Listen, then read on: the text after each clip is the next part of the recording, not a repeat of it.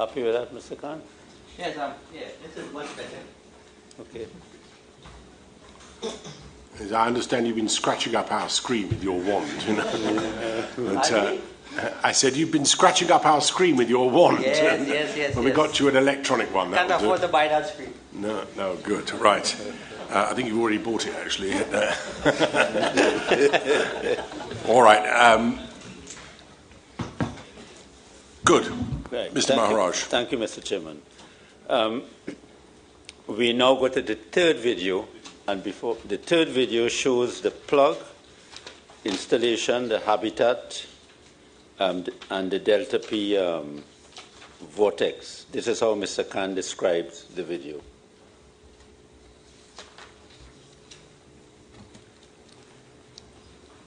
And you'll stop at 38 seconds.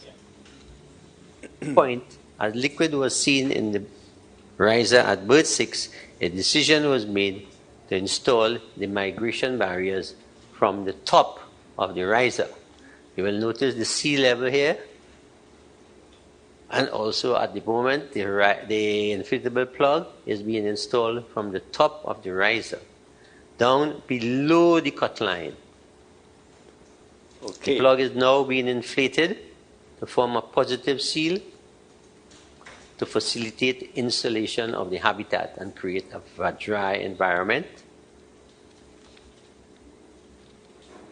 The habitat was being lifted. Right. Mr. Khan, can you point to the inflatable plug and explain where it would have been installed? That's the inflatable plug here, and it's in an inflated condition. Now, on top of that plug, they had put a mechanical seal, but I did not simulate the mechanical seal because it's kind of difficult to put in that seal in there, in that small. Remember, this tube is just about 1 inch diameter, and that indicates the cut line. So the plug has to go under the cut line so they can cut here and install the flange.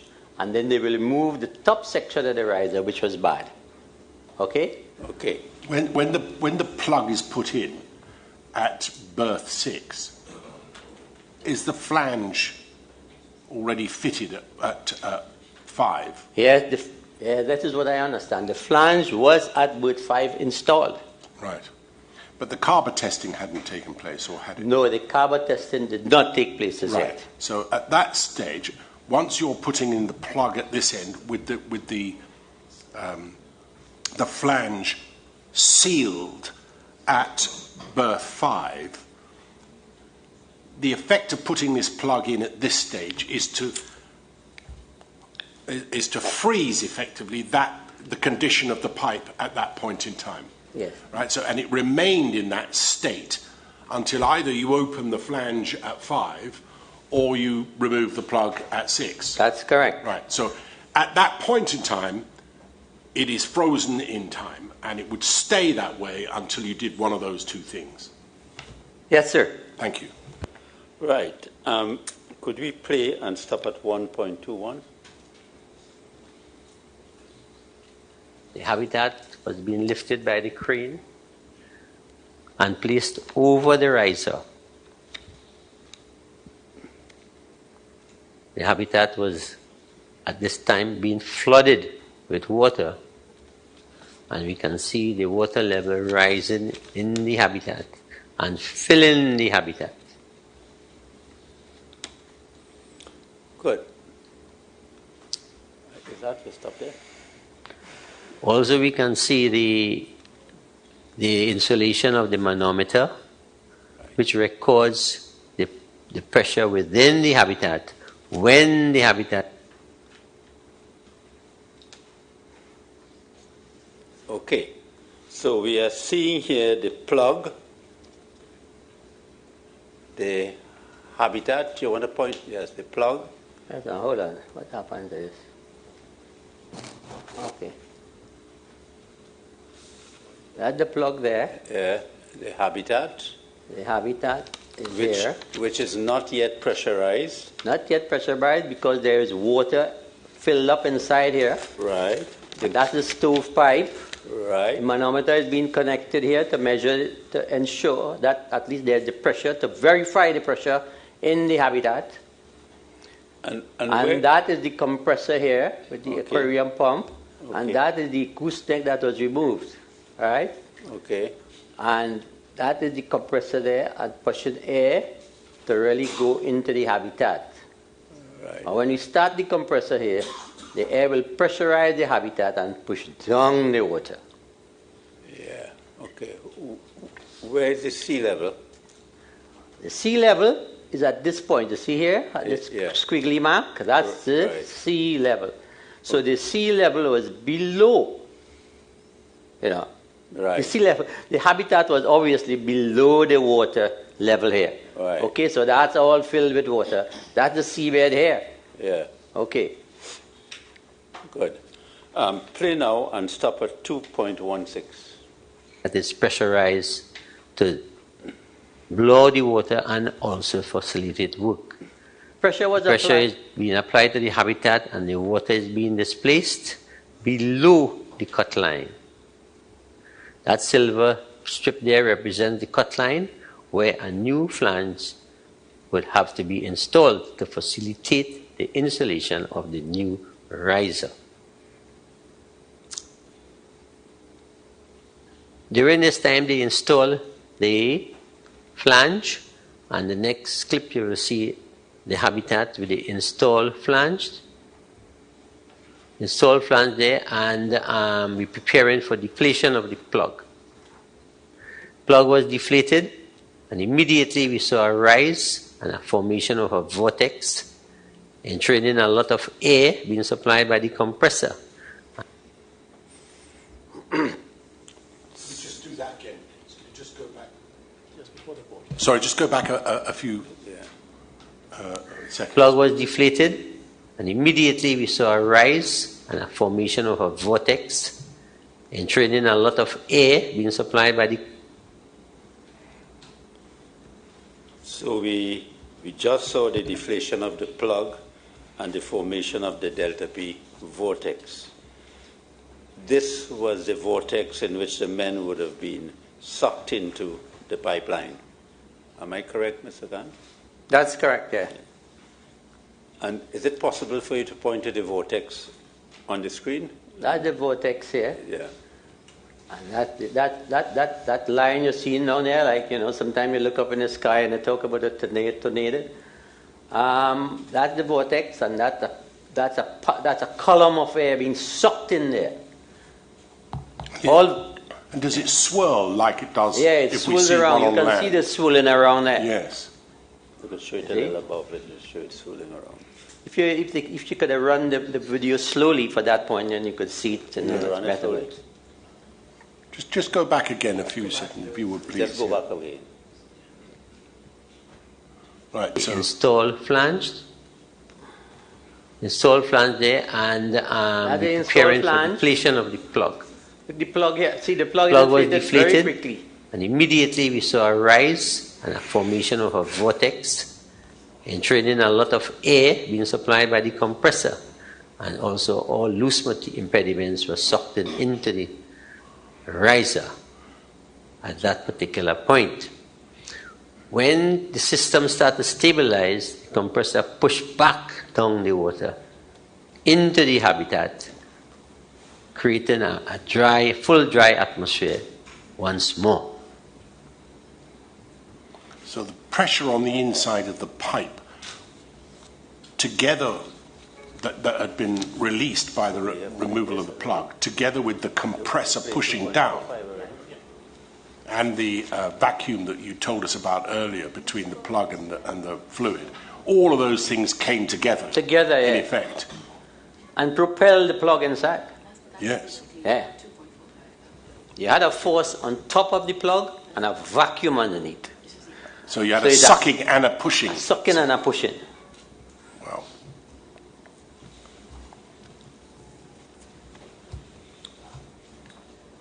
We know that these men and the things that were inside that habitat seemed to disappear in a matter of seconds. Would that accord with your understanding of what would have happened? That they would- Of course, it disappeared in no time at all. No time at all. Because the velocity created here was so much. Initially, before the vortex is formed, the velocity of the air is so much it will just pull them inside. And the first man who goes inside there, he will drop down inside there from gravity alone. And then the water will come and take the others. Right. That is how the sequence So the is. first person in would have been actually falling in Falling. the pipe rather Yeah. than being in water. That's correct. So he might have been more greatly injured in the fall itself. Mm-hmm. Wow. Thank you. So this So I want to make sorry. This is the flange that was installed. See the slip-on flange they speak about? That was it there.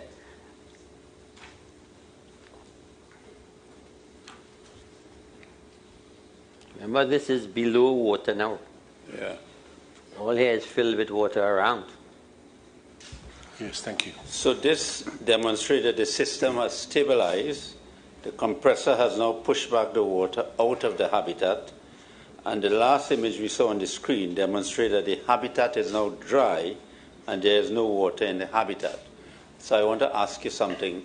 In your letter dated the 6th of December 2022 to the Commission, supplemental core bundle at 1534, you indicated that at paragraph 4 and 5, you indicated that prior to Christopher Budram's rescue, the entire system stabilized and equalized itself at both ends of sea line 36, and this condition was the best opportunity to attempt a rescue.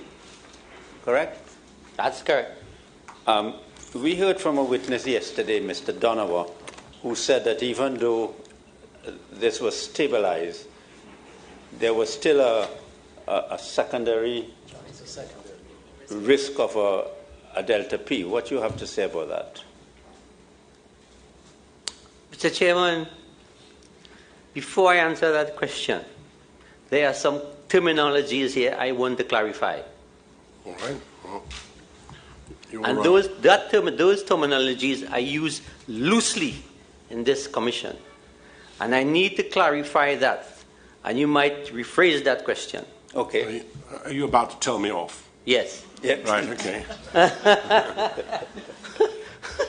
Now, the word delta comes from a Greek word. And It's a letter. It's a Greek letter. Greek letter, sorry, Greek letter. It's the fourth letter of the Greek alphabet. And delta means a change in quantity or a change. Don't confuse delta. Delta P is a differential pressure. In engineering terms and in mathematics, a delta P is a change or a differential pressure. So you can equate delta P with differential pressure. But a delta P event is the result of a disturbance in the differential pressure. So you don't talk about a delta P. A delta P is a condition. A delta P is an event arising from a differential pressure disturbance.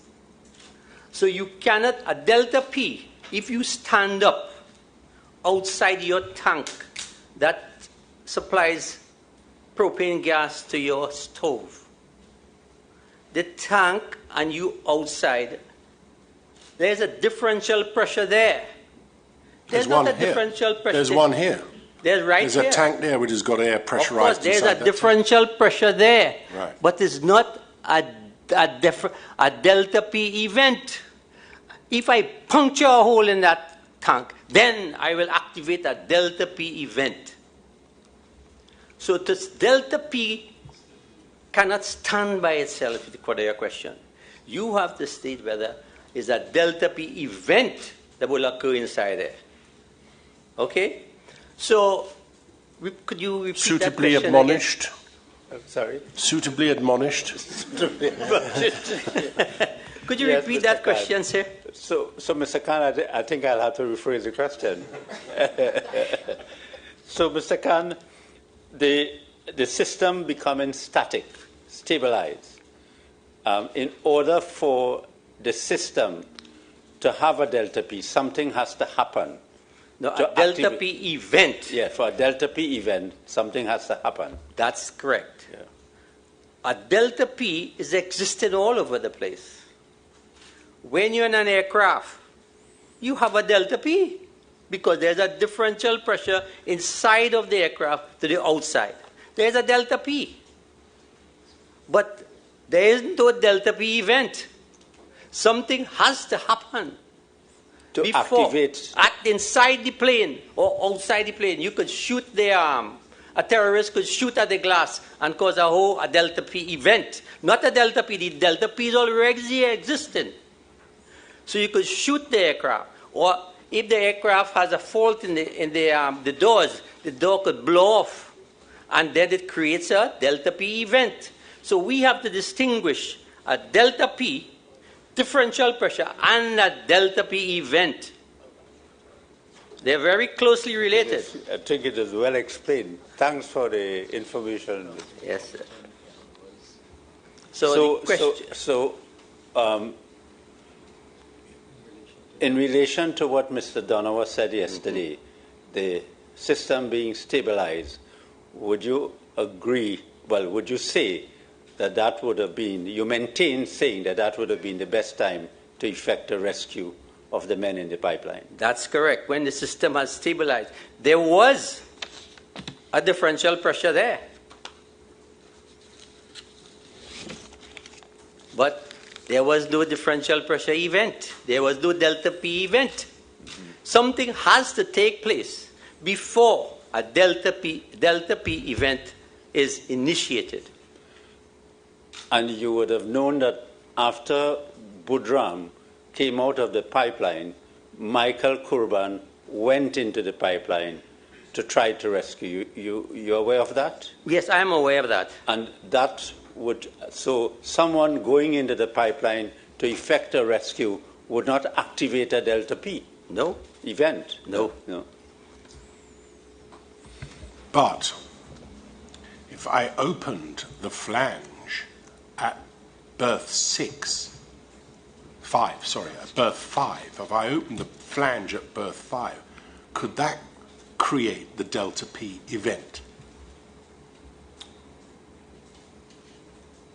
Within the pipe at that particular the time. position is stabilized, right? The position is and the men are This inside. event has just happened. Yes, the Right? men The are men have been inside. sucked into the pipe. Yes. They're in the pipe. Okay? Yes. It is what it is now, right? It's returned to stabilization. If I open the flange at berth 5, would that create, or could it create, a delta P event? Definitely. There's no could about it. No good about that. It would definitely do it. Yeah, because So, just pausing there for a minute, just so that I follow all of this. And, if there are, therefore, air pockets within this pipe that these men have been sucked into, and the pipe is stabilized as it is at this particular moment in time, I open that flange, what would happen potentially to those air pockets?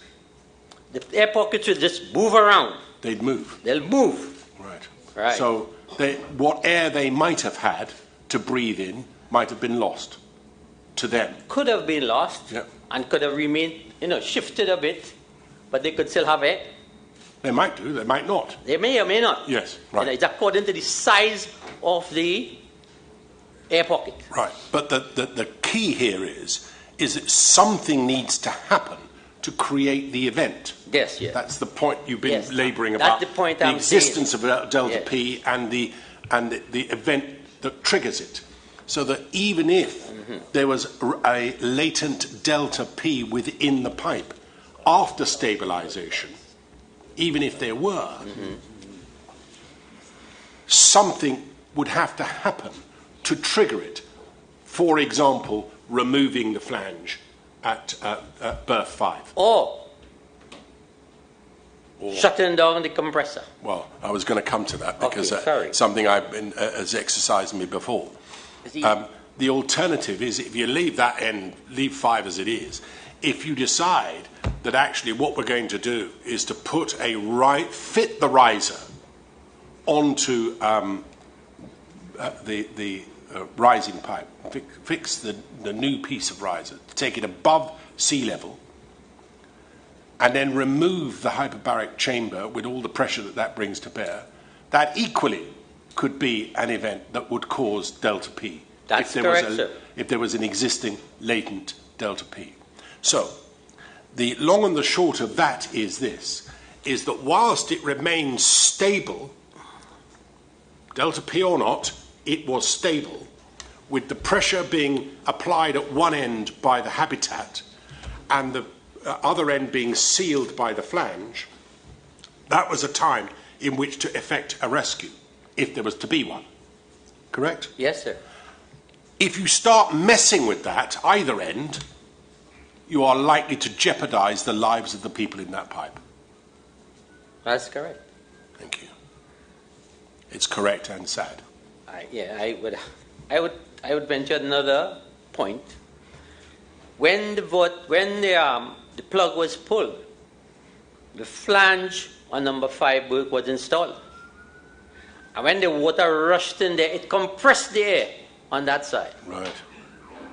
Creating an even greater pressure. Yeah, so it compressed the air on that side. So that is why I mentioned about compressed air. If you disturb the compressed air on either side, yes, you create an imbalance.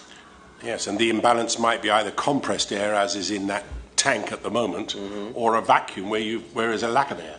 Well, yeah, of course, but no, what I'm saying is the compressed air on that side, right? The system is stabilized because compressed air is on that side because of the blind flange. Yes. And the air is being pushed by number berth side, 6 berth side, with the compressor. So the system stabilized. Compressor is working, pushing and clear the habitat, and also there's potential energy stored on the berth 5 section due to compressed air. Right. And if you take out that flange there, you release the compressed air. I got it. And you push the water down this way. I absolutely understand what you're saying. Okay. I got it. Thank you very much. Thank you, Mr. Maharaj. All right. We now go to the 4th and last video. Sure. Yeah, we'll ask him.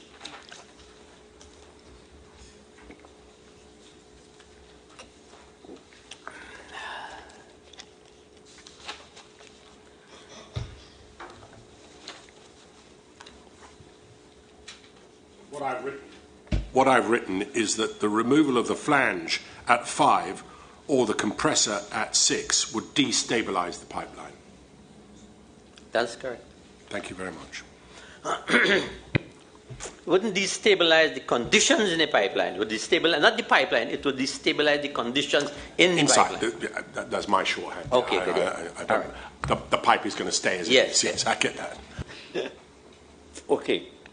The 4th video is a simulation with the existing model to demonstrate the deflation of the plug with a filled subsea line.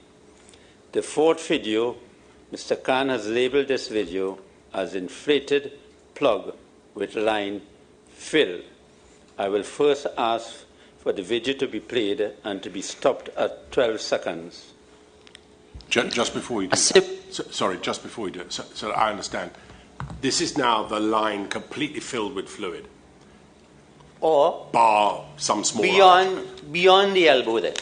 Beyond elbows on both sides. Beyond the elbows at both sides. Both sides. Yes. So the line at the bottom is filled. completely filled, right? And which is how it should have been. Well, I don't know, but anyway, according. I do. No, I'm telling you, it should have been. Right. Thank you. All right. Can we have it, please? First 12 seconds. Simulation was done with the existing model to demonstrate a filled line with an inflatable plug and the effects of deflating the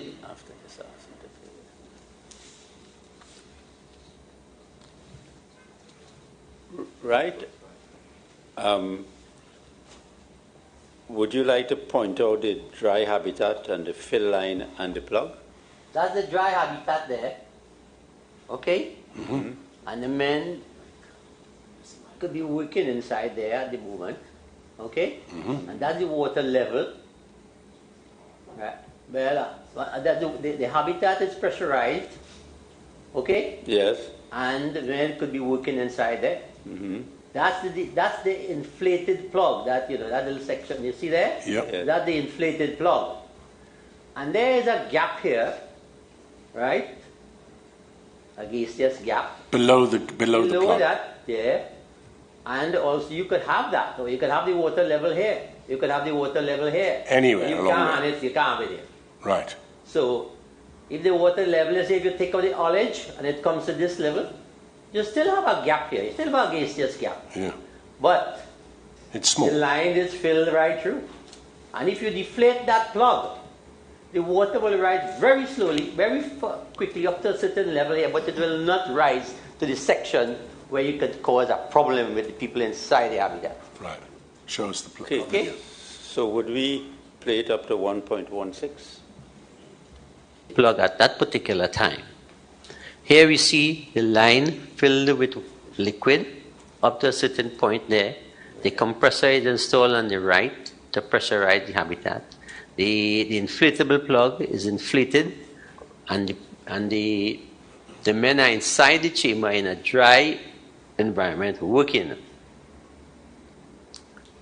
So we have now, The riser at berth 5 it's closed at the moment, and men are in this chamber working with an inflated plug forming the seal.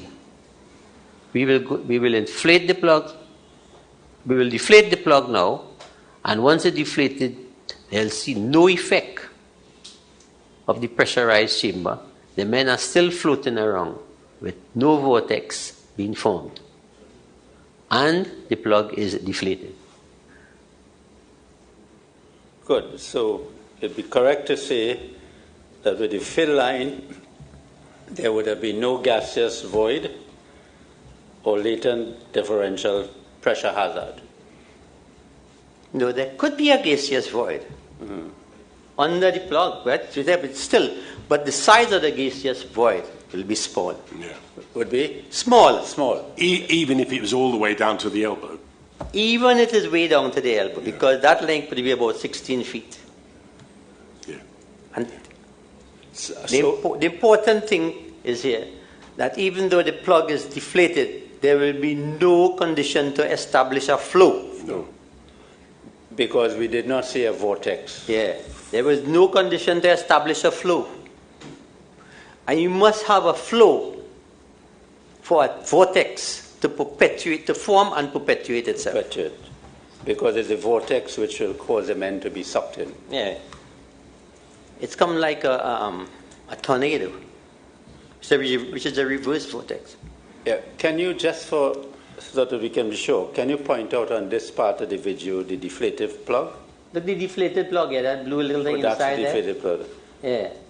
And you also already point out where the men would have been. Like the men up there, you see these little matchsticks inside here? Yeah, Those are the men. I didn't want to represent actual man, but I know. You know. And the line being filled, could you just show us that? The line here, you have to Yes, go back. right. This is the line Okay. here.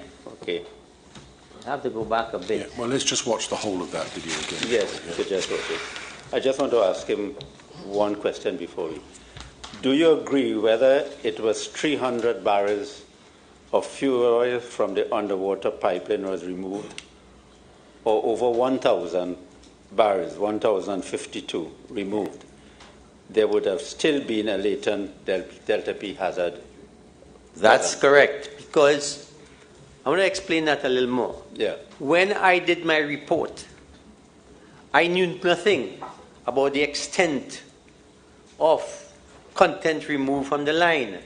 All I was going by is by the method statement supplied by LMCS, where it says 300 barrels are to be removed.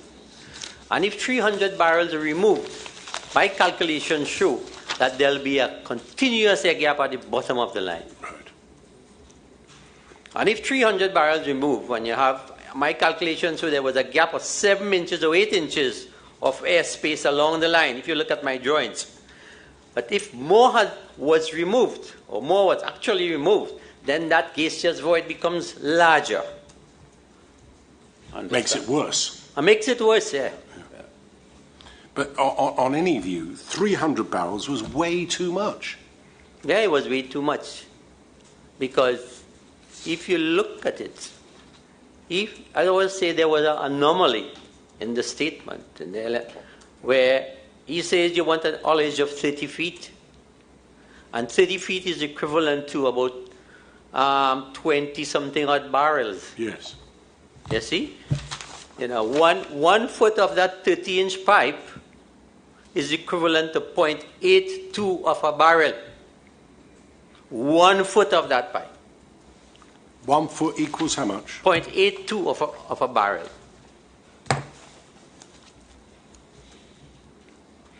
But rule of thumb is, as I think Mr. Kazim was saying, 1 foot is 1 barrel.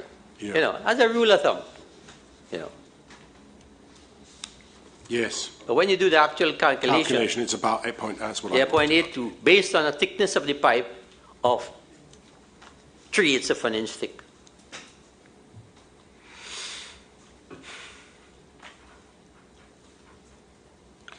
Yes. I worked it out about 7.5 gallons per cubic foot of pipe. Mm-hmm. And then you can multiply that up by barrels, can't you? Yes. All right. Thank you very much. The 1 foot of that pipe in terms of volume, I think is 4.6 cubic foot. And 1 barrel is 5.62 cubic foot. So that's why the 0.82 comes in. Somewhere around that figure, yeah. It's pi r squared for the volume. In order to measure volume is pi r squared multiplied by the height or the length of the pipe. Correct, yeah. Or diameter squared over 4 by length. Yeah, all right. The same formula, yeah. Yeah, okay. High school students know that easily. So why engineers couldn't calculate that, I don't know. Well, I agree. I mean, the calculation of how many feet had to, of ullage that you wanted to work out how many barrels that represented was a pretty straightforward calculation for any engineer. Yeah. A high school student, as you say. Form 1 student. Yes, well, I was never that good at best, but it seemed to me relatively straightforward. Yes, sure. But so the question I suppose that arises from that is that for anyone to describe the need to remove 300 barrels when all you want is 30-odd feet of ullage on either side must have been, on any view, a miscalculation. That's correct. Or misevaluation. Yeah, whatever it is. Yeah. It's almost, it begins to approach 10 times the amount you want. Doesn't it? No. That's correct. All right, thank you very much. What I wanted to do, Mr. Chairman, I wanted to play over the fourth video and then play over the entire one, if that is okay. I think that's a good idea. Okay. Yes. So let's play over the fourth video. Sorry. A simulation was done with the existing model to demonstrate a filled line with an inflatable plug and the effects of deflating the plug at that particular time. Here we see the line filled with liquid up to a certain point there. The compressor is installed on the right to pressurize the habitat. The inflatable plug is inflated, and the men are inside the chamber in a dry environment working.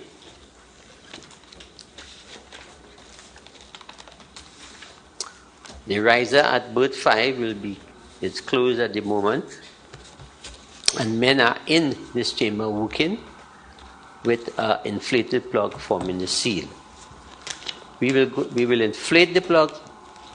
We will deflate the plug now, and once it's deflated, they'll see no effect of the pressurized chamber. The men are still floating around with no vortex being formed, and the plug is deflated.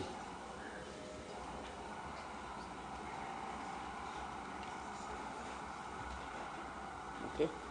Mr. Khan, I'm going to play over the entire 4 videos now so that we could see it sort of continuously.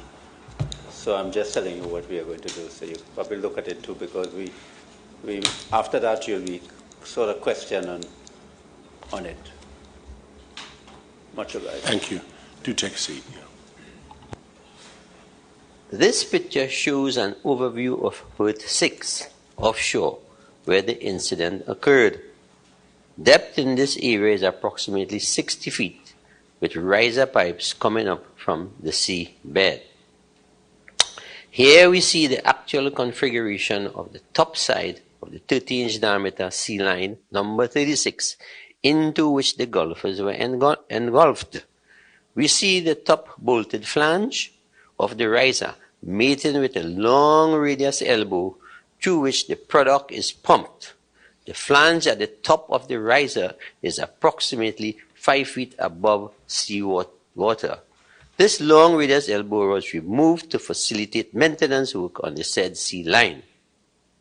Here we see an overview of the model used to demonstrate the various work activities associated with the repairs and preparation of the line to facilitate such repairs. We see berth number 5 on the right-hand side, berth number 6 on the left-hand side, a distance of approximately 1,200 feet between them. The subsea line filled with fuel oil is seen, terminating with risers at berth 6 and berth 5.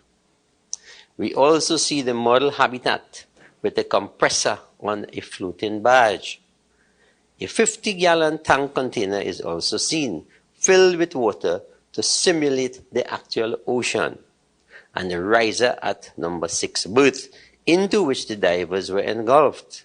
We see also a manometer on the side of the tank used to measure the pressure inside the habitat when installed. This tabletop model represents part of the ocean with depths varying from 50 feet to 60 feet at berth 6. Here we see the offshore tank into which product from the sea line 36 was pumped to facilitate clearing of the said line. This manometer represents the pressure gauge used for monitoring the pressure within the habitat where the divers would execute their work. We also see a 5-inch diameter plastic bottle with a PVC pipe at the top to represent the habitat, and stovepipe through which tools and materials can be fed and suspended. We also see an aquarium pump used to represent the compressor for supplying air to the habitat. The 1,200-foot long line filled with fuel can be seen with the levels at berth 5 and berth 6. So what we have here is a huge manometer between berth 5 and berth 6. This product in the line, as shown with the pointer, has to be removed to facilitate repairs. The 1,200 long line is actually straight, but is shown looped here for clarity. We also see the compressor hooked up at the top of berth 5 to facilitate the air required for pushing the product out. A line was pulled between berth 5 and berth 6 to show the levels in the risers. We also see an aquarium pump at the top there on berth 5 to supply the air to facilitate the air blowing as per Paria's work instruction.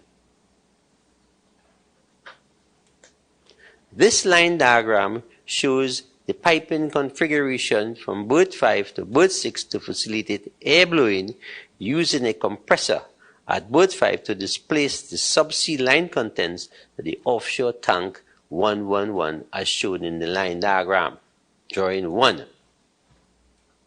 Compressed air was used from the compressor at berth 5 to displace the fuel oil from the line. We see the fuel oil being pushed forward along the line, subsea line, into the riser at berth 6, through the gooseneck,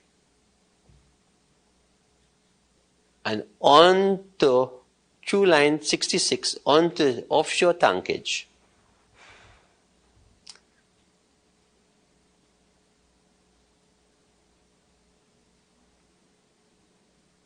A point will be reached where more air than fuel was seen coming from the control valves at berth 6 and onshore, where flow was monitored and measured.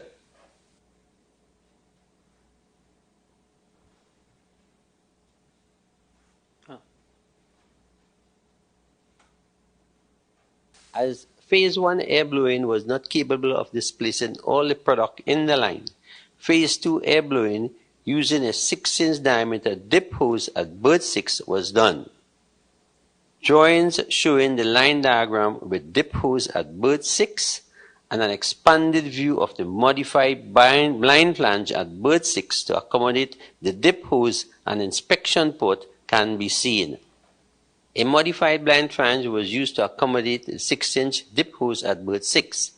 A blue plastic hose is shown in the model to represent the hose inserted into the berth 6 riser to the bottom of the elbow to facilitate removal of the remaining fuel oil. The sealed 30-inch sea line, being blind flange at berth 6 and at berth 5, was pressurized at berth 5. The pressure within the 30-inch diameter subsea line then forced the remnant fuel into the 6-inch dip hose to storage as seen. This continued until air with little fuel oil was seen emanating at the collection area, at which time the dip hose was removed. The air supply at berth 5 was subsequently closed and the system stabilized. The remnant fuel oil was pushed up to a certain height in berth 6, balanced by the locked-in back pressure at berth 5, giving a false impression of the subsea level line being filled with oil still, and not realizing that the line was practically empty with a large gaseous void. A line level was pulled between berth 6 and berth 5 to show this difference in levels between berth 6 and berth 5 as was reported. At this point, as liquid was seen in the riser at berth 6, a decision was made to install the migration barriers from the top of the riser. You will notice the sea level here, and also at the moment the inflatable plug is being installed from the top of the riser down below the cut line. The plug is now being inflated to form a positive seal to facilitate insulation of the habitat and create a dry environment. The habitat was being lifted by the crane and placed over the riser. The habitat was at this time being flooded with water, and we can see the water level rising in the habitat and filling the habitat.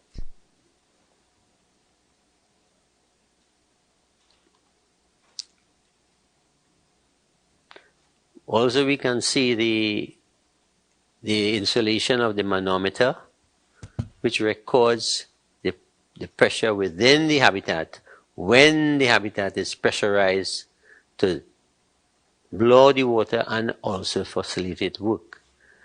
The pressure is being applied to the habitat and the water is being displaced below the cut line.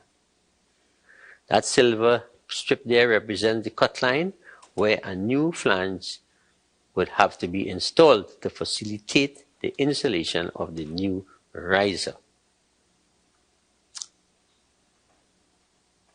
During this time, they install the flange, and the next clip you will see the habitat with the installed flange there, and we're preparing for deflation of the plug. Plug was deflated, and immediately we saw a rise and a formation of a vortex, entraining a lot of air being supplied by the compressor, and also all loose impediments were sucked into the riser at that particular point. When the system starts to stabilize, the compressor pushes back down the water into the habitat, creating a dry, full dry atmosphere once more.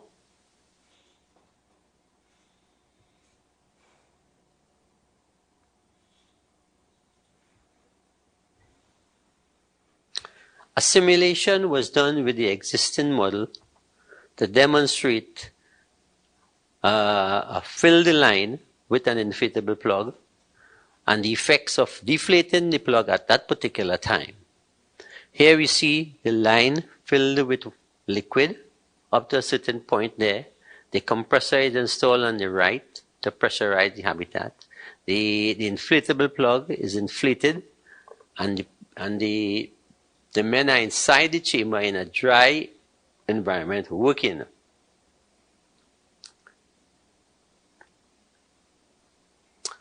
The riser at berth 5 it's closed at the moment, and men are in this chamber working with an inflated plug forming the seal. We will inflate the plug. We will deflate the plug now, and once it's deflated, they'll see no effect of the pressurized chamber. The men are still floating around with no vortex being formed. And the plug is deflated.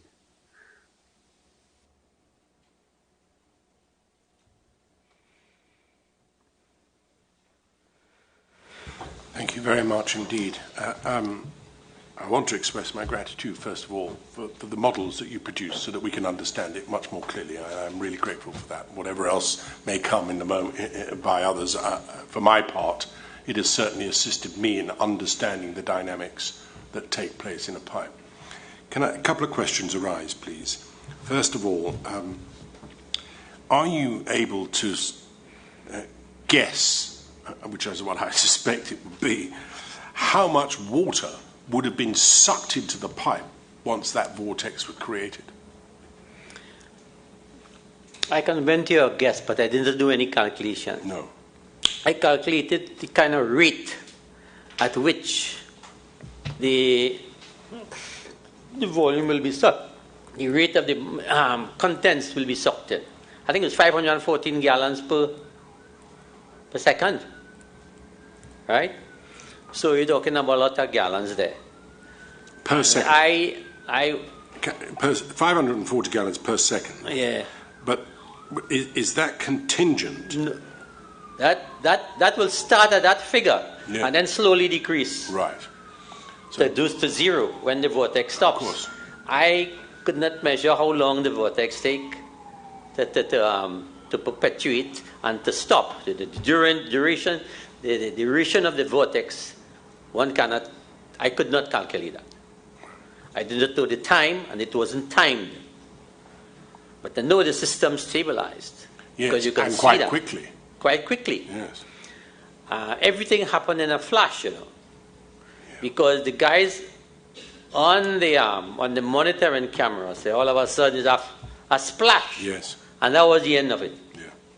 By the time they got back into the habitat, it was stabilized. When he went, I think one of those guys dived back to sea, and he reported, hey, nobody inside there.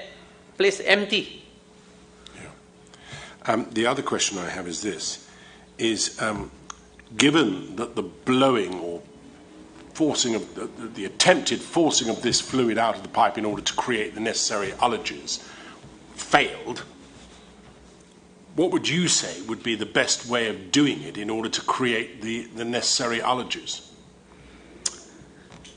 Well, when I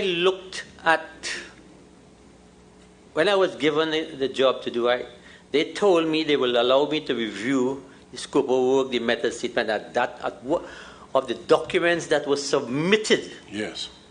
At the tendering stage. And the documents that were submitted by the contractor LMCS, those are the documents I looked at, and those are the documents that were available to me from OSHA. I thought that it's clear in your report. Right, okay.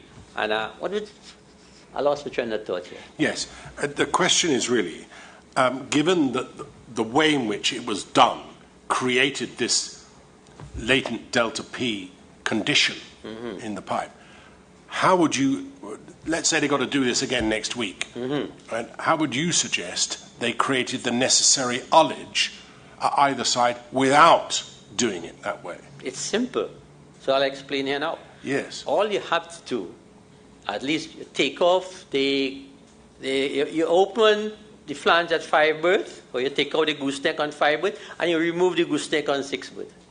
After you drain the pipe on the top side. Yeah. Because I think the original proposal by I think with Paria or LMCS was to drain the top section of the piping and collect it.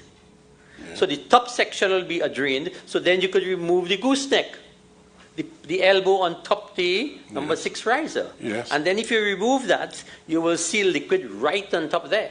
Yes. So what you do, as LMCS stated, they use an air pump. Sucking. A sucking air pump that operates like an ejector. So you put air on one side. It's like sticking a straw in a bottle of Coke and sucking it out. And you're pulling it out. Yes. So you would see the level right there in front of you going down. And you measure it. Do it at both ends or one end? It will Should equalize. increase at both ends come down, because as a manometer, it balances itself. Once both sides of a manometer is open, it will balance itself. Can I show this? Yes, please. Yeah. I think you've been dying to do so. Oh, right. Well, I have to close it. Take me a little time to open this. That's but all right. This is just to show you here. The manometer is here. Once I take out from here, all is same level. Yes. If this was here, this would have been here. It's a spirit level in any There's other a spirit way. level. Yeah, exactly. This is a basic manometer. Yeah. If you're building And a if I brick, tilt you're that building like a brick that- wall, and you want to know the height at that end and the height at Yeah. that. It could If be I- 50 feet between the two. And if I tilt this a bit, the level almost remains the same. Yes. Yes. Water seeks its own level. So if I stick a straw down one end and start sucking some of that fluid out, it will It leak. will drop it will here stay. and drop here at the same time. Which is what you were illustrating with the line on the Yes, thing. Yes. All right. So the lesson to be learned, I suppose, in short order, is that if you want to create that ullage, suck some of the fluid out rather than trying to pump air in. But I recollect when I reviewed LMCS method statement, he said using an air pump, suck out and get the haulage. I don't know what changed that. Yes. Well, I'm very grateful to you. Mr. Maharaj, is there anything else you need to ask? No, Mr. Chairman. Marvellous. Right. Who have some questions? Right. Bearing in mind it's just a little past 3 o'clock. But, Mr. Chairman, Yes. I need to mention 2 things need to be corrected Go ahead. in my thing statement. One, I just wanted to, as I said in my previous letters, the amount of information flow after I did my report, I will have to modify certain things. And I said, I called OSHA and I say, hey, based on the information, I have to modify. And they say, is it a major modification? I said, no, it will not change anything, but it's just for the records. And they said, no, don't bother with that. So I choose to modify one sketch. All right, hang on. Just pause for a minute, right? So you approached OSHA, who were the original. Yeah, they are my client. Who originally instructed Yes. you, quite. Yeah. And you said that now that you're seized of different information, Yeah. you would like to correct the record. Correct. Because they had already But paid me. let me see if I get it right. Just a minute. My turn to speak. I have the talking stick at the moment, all right? What you were saying is that you told them that there were changes in the parameters and you would like to correct the record, but that the final outcome or your final conclusions about this would remain unchanged. As a consequence, they said to you, no, it's fine, don't do anything. Have I got that right? That's correct, Okay, yes. all right. Well, if anybody asks you questions and that relates to the sort of parameters you're talking about, you can point that out to them, that those are the issues that you would have raised had OSHA permitted you to do so. So I have that in mind. You said there was something else you wanted to raise. Another thing is, one drawing I need to change for clarity. And that is, I think it's an SK. You could pull up that SK5. Yes. The one that I drew SK5, just a minute. with respect to SK2, SK.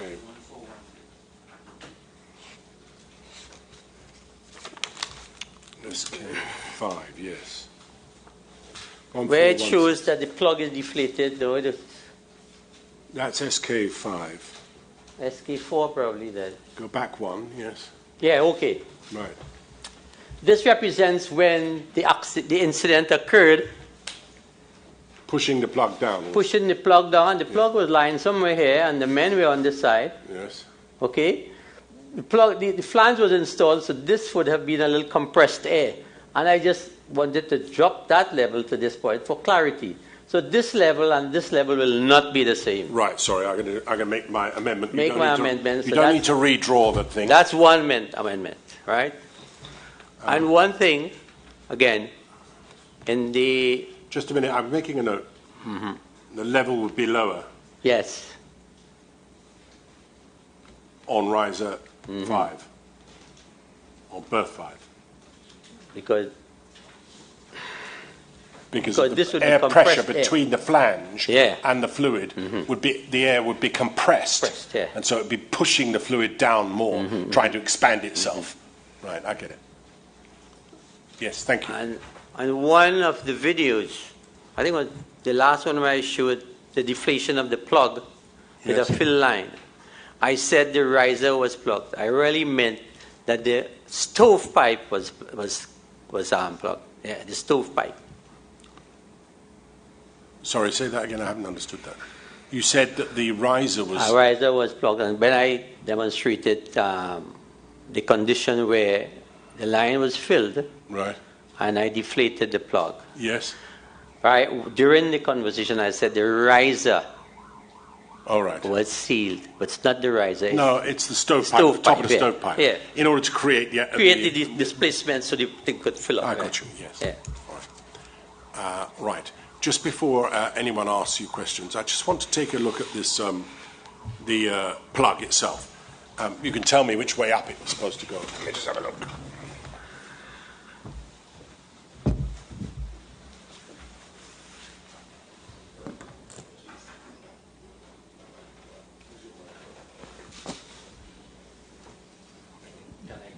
Yes, well, you can help me. Which way round does it go, first of all? This area here, this section is the top of the plug. Right, so that's what you'd be looking at if you were looking down the tube. Looking at there. Right. And that's a relief valve there.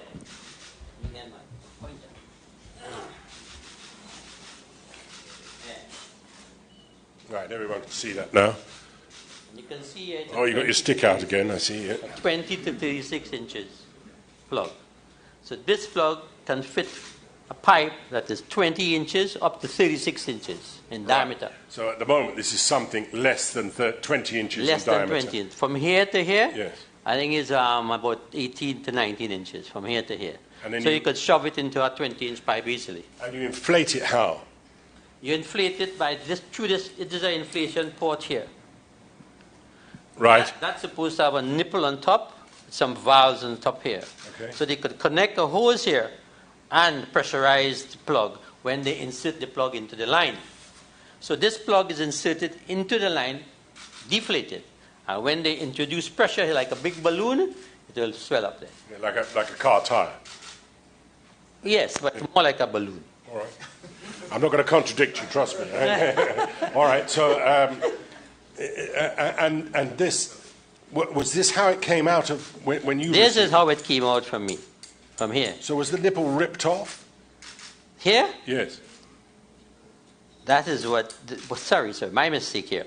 What was here was a broken nipple. A broken nipple? Yeah. Right. Okay.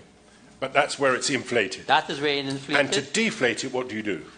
Well, deflated, you just open back the valve on top here. So the nipple The that nipple fits was on- here, Yeah. and the valve was up here. You can open the valve and deflate it slowly.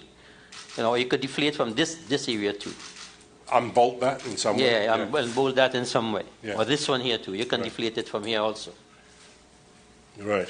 You see, it's marked here, you know. If you look closely, it tells you exactly what to do. This is a return line. You could inflate here or inflate here. Yeah, inflation, it says there. Yeah, you see, you could inflate from here. Right. So it's written here. And these cleats that are at the top. These cleats there are for support. If you want to pull it back up. Right. Why is this one missing? That was missing from day one. When the plug came out, it was missing. You mean to say it was ripped off? No, it was not ripped off. It was, in my view and my inspection, it tells me that they had only 2 here instead of 3. This was supposed to be brand new before they fitted it. Well, I don't know. Well, that's the evidence that this is a brand new plug at the point of being inserted. So what I'm interested in is So if this does not show evidence of ripping. no. No. So maybe it just didn't use Just this. these 2 here. Right. And you see on this side, there are 3 eyes. Yeah, well, that's what I rather thought. There'd be 3 on the top as well. Yeah, 3 on the top. But here is the place they should have 3 because you're hooking it from here to lift it up. Yeah, to get it out. Yeah. All right. And when the crane lifts this to insert it inside the riser, you have to hook from here also. Yeah. All right, lovely. Thank you very much indeed. You can take that as well.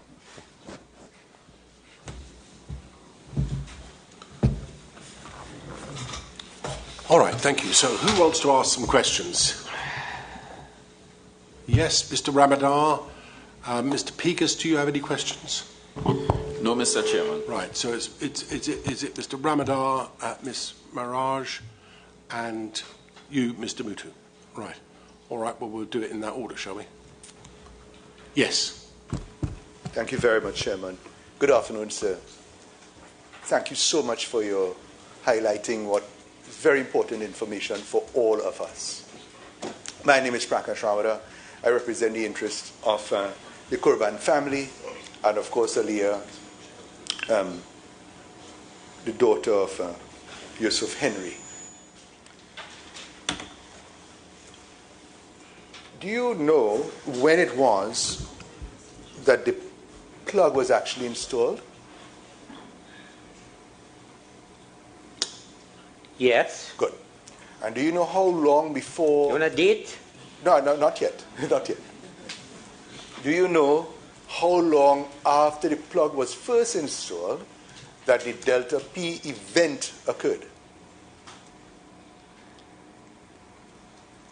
The plug was installed, Yes.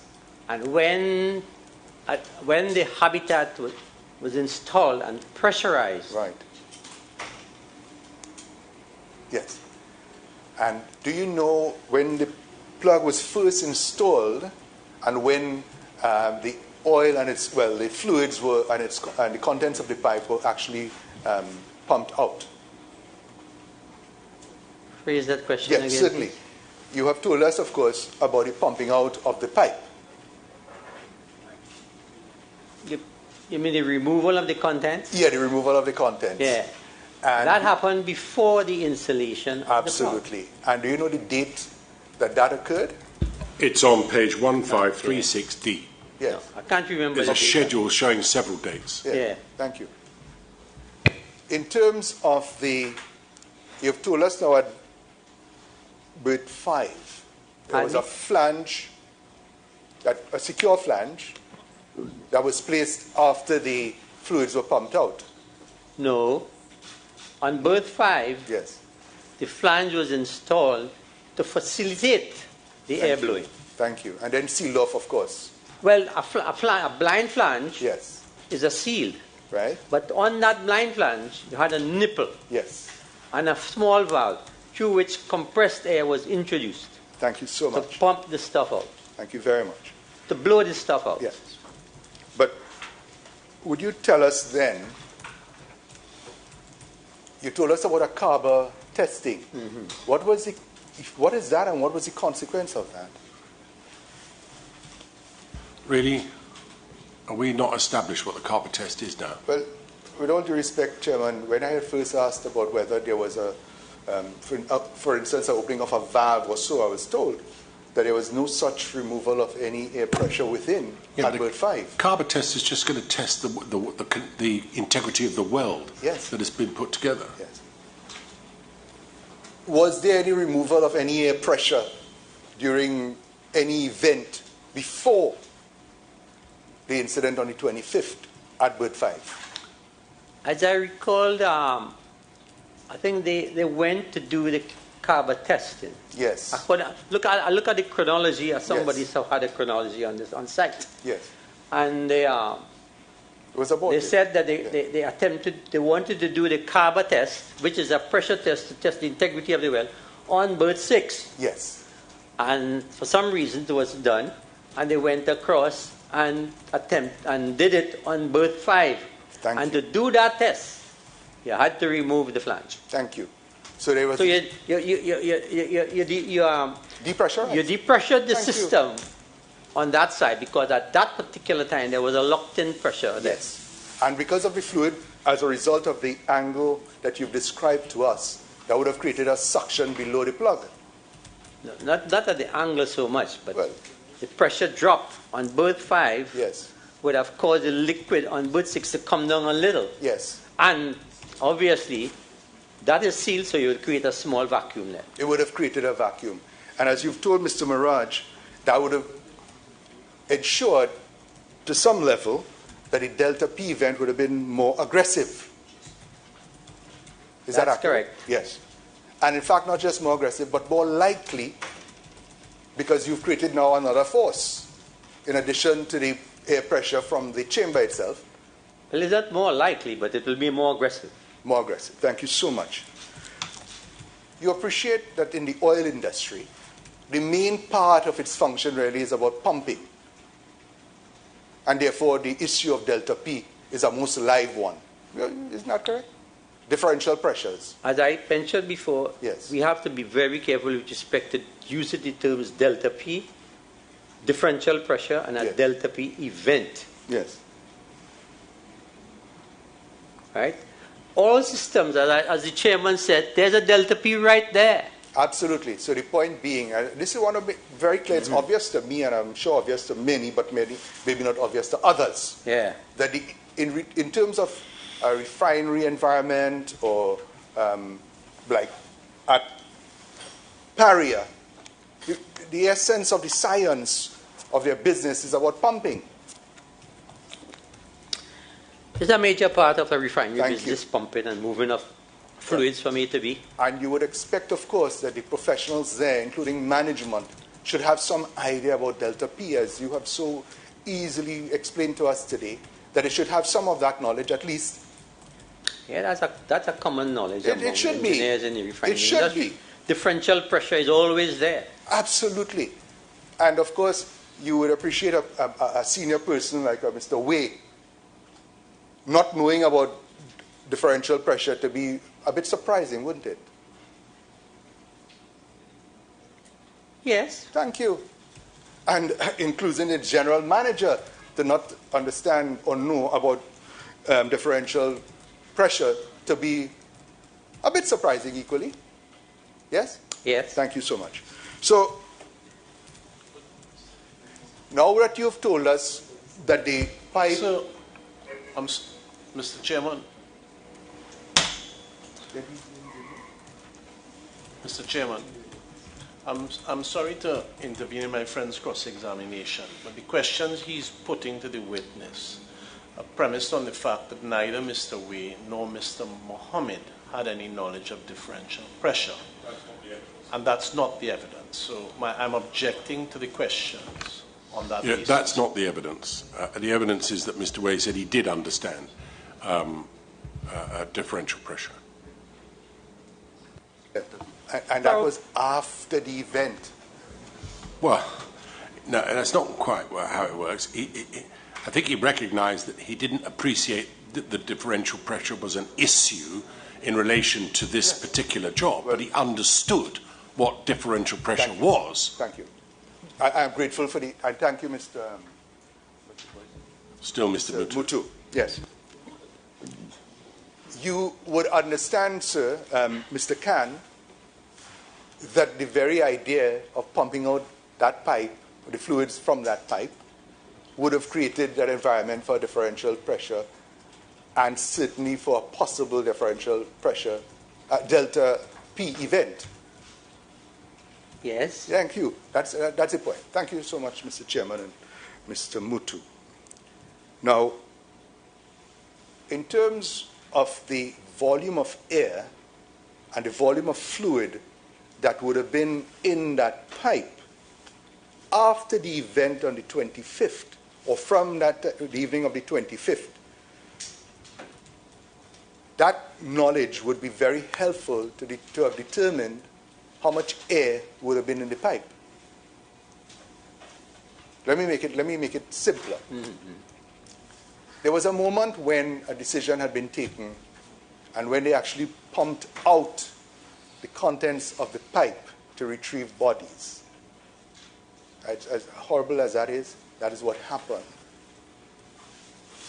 Do you not tell us if it would have been helpful to know how much fluid actually came out of that pipe during that operation, so that we could all know, now looking in hindsight, how much air might have been available within the pipe? Because it's either air or fluid, meaning liquid, in the pipe.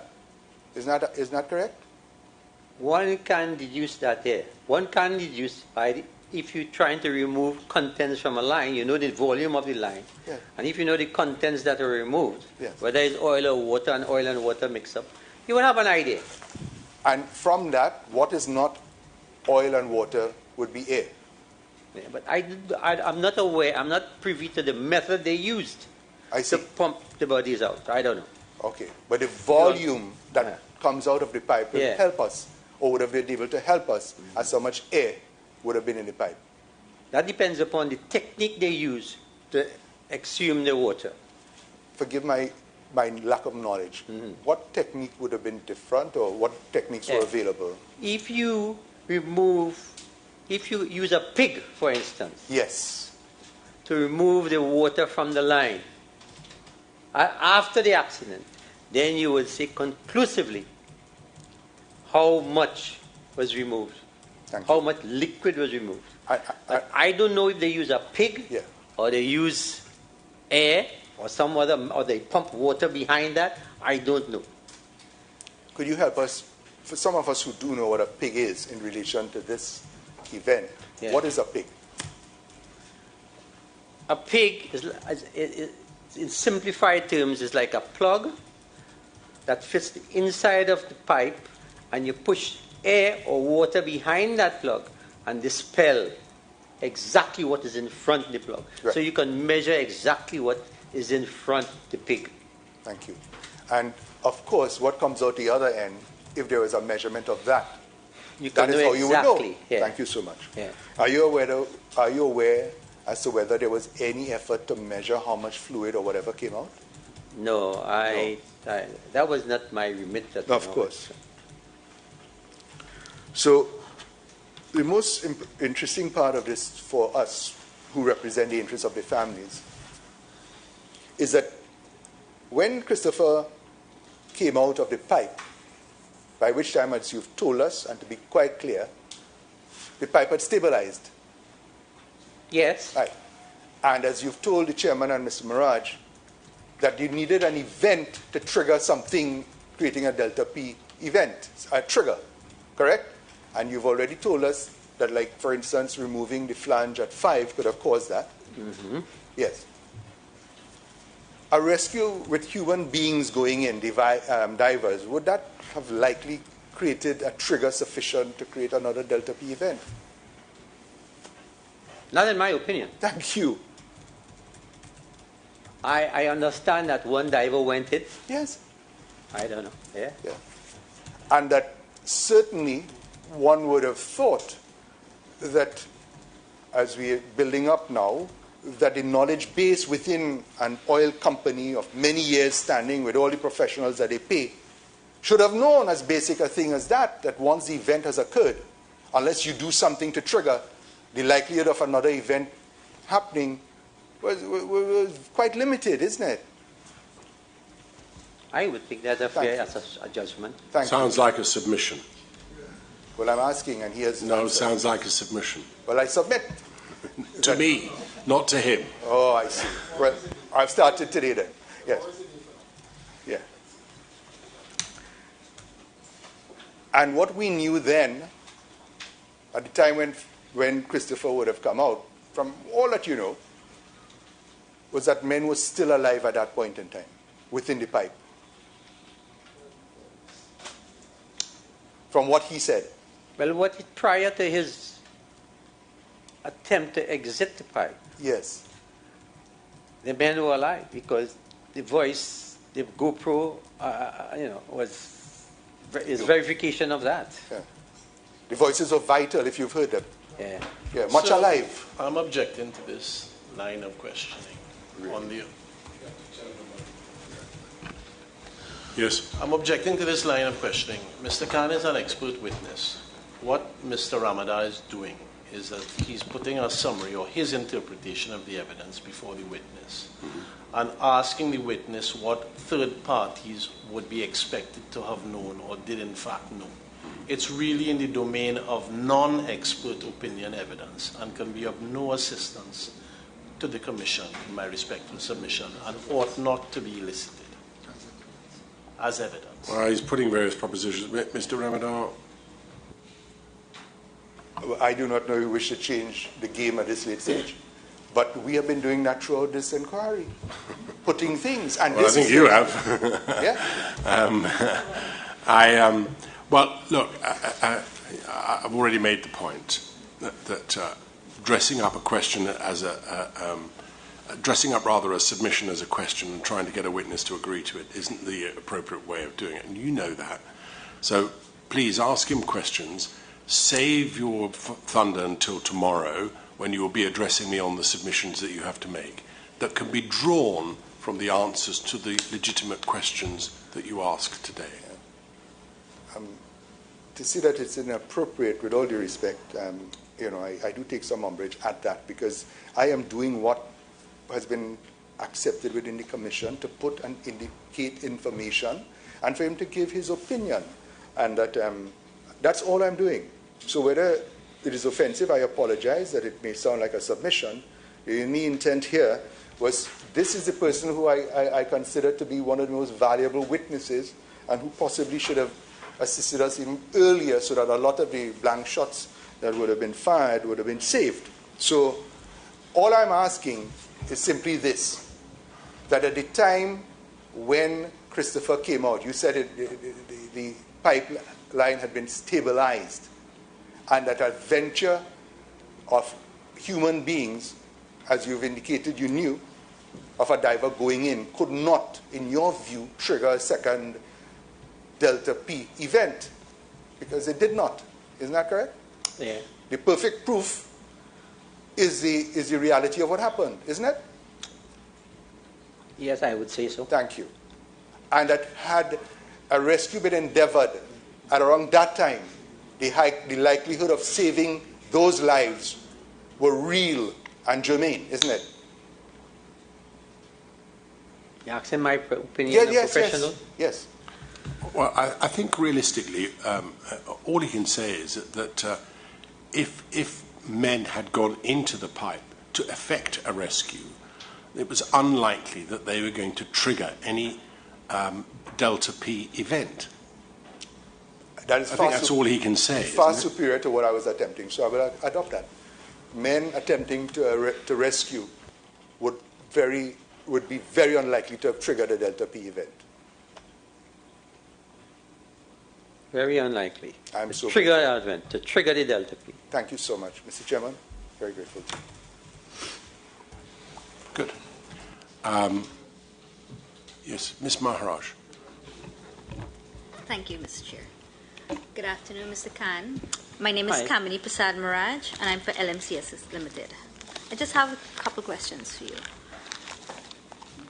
I'd like to refer you to paragraphs 2.6 and 2.7 of your report. This is where you have described the air pressure in relation to the Delta P event.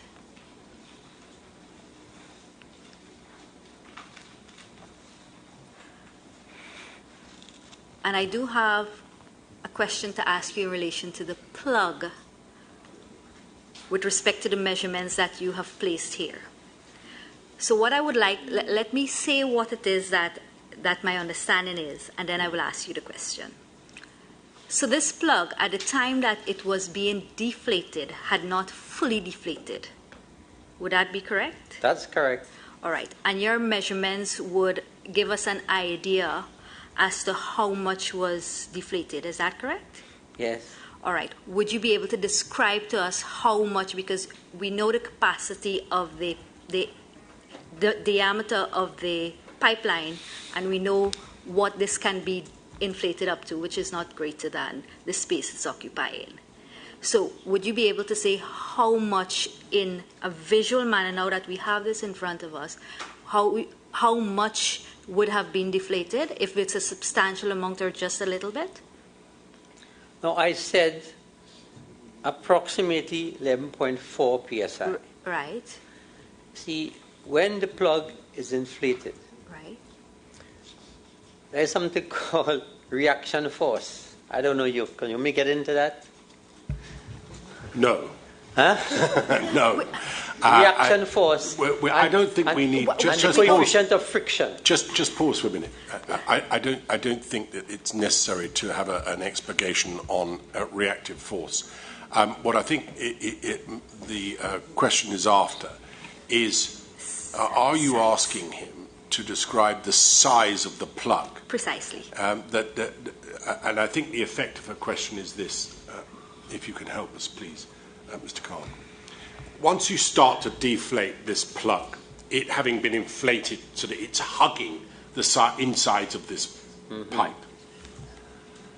Obviously, as you start to deflate, it's starting to shrink a little. And it gets to the point where once it's shrunk enough with the slippery sides of the inside of the pipe, it's going to start to move because of the differential pressure that exists. Right? It starts to move. And so, in this case, it moved almost instantaneously once it got to a certain point, sucked and pushed, as we described. So what you're left with at that point is that the nipple and the whatever it is that's deflating it is now separated as it's moving down, isn't it? Whatever it was that was deflating is now separated from the nipple. Does that close the valve at that point on the plug? Do you follow what I mean? No. Or is it continuing to deflate? It will continue to deflate. Now, at 11 pounds pressure, Yes. the plug is still holding on to the tube side. That's where you're getting at. It is still holding on to the tube side. But remember, there's 4,000 pounds pushing down on the plug from the 6 psi in the hyperbaric chamber. So 4,000 pounds pushing down on that plug, plus whatever vacuum they had beside, underneath, the resistive force. Plus gravity. Plus gravity, yes. That's what he said. Correct, because the weight is 100 pounds. Yes. The resistive force is the reaction force created by the swelling of it onto the pipe, ID, multiplied by the coefficient of friction. No. That gives you the resistive We're not going there. force. No. You see, Right. So that would have to balance the 4,000 for it to stay put. We need it, So it's- Mr. Khan, in lay terms, all right, Yeah. so that we Okay. can all follow. So- So that's the way I could explain that. No, I follow, but I think you're actually a rather better teacher than you are giving yourself credit for, because I've understood, and I think we've all understood very much the sort of dynamics that exist in this pipe. What I think I would be interested in knowing, and I think Ms. Maharaj is also keen on, is once that plug is deflated, first of all, does it continue to deflate until it gets to the size that it is? Or does it stop deflating? It's continuing to deflate or not? It will continue to deflate Right. because there is no check valve with respect Right. to. This is important for a number of Yeah. other reasons. Do you Because follow? when they opened the valve on the deflating side, Right. and the plug and it was open, they were deflated. Right. So And the plug started to move. There's no control again. Right. They can't close, they can't open more, Right. but it will continue to deflate. So as it's passing down into the tube, it continues to deflate. In fact, it's actually got a force of pushing itself, Yeah. isn't it? Like a sort of, like a jet, as it were. So there's an additional force, and I don't want to get into that. But so in any event, it continues to deflate. Now, this is important for a couple of reasons, right? First of all, as you told us when I came up and had a look at that plug, this plug works for different sizes of pipe. Yes? Yes, correct. 20 And to 36. Between 20 and 36 inches. That is in its almost completely deflated state, as it is Yes. at the moment, which means that it is even less than 20 inches. Correct? That's correct, yeah. Can I take it that when this plug was passing down through this pipe, continuing to deflate, it would eventually get to the state it's in now, in the pipe? Of course. Right. So there comes a point where it is actually sitting or floating in the pipe. It's not creating a seal, is it? It's not creating Couldn't the possibly. seal. Can't. And if you look at my report on photograph number 5, you will see that's very plug. Diagram or the photographs? Photograph number 5. Yes. I don't have my report. Could you pull it up, please? It's on page 1466. No, 1408. 1408. Next one down. Move it down. Move it down. Picture. Keep going. That's okay, it there. hold it there. You see that photograph number Yes. 5? That's the size of the plug inside that exact pipe. 30-inch diameter.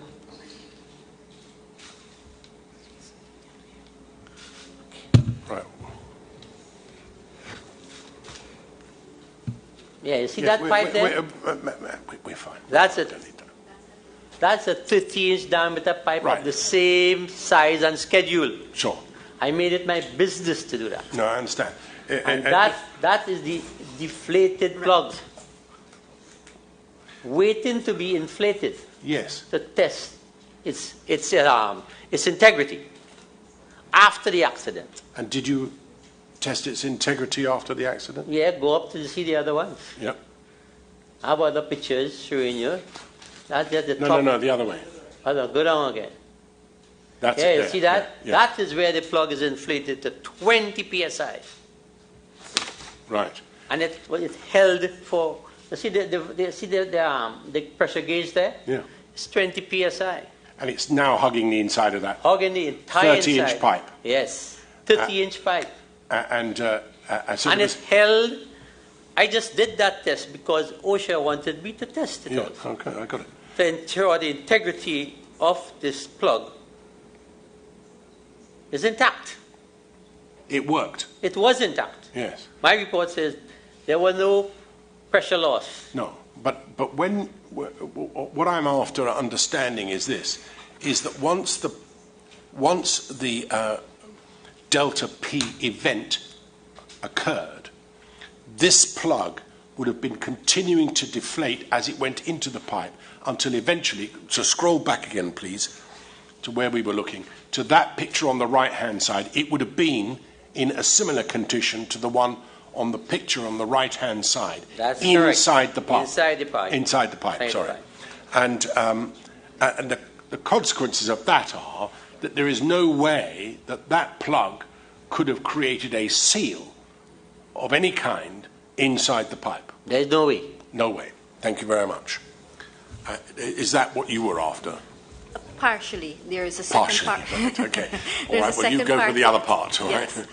So, Mr. Khan, when that plug was being pulled in together with whatever and all else, right? We mentioned just now to Mr. Ramadar something of a pig. Pig. Would it have been operating in the same manner as a pig? No, it can't. Because it would have been deflated. No, at the time that it was coming in.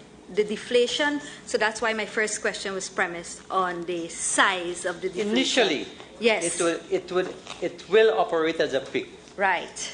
Initially. Right. But as it started to deflate, it loses its integrity. adherence to the side. Right. And it gets smaller and affected. Right. But we know, and you have said it yourself, that this Delta P event which occurred was very quick. It was Almost instantly. Almost instantly. So we can accept from that the deflation would not have been substantive in terms of the size to get it to this stage that we're looking at on screen. I don't follow You don't follow? So the plug was being deflated in the riser. And it moved. And then it moved, right? At that point that it moved from the top of the riser, not really the top, but to the top of where the men were working. Yeah. And wherever it landed or wherever it stopped at, yeah, it would not have deflated much more than what the men had seen or observed at the time that they were deflating it. No. It continues to deflate until it gets to the state that it's in now. Yeah, continue that. At the initial stage.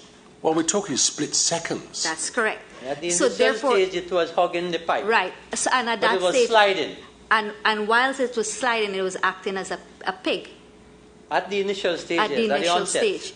So therefore, whatever may have been there, any big item would be carried to the back of that plug now. No.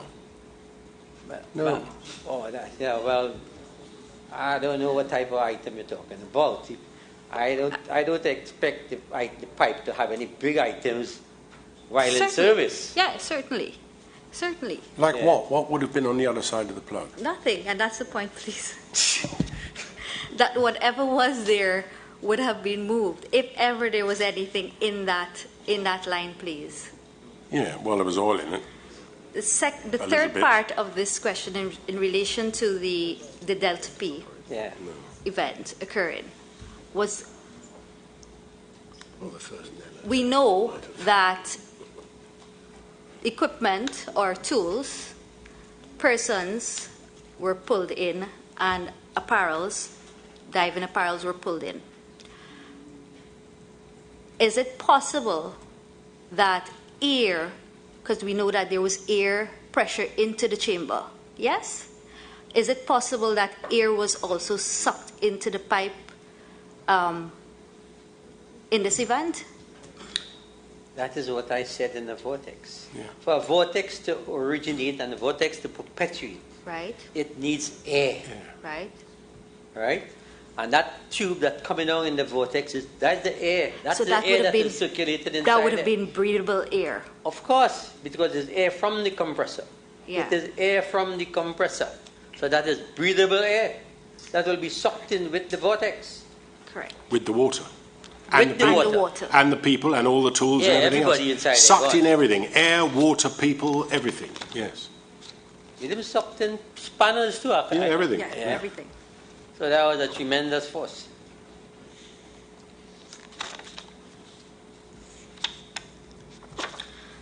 I believe those were all of the clarifications that I needed from you, Mr. Thank you.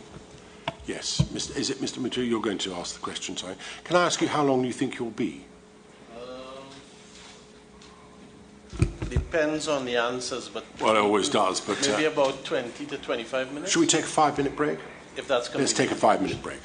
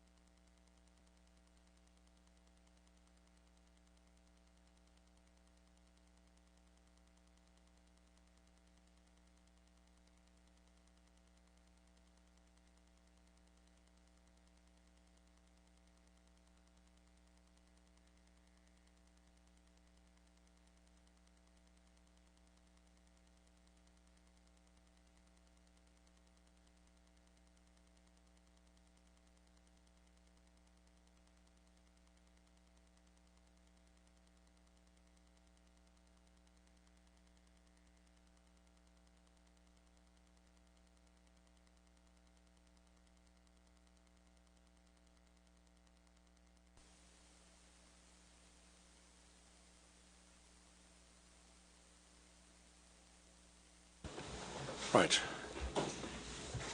Yes, Mr. Mutu. Thank you, Chairman.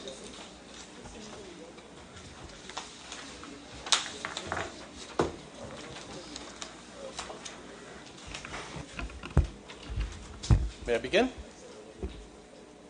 Yes.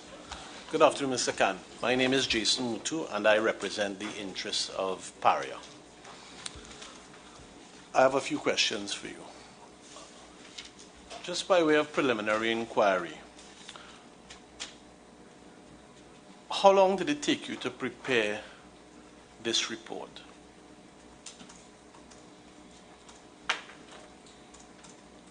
I said in my statement what. Have you got your microphone on? I don't think you do. And perhaps you'll move, since Mr. Mutu is going to be asking you questions, the natural tendency is to turn towards him. So that's it. Thank you. That's okay? Once you're comfortable. Pardon me? I said once you're comfortable. Yeah, I'm comfortable here. I started the report. I said in my statement that I give the dates when I was assigned the agreement with OSHA. I'm just after approximate dates. I'm not going to hold you to an exact. Is it a week, 2 weeks, No. month? It took me about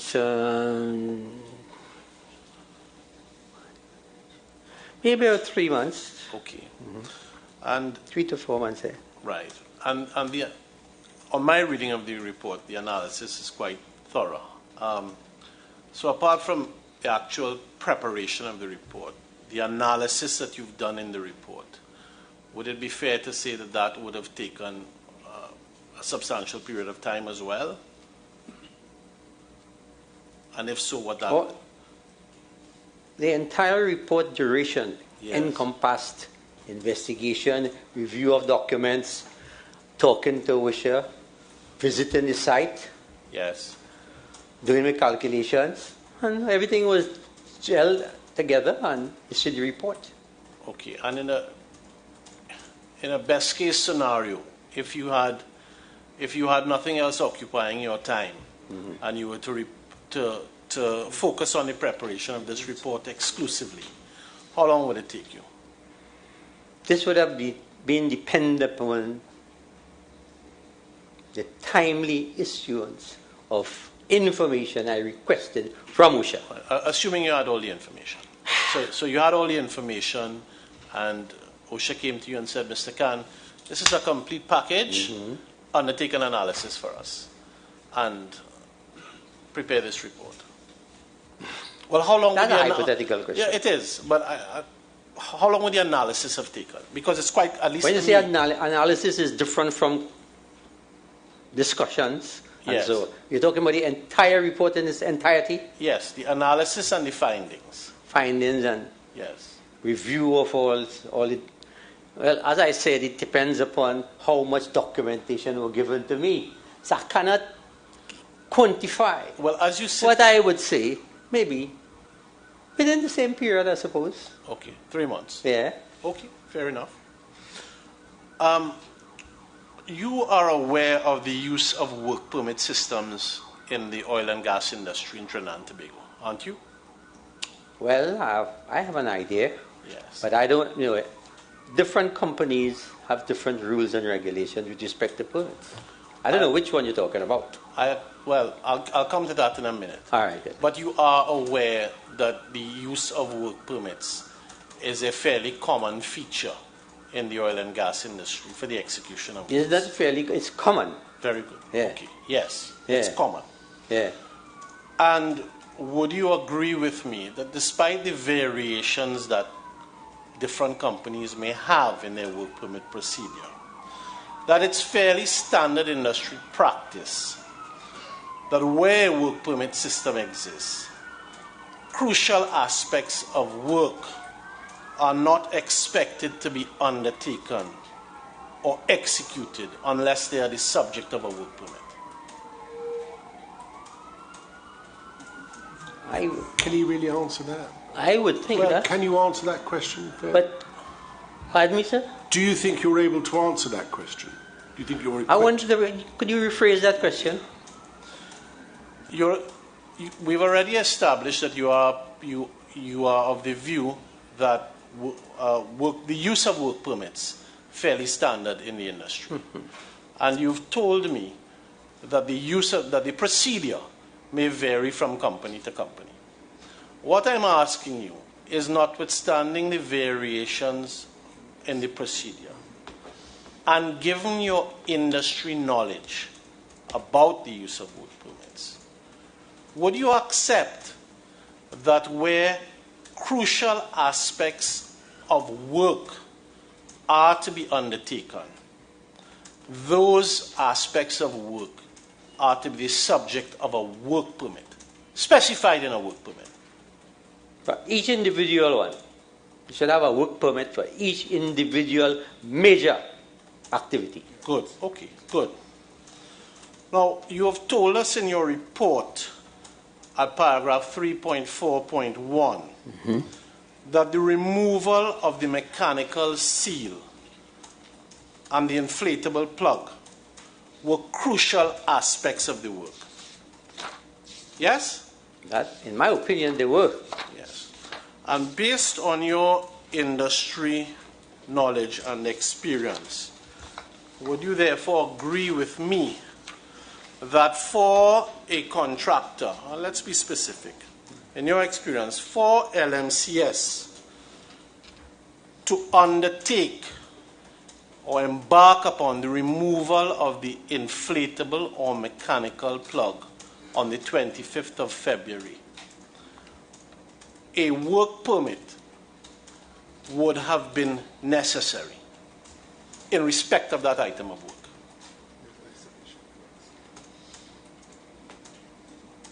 I would. Well, I regret I have to. I think this is an unfair question to the witness. I was about to say yes. No, well, it depends upon the rule. The work permit, there are rules, specific rules, express rules.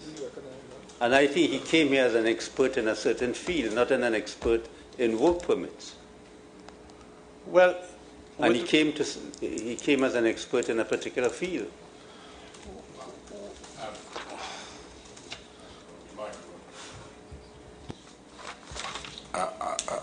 I'm going to allow you to ask that question, but I am concerned about where this is going. We've already established through other evidence what the work permit regime is. You've made it pretty clear what your case is in relation to the work permits, that there needed to be a work permit in relation to the removal of the plug. Well, Chairman, I understand that, but what this witness has done in his report, and the Commission hasn't confined him in his evidence, is that he's spoken directly to work permits. Yes. He's expressed his view as to those work permits and what they should have.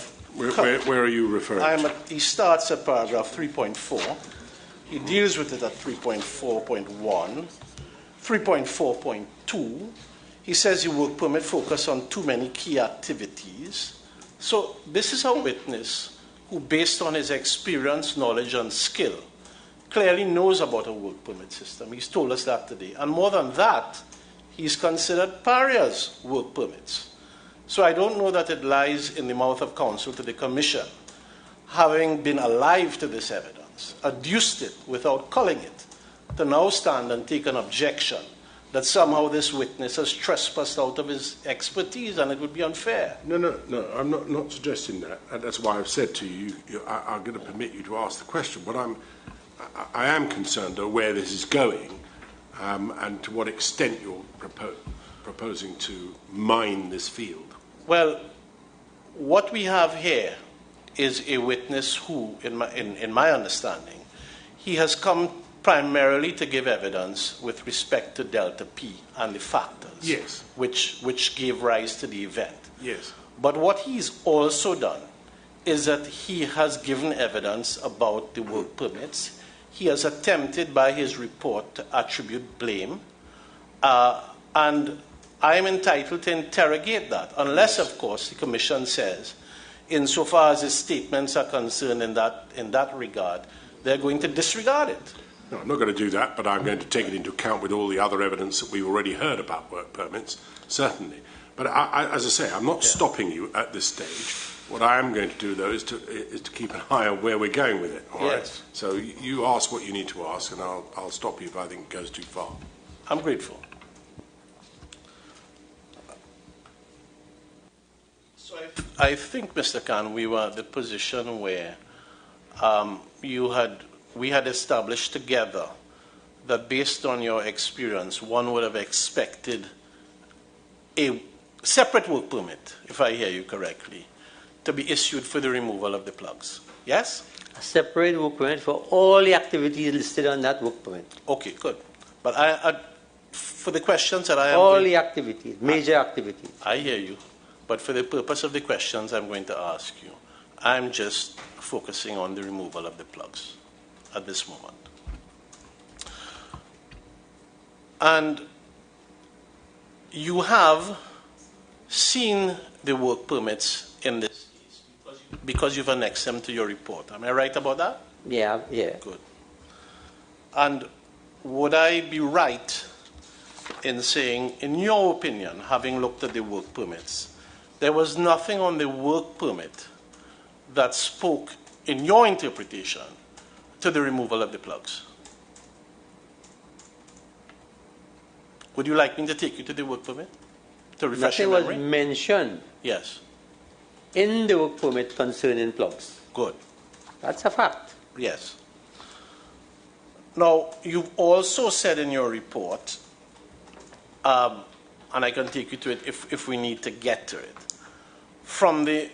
you looked at a variety of documents, the job hazard analysis, the toolbox meeting documents, and so on. And I think it's your conclusion that having looked at those documents, the removal of the plugs on the 25th of February was not a matter subject to discussion. You've expressed a view on that, haven't you? Do you recall expressing a view on that? Could you make a reference to that? I will, but do you recall expressing a view on it? A view on what aspect? That no discussion was held on the documents you reviewed. There was no discussion about the removal of the plugs on the 25th of February, 2021. Yeah, what I reviewed, I could see any discussion. Right. What I reviewed. Okay, good. Yeah. Would you like me to take you to that part of the report, or you If comfortable? I would. If it pertains Yes, to your okay. question.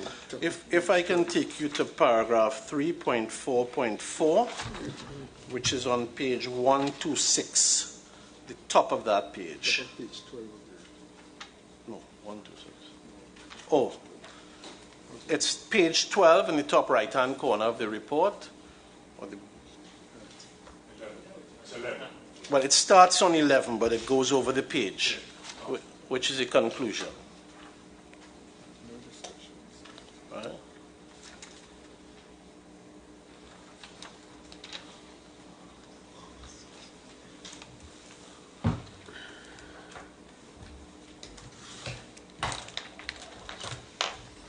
May I bring this from here?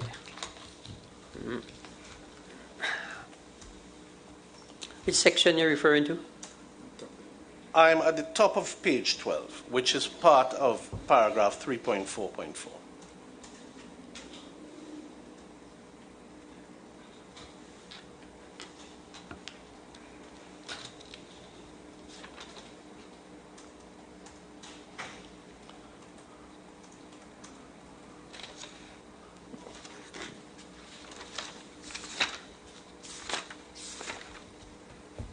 Yeah.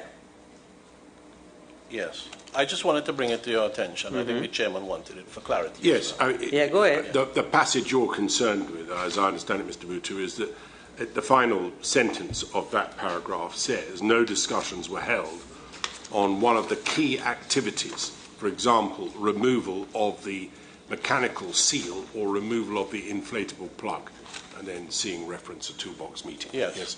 That's what you're referring to, isn't it? Indeed, sir. And part of the reason why I'm undertaking this exercise is this report is not just a technical report. It's an investigative report done for OSHA, which on its face straddles a number of issues. So am I therefore correct to say, in other words, from what you've seen and the documents that you got, there was nothing which said to you that LMCS intended to remove the plug on the 25th of February 2021. That's correct, but so was no mention made of other key activities. Yes. No mention was made on things like cutting the line, cutting this, taking out, Those are key activities. I just brought this one because this was important. I'm not disputing that. Yes. So no, I have to comment on that. Well, because the topics that were discussed had nothing to do with the work, only the work environment. Nothing to do with the actual work. I'm not disputing that. But I just want you to make sure that you understand that. And that was the point I was getting at. I'm not disputing that, Okay. Mr. Khan. Thank you. And, So, if the work permit had said, hey, do this, do this, do this, those are important items that are listed on the work permit. But nothing was mentioned. That was a very strange thing. And in my opinion, that's not a toolbox meeting. yes, I Yeah. agree. I agree. Okay. In fact, in your opinion, unless a major activity is specified on a work permit, the activity shouldn't take place. Shouldn't be undertaken. Isn't that right? Well, that will go for cutting the pipe too then. I am not- Whole job should be shut down. I need to be a bit careful because there's a difference between the work permit, which does specify certain things to be done, and the toolbox meeting, the notes of which seemingly do not touch upon any of the work being done at all. Is that not right, Mr. Khan? The paragraph you've been specifically referred to at 3.4.4 deals primarily with the toolbox meeting. Yeah. And your observation that, in fact, all that seems to have been discussed was, as Mr. Mutu has put it, I think it was the conditions rather than any of the actual work being done. Yeah. That's right, isn't it? Yeah. So his observation to you is, toolbox meeting didn't actually, on the face of it, appear to instruct on any of the work due to be undertaken on that day, on the face of the document. Yeah. We've heard other evidence from Mr. Boudram and others, but the fact is that is what was that's what's disclosed on the face of the documents, the contemporaneous documents at the time. I think is the point that Mr. Mutu is making. That's correct. But can I be refreshed of the actual work permit? Yes. There's no reason why you can't see the work permit. You'll find it in our core bundle 3 at page... Mr. Chairman, it's actually, if it's attached to his report. It is, I think, yes, that's right. I've just got to go to my original because it's the one I scribbled on. His report is at page 14, the work permit in his report is at page 1497 of the supplement. So it's in that bundle. I'm happy to take him to it, but I think he's answered the question, the limited question I have on it. Right. Yeah, okay. Well, let's let him have a look. Put it up on the screen, somebody, 1074, core bundle 3. I don't think It's there, thank you. It's an attachment. It is an attachment to your report as well. It's not in the report, it's an attachment, but it's still in the report. It's not in the body of the report. Yeah. No. The reference to the jobs that were to be done in that particular work permit is set out at the beginning. Do you see it says specific tasks? To remove and install a 50-inch flange, remove and install a 30-inch riser pipe, remove a 30-inch solid flange, do you see, etc.? And there's nothing in there about a plug. That's correct. I said yes. I agree with you there. And so the only reference to any kind of plug or barrier is if you scroll down a little further on the screen, you'll see there that it says under section B1, cleared of process hazardous materials yes, migration barrier to be used. Do you see that? That's Yes. the only reference to a migration barrier, presumably this plug. Yes? Yes. All right. All right, Mr. Mitchell. I have no questions for you on that document arising out of that. You say at the commencement of your report, you looked at a number of documents, Paria's scope of works, a series of documents. I believe there are 15 documents, yes? That was the rebate given to me by Usha. Just for your information. It's kind of... I understand. Yeah, okay. I understand. When you, having looked at those documents, did you become aware that LMCS was responsible for draining the line between berth 5 and berth 6? In other words, was there a contractual responsibility to do so? Was that something? I think I remembered in their statement they say a controlled training. Okay, but my question is a little bit more specific. Yeah. Do you recall seeing anywhere in the documents that it was LMCS's responsibility to drain the line? Well,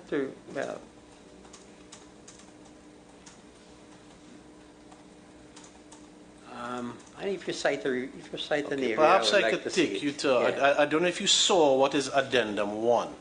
May the witness be referred to page 598 of the core bundle. 598. What was the date of that addendum one? I'm going to get it for you Yeah. now. In fact, it's up on the screen. All right? Yeah. And I'd ask you to look at question 1, the query and the response. The date should be at the end of the document, I think.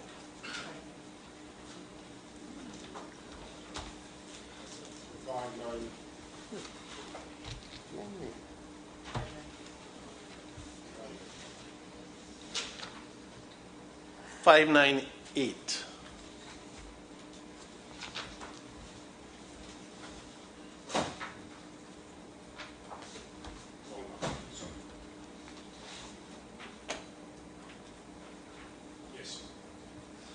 Yes, thank you. Yes, thank you.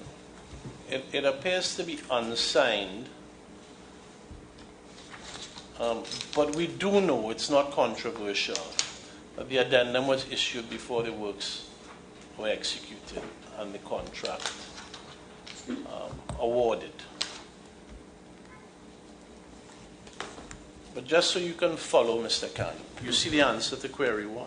Well, first of all, I think we should ask him if he's ever seen it before. Yes. Have you ever seen this document before?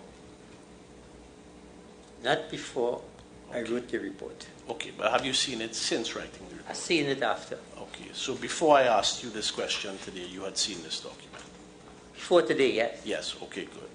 And therefore... So that is why it doesn't form part of my report. That's But I all. can see it. I can comment on it.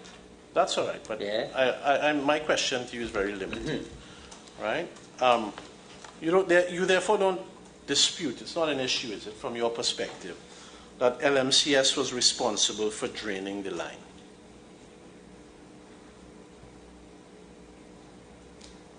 So, I've seen a response to a query.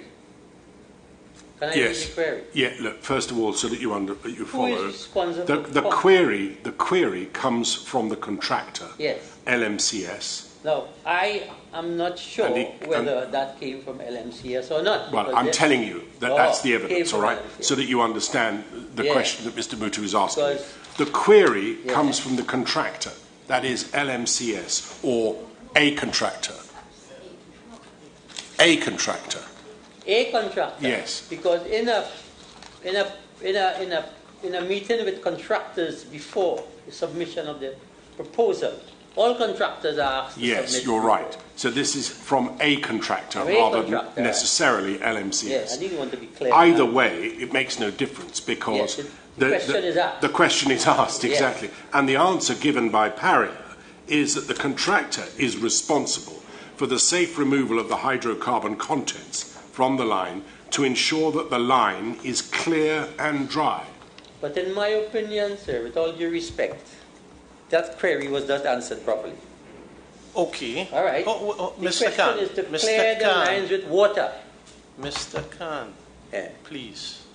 We're not getting into anything other than, for the purpose of my question to you, Okay, good. as to where the responsibility lay. No, I'm not talking For the about draining. responsibility, sir. Well, that's what I'm talking about. So if you answer me on that, we can move on to some other questions. But I have to say my So say. are we, But let me Khan, finish my Mr. section, please. Mr. Khan, please. I'll listen to you first. Okay, thank you. Now, Mr. Khan, the process is this, is that Mr. Mutu is entitled to ask you the questions he asks you. You will confine yourself to answering that question. As I've said to many, many witnesses in this hearing, you will answer the question as best you're able, if it's at all possible, with a yes or no answer. If you wish to add something after that, you'll be permitted to do so. And I will ensure that you are, Yeah. all right? Yeah. But sometimes it's straightforward enough and it's a yes or no and it can end there. That way we progress much speedier and we will get done today because the evidence will conclude today, whatever time it is, all right? Thank you, sir. Yes.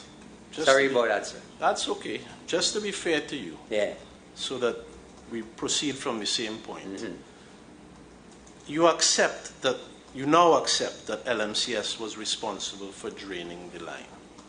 Do you? Yes, according to this report. Okay, thank you. But I need to clarify that statement. Well, before you do, Well, do you to what end? I mean, you Because really... you see, the query was to clear the lines with water. Who says that? The query, who is responsible for pumping back from the birds Right, to clear the lines with water? right. And that is I don't understand. okay, Mr. Khan, let me see ambiguous. if I can help you. Yeah. Because this appears to be a little problematic for you. You remember LMCS prepared a project work statement for this job? Project works statement. A method statement. A method statement, yes. Yes, they call it a project work statement. A method statement. You have it next to your report. You remember looking at it? A method statement from LMCS, yes, Yes. correct. You remember looking at it? Yes. Do you remember in that method statement that LMCS set out a procedure for removal of line content between Yes. bird 5 and bird 6? Yes. Right. We can go to the document if we have to, but I'm trying to save time. This is a small point. But, and therefore, don't you accept that if they've prepared a procedure for the removal of line content, that it's their obligation? To remove the line content, yes. Okay, good. Yeah. Thank you. Yeah. I think Mr. Khan's concern was that the query suggested that the berths be clear with the lines with water, as opposed to removing of the oil from the lines. So I understand that perfectly, but as I explained to him more than once, I wasn't concerned about how. Right. I was Or what. concerned about where the responsibility rested. You're not concerned with how or what? No. Just where the Yes. responsibility lay? Yes. And just for everyone's education on the matter, you referred him to his method statement on the question of the removal of the contents of C line 36 between 5 and 6, and that is at 1041. If anybody wants to look, that is the work method statement relating specifically to the removal of the material from the line. Thank you, Mr. Chairman. Now, if I understood your expert evidence correctly, and please correct me if I'm wrong, you spoke about a void created as a result of air blowing. Am I right? Yes, I did. Good. And the air blowing on this job, from what you've looked at, that air blowing was undertaken by LMCS. That's correct. Good.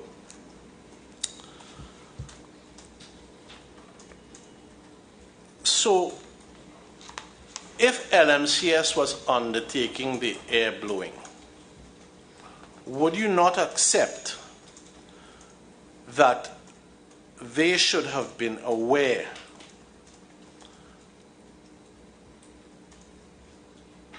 of the possibility of the creation of a void?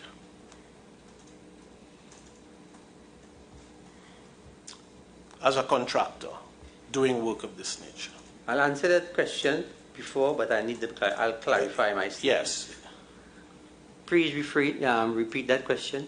Would you accept that LMCS, being the contractor responsible for air blowing, ought to have been aware of the possibility of the creation of a gaseous void as a result of the air blowing process? Yes, but. Okay. Right. Now you can add your but. Okay, good. Now, they were working on a procedure, a work instruction, as far as I understand, from Paria. Right? Correct me if I'm wrong.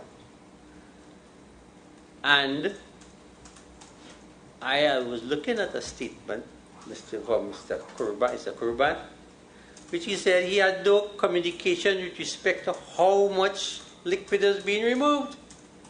They just were asked to supply a compressor and pump out the line in accordance with a procedure, a work instruction issued by Paria. So that is what I understand. So let me understand your evidence. You are saying that the contractor who has the responsibility for air blowing the line has no concurrent responsibility to be aware of the fact that air blowing might have created a gaseous void? I'm not saying that. Okay. Well, would you accept that they should have such a responsibility?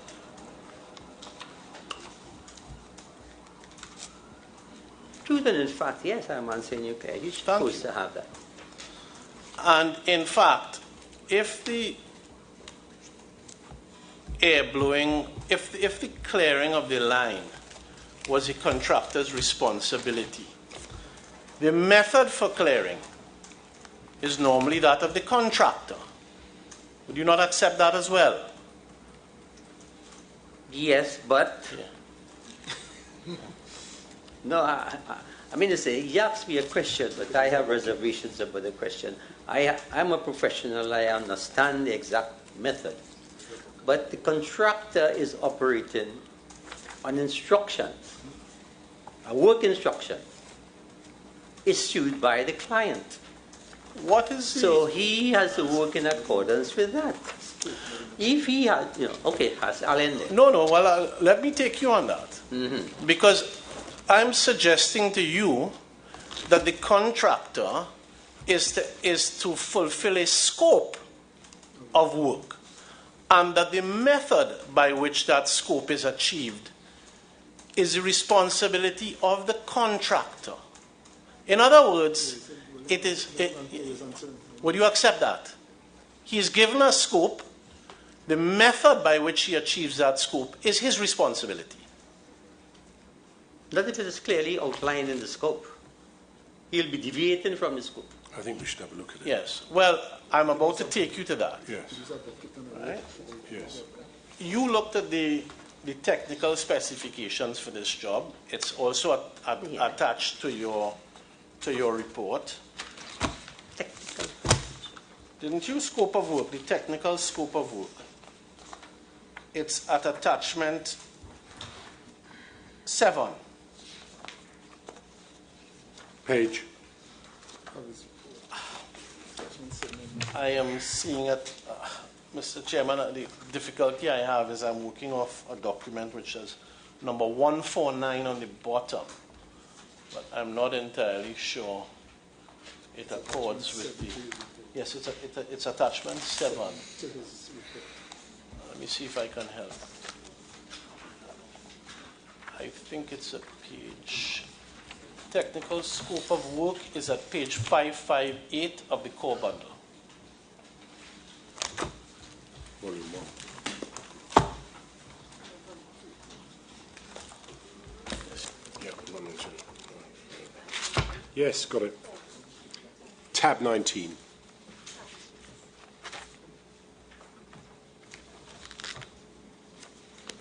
Check.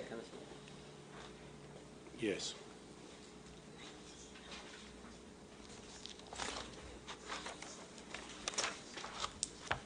Scope of work technical, okay. Scope of work technical. Yes. Where should we go? If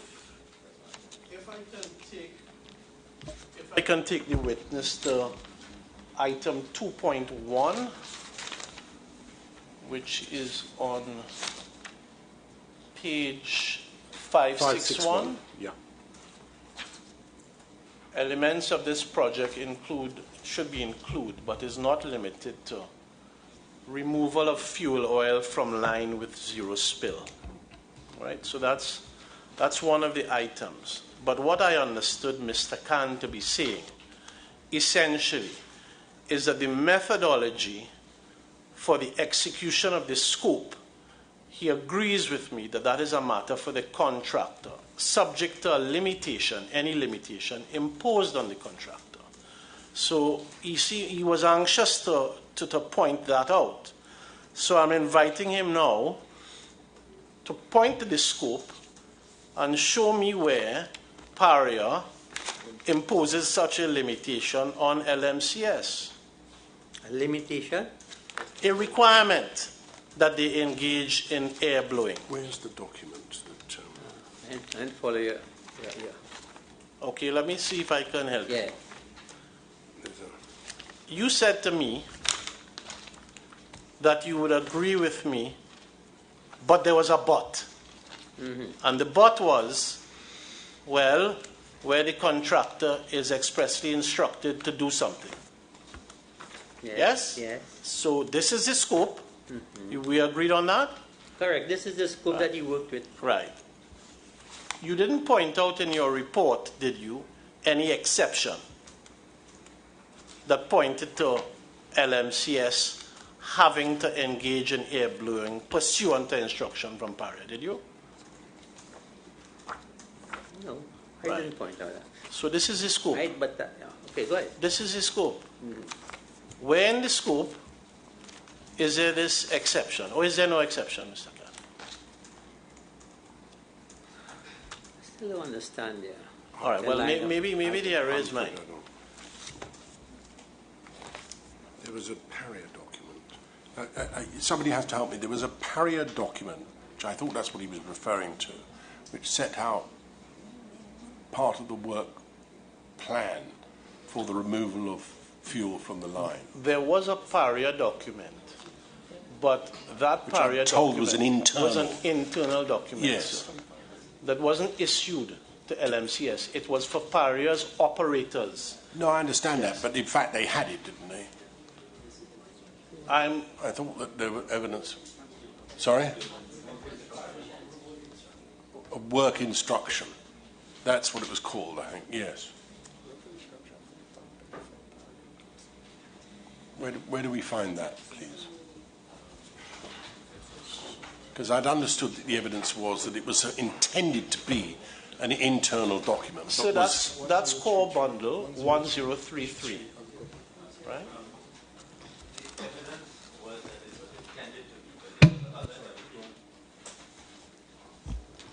There was evidence that it was intended to be by Mr. Piper, but there was other evidence that it was communicated. No, I'm not entirely sure that I agree with that interpretation of Mr. Maraj's summary of the evidence. But be that as it may, before we actually take the witness to it, I want to understand something. May I ask him this preliminary question? Are you saying that you have seen a document that Paria required LMCS to engage in air blowing? Is that what you are telling the Commission? I saw that document subsequent to issuance of my report. Okay. As a matter of fact, can I continue, sir? But I just want to, I want to know which document we're talking about before we go any further. Work instruction, QO something. Can you just put up on the screen?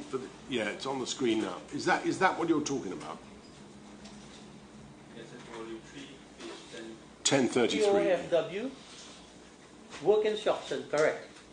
You've seen this document. January 5th, 22. You've seen this document before, have you? I've seen it before, but subsequent to the issue After you've drafted your report, After, but no, you've after been it. shown it since. Pardon me, You've sir? been shown this document since Yes. drafting your report. And Right. I'll tell you why the circumstances I saw that document. Right. And I say that. Well, yes, all right. Now, prior to my issue of report, I was pestering the OSH department to tell me how the line was drained, Right. what method they used, Yes. and how much liquid came from the line, because that was fundamental in my report. Right. I need to find out that, because a vortex was formed and the men were sucked in. So I pestered OSHA to get this information for me. Right. And the day I issued my report was the 19th of July. And they sent this information to me on the 27th of July. Right. Okay. Well, there you go. Right, okay. It was given to OSHA. All right. And they sent it to me Take on your the questioning from there, 27th of July. All right. I understand now. Yeah, I Mr. think Bixby. Mr. Khan is taking us slightly off course, so I'm going to try and Bring him refocus back. my question. Okay. Right. You are familiar with work instructions in the context of contracts of this nature? Not necessarily, but the work instruction has many forms and facets. Mr. Khan, can you Yeah, answer my I'm not question? familiar with. You're not familiar with work I'm instructions? not familiar with any particular one, but I have an idea of a work instruction. Okay, They could take many forms and fashions. You've seen several of them over the years. Over the years, Yes, yeah. and of course, an elementary component of a work instruction is that it is addressed to the contractor. Isn't that right? Yes, a work instruction is addressed to the contractor. Yes. Can you show me where on this work instruction it is addressed to LMCS?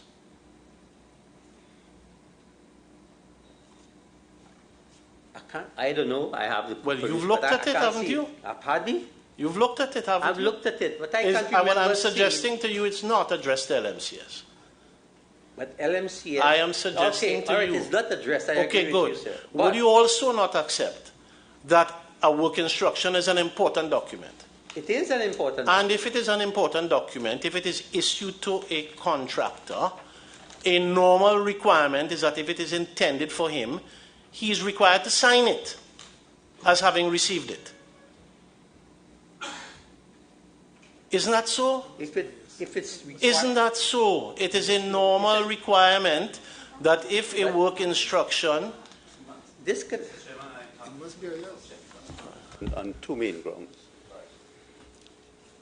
Paria ought to know that these work instructions were communicated to the contractor, and remember the cross-examination, and there was an email from Mr.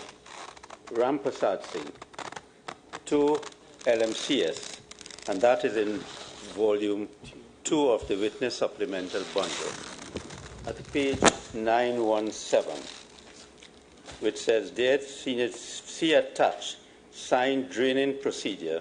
Let us meet tomorrow at 10 a.m. to discuss draining schedules. I want to start as early as possible this week, bearing in mind the cruise ship loading is on the 14th. I will discuss the ops now to firm up with any other issue."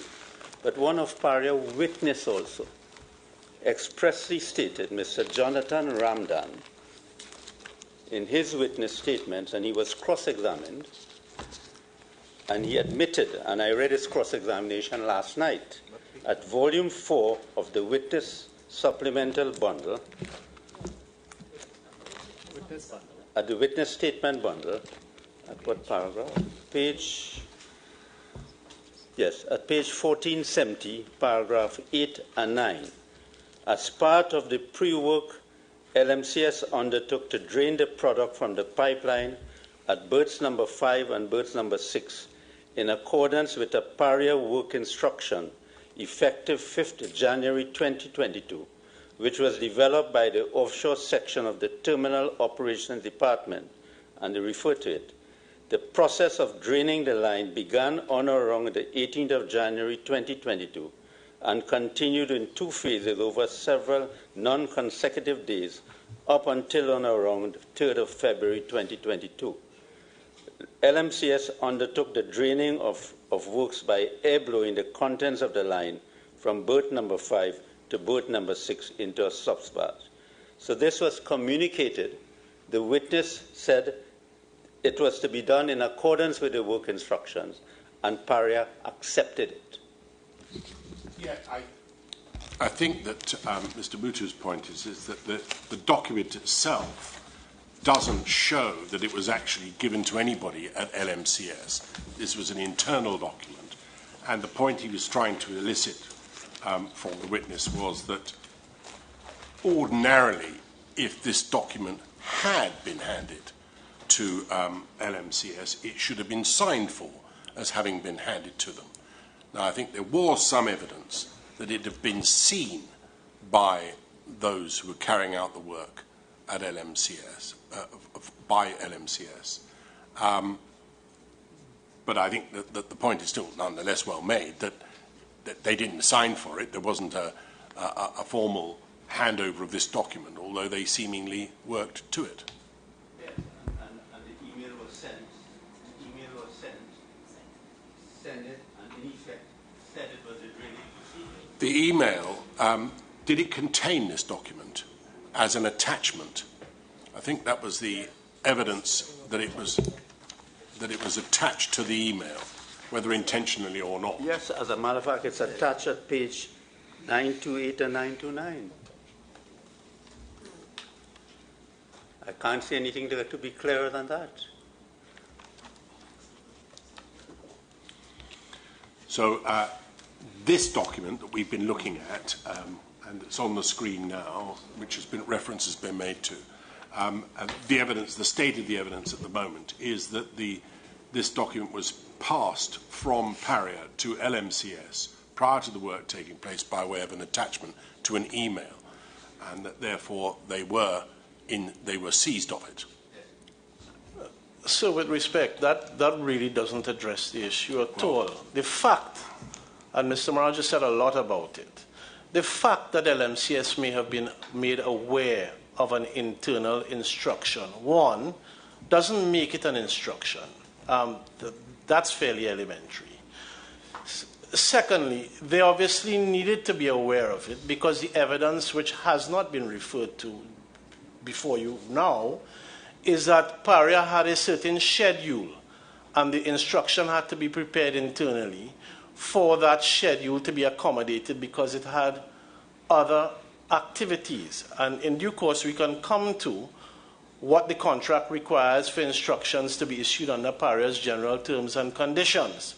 So there's a fundamental distinction to be made between knowledge of a document, knowledge of an internal Paria document, and whether a contractor has been instructed.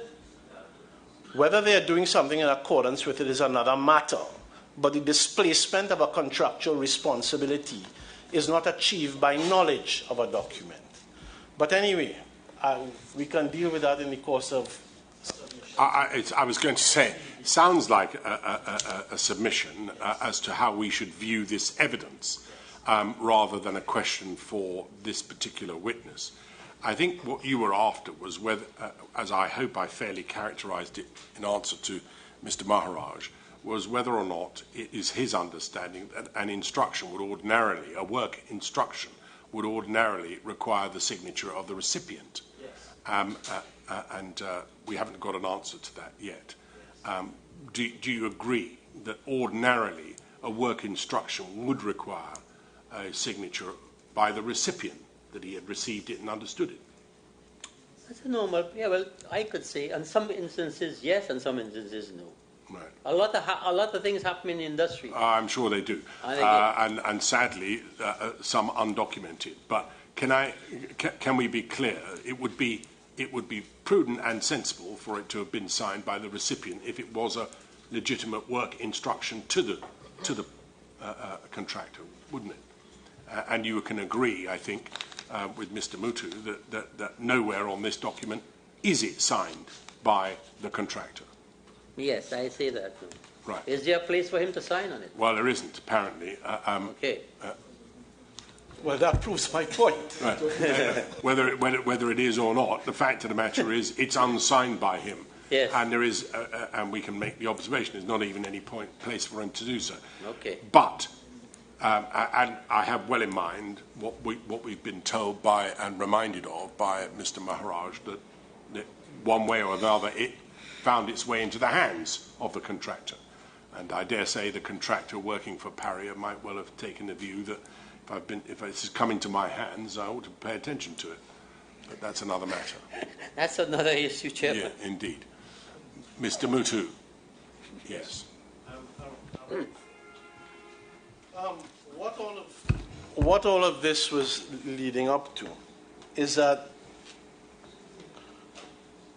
in your report, you say that the LMCS divers were most likely unaware that a large gaseous void existed behind the inflatable plug. Do you recall saying that? Yes, I did. Right. And what I'm suggesting to you is that if LMCS was responsible for the air blowing, they therefore ought to have been aware of the possibility of a large gaseous void having existed. Correct? With the but, I will answer that question. Yes, we'll get to the but. Yes. Either you accept or you don't. The persons who were responsible for pumping air into the pipe should have been aware of the possibility of creating a large gaseous void.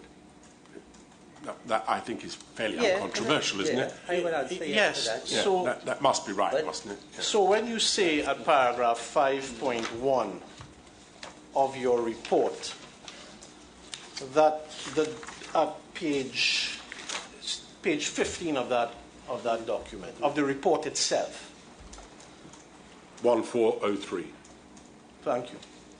When you say the last sentence, the divers were most likely unaware that a large gaseous void existed behind the inflatable plug due to excess line contents removal. If they were most likely unaware, it would have been because LMCS, the company, didn't tell them. Isn't that right?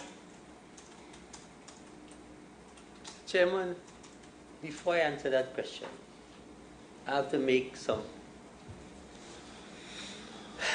a statement. Well, I'm afraid you're not permitted to make statements. Okay. You have to But I have to clarify my answer. Well,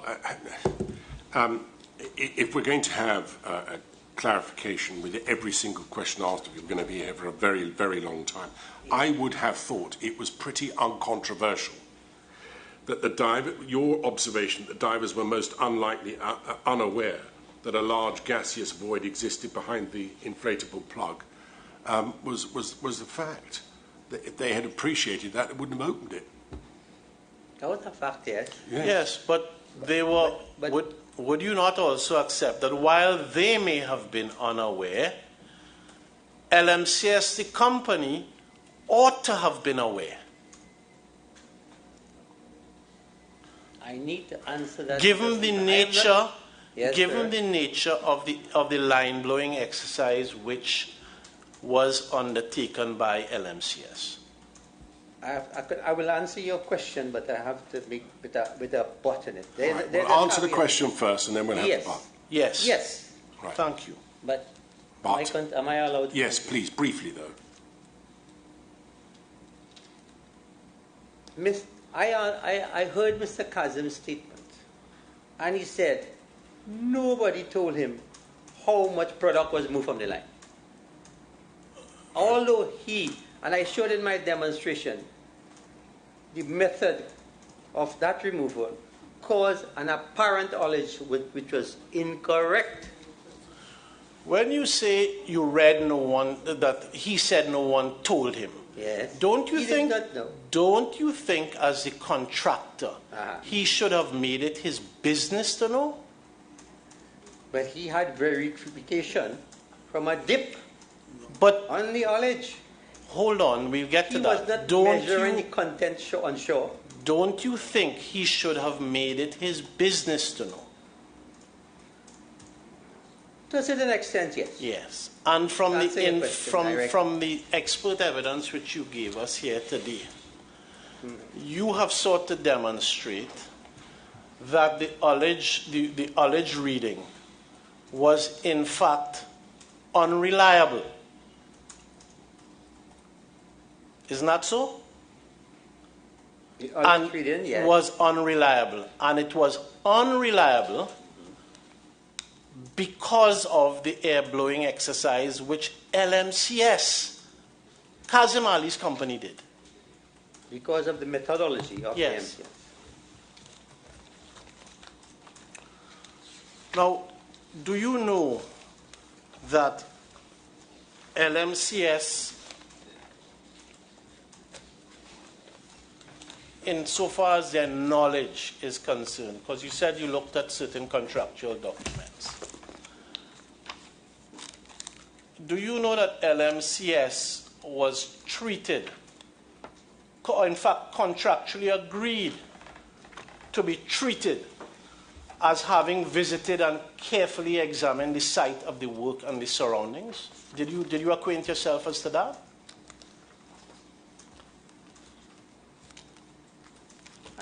I didn't.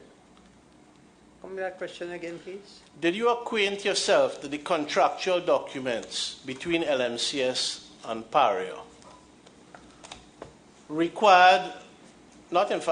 Stipulated that LMCS was deemed to have visited and carefully examined the work and the surroundings and satisfied itself as to the nature and conditions of the site? That is part of a standard agreement when you're looking at a contract. Oh, so were you aware of it? Well, I can't remember. If I've seen that in the document. Okay. Because that is a standard procedure when a contractor bids for a job. Good. So would you have assumed it in any event? Would you have assumed it in any event? Yeah, I would assume that. Yes. Yeah. Okay, good.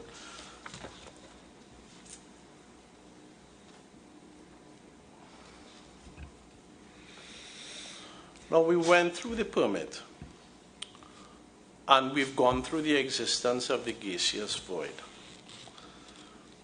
Would you not accept from me, given the evidence you've given us today about the importance of a work permit, an individual work permit, that LMCS should not have removed the plug on the 25th of February because there was no work permit identifying the removal of the plug on that day?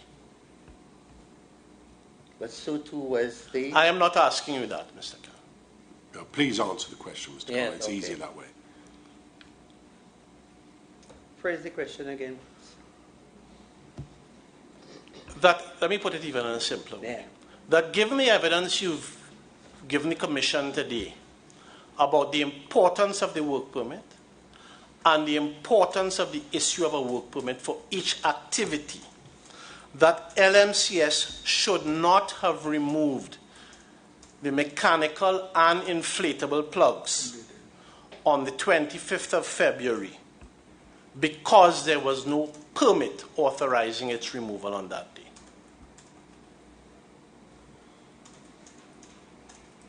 Mr. Chairman. The answer, you want a question, yes or no? Yes. All right. Yes. Good. And would you therefore say from the evidence you've given that the removal of the plug at that time by LMCS was therefore unauthorized?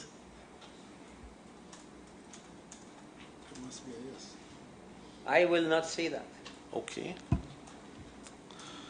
Would you accept that the incident about which you've given all of this evidence concerning Delta P, I think it's a fairly elementary question, but I'll ask it anyway. That incident would not have occurred if LMCS personnel did not remove the plug on the This is 25th. also true. I'm not asking you that, Mr. Khan. You're at pains to qualify everything and extricate LMCS. Please answer my question. I am not trying to do that, sir. No, that's not entirely I am not fair. trying to do that. I am trying to answer a question that makes a lot of sense without any caveat in it. And, look, Mr. Khan, we've had the benefit of being here for many, many weeks, all right? I've heard a large volume of evidence, and you can rest assured that your answers will have to fit into that large body of evidence. So every caveat that you seek to add, you can rely on the fact that we already have those in mind, all right? If there's something specific you feel is absolutely imperative that you add, by all means do so. But it seems to me that some of the questions that Mr. Mutu is asking are uncontroversial. They're not something with which there can be much dispute. Where he goes too far, as he just did a moment ago, and making a suggestion that you're at pains to try and extricate LMCS, I will stop him, and I have. All right, so let's just, Mr. Mutu will confine himself to asking the questions without that kind of comment, and you will answer them, please, as best you're able, with the shortest and simplest answer. But, all right? Mr. Chairman, with all due respect to the declared counsel here, I take umbrage to him for him accusing me of something that I've told him he must not do good. that, and I've made that clear. Yeah. Mr. Chairman, if it makes Mr. Khan any more comfortable, first of all, I apologize, and secondly, I withdraw the remark. Thank you very much. There you go.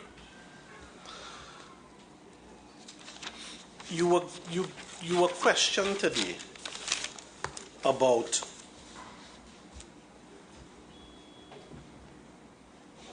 the evidence which you gave about the safest time for the rescue to be effected on the 25th of February.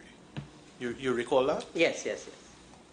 And I think the chairman made reference to the evidence of Mr. Donovan yesterday. And in the course of questioning, one of the issues arose was whether there was a risk of a further Delta P event occurring on the evening into the night of the 25th of February. You recall that? Yes. Yes. And you told us a number of things. And I just want to, make sure that I understand your evidence first, and then I want to ask you a few questions about it. Am I correct in that you said that the inflatable plug would have initially operated as a pig? Yes, I said. Yes. Okay. But you wouldn't have known the rate of deflation of the plug. I wouldn't know that. Right. Now, we've established that your report would have taken, and the analysis would have taken 3 months to undertake, right? But I want to take us back to essentially what had to be happening on the night of the evening into the night of the 25th of February. Now, nobody could have undertaken that scientific analysis which you have performed now in the course of that evening. You agree? It would have been unreasonable to expect that to have been undertaken at that time. I don't think so. Okay. And You have several engineers in point of it. Okay, well, hold on a minute. I believe you told us earlier, and I was at pains to ask you about it, that if you had nothing else to do, it would have taken you 3 months to prepare, to do the analysis. So then write the whole report, not the analysis. Well, I asked you specifically about the analysis. No, but too. I said the entire report in its entirety. Okay, so, all right. So am I to understand you to be saying that you could have done the analysis in one evening, but the writing of the report is what took you 89 days? I didn't say that. No, I know you didn't. No, I did not say that. Okay. So is it that your evidence now that all of this analysis which you've done in your report could have been done on the night of the 25th of February by an engineer? Of course, Yes. the analysis pertaining to what, there's not much analysis in the report. There's much review in the report. Well, hold on. Do you accept that on the night of the 25th, no one, in fact, not until several days later, when the line was cleared and the plug retrieved, no one actually knew the state of the plug?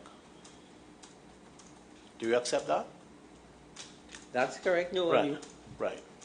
And therefore, if no one knew the state of the plug, similarly, no one would have been able to definitively form a view as to whether the plug itself was in such a condition in the line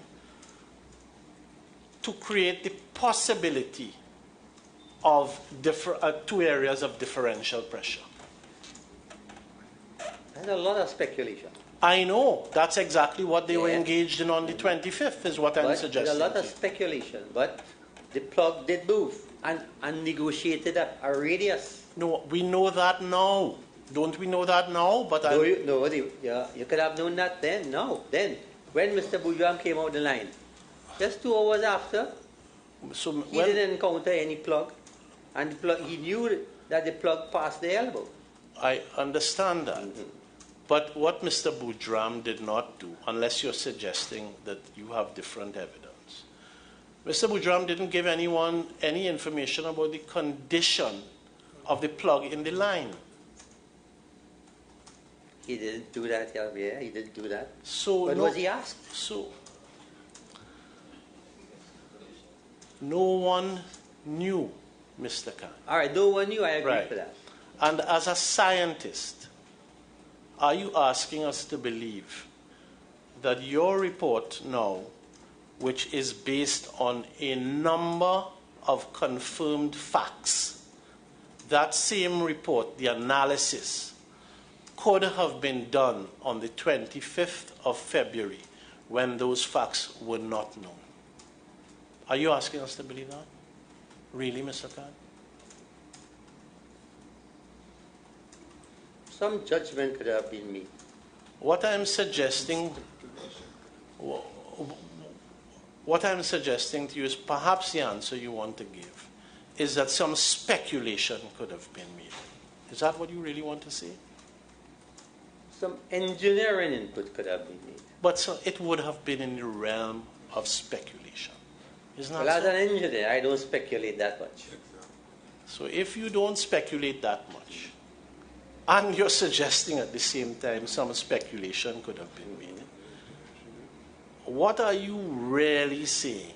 Does it not amount to the fact that you would lean against speculation? As a scientist, you would lean against speculation. Is that a yes? Depends upon the circumstance. So yes, depending on the circumstance. And as a scientist, you have exposure to other scientists in your discipline. Isn't that so? Some of whom are probably watching you now. We have to define the word scientist. I'm not a scientist. I'm a failure analysis consultant. Okay. You have a professional qualification? Yes. Right. As an engineer. Could you bring your microphone a little closer to you, please? Move the papers out the way so that you add. Yeah. Hearing me better now? Yeah. Your profession is based in large part on science, isn't it? On the application of scientific principles? Yes. Yes. And you wouldn't expect another professional in your discipline to proffer an expert opinion predicated on speculation, would you?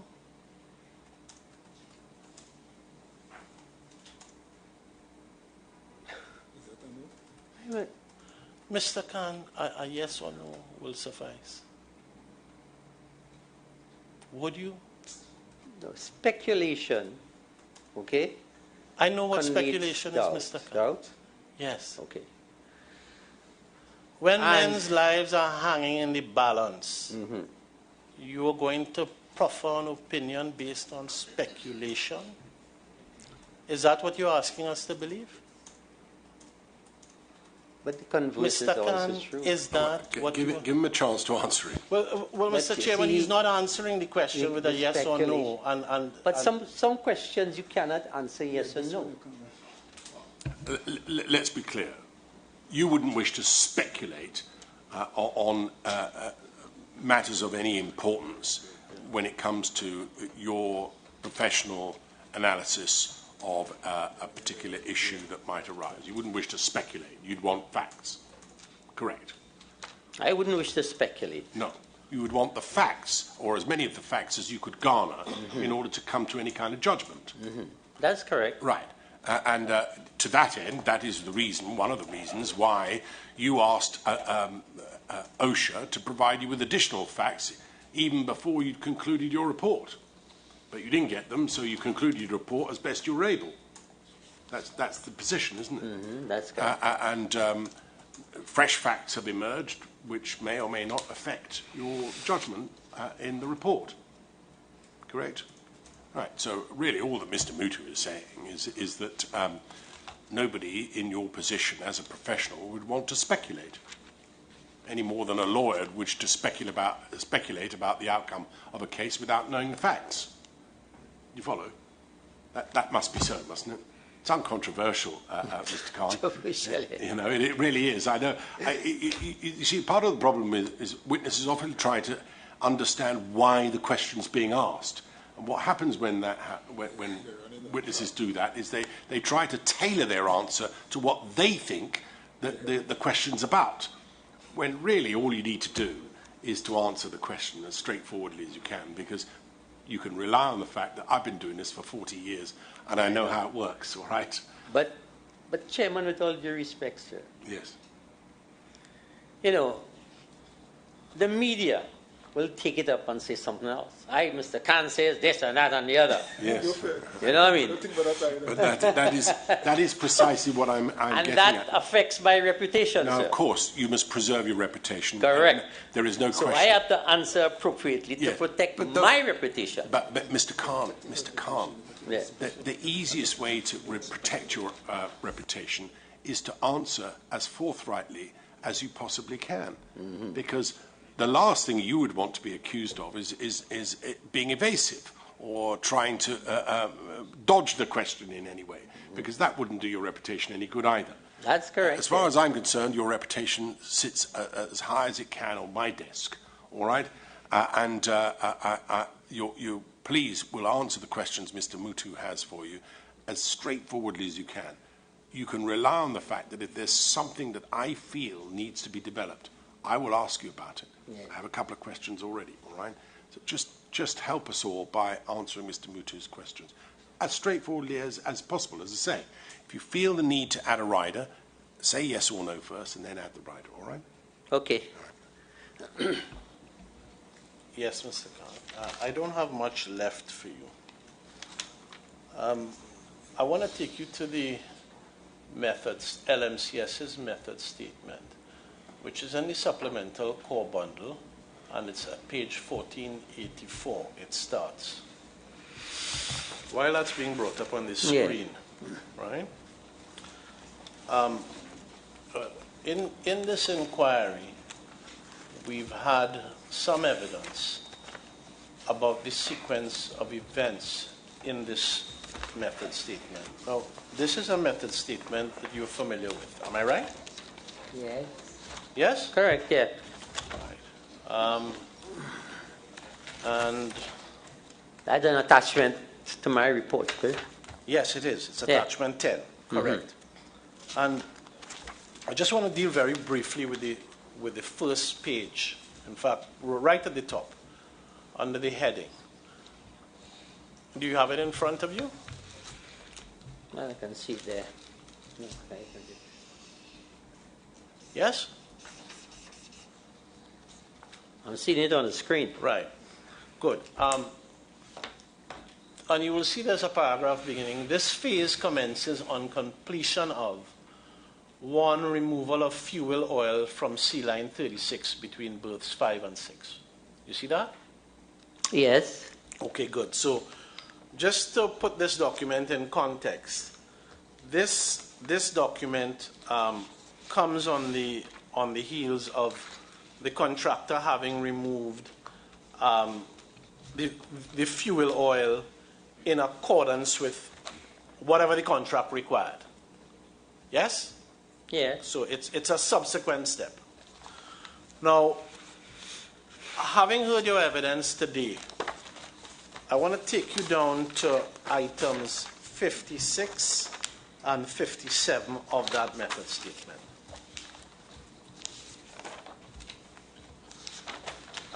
And this deals with the removal of the migration barrier from the line and the deflation of the plug. Correct? Yes, of course. And then following that is the installation of a blind flange, and then the chamber crew is to demobilize and return to the exterior. Good?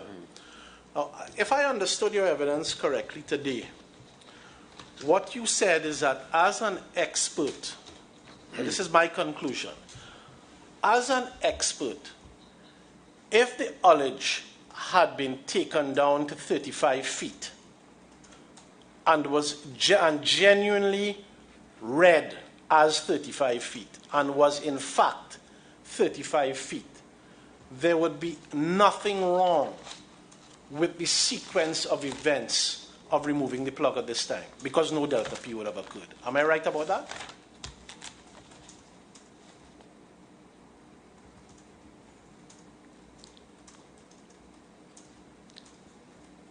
Yes, but Well, there's no but. It must be right. yeah, but mustn't it? yes, but It must be right, yeah. Yes. I will answer the chairman Herrick's here. Yes. To meet the So- answer clearly. So therefore, Yeah. the criticism, all of this is reduced to not really the method statement, but the fact that LMCS got a false reading of the ullage. And that's really why this entire event occurred. That must be, yes. Isn't that right?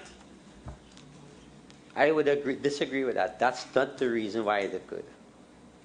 The false reading as to the ullage is not why this occurred. No. The four. I think Yes. you've got to put it in a Yes, different way. yes, I will. The event occurred because of the differential pressure, because of the void in the line. Yes? I'm not sure that that's right either.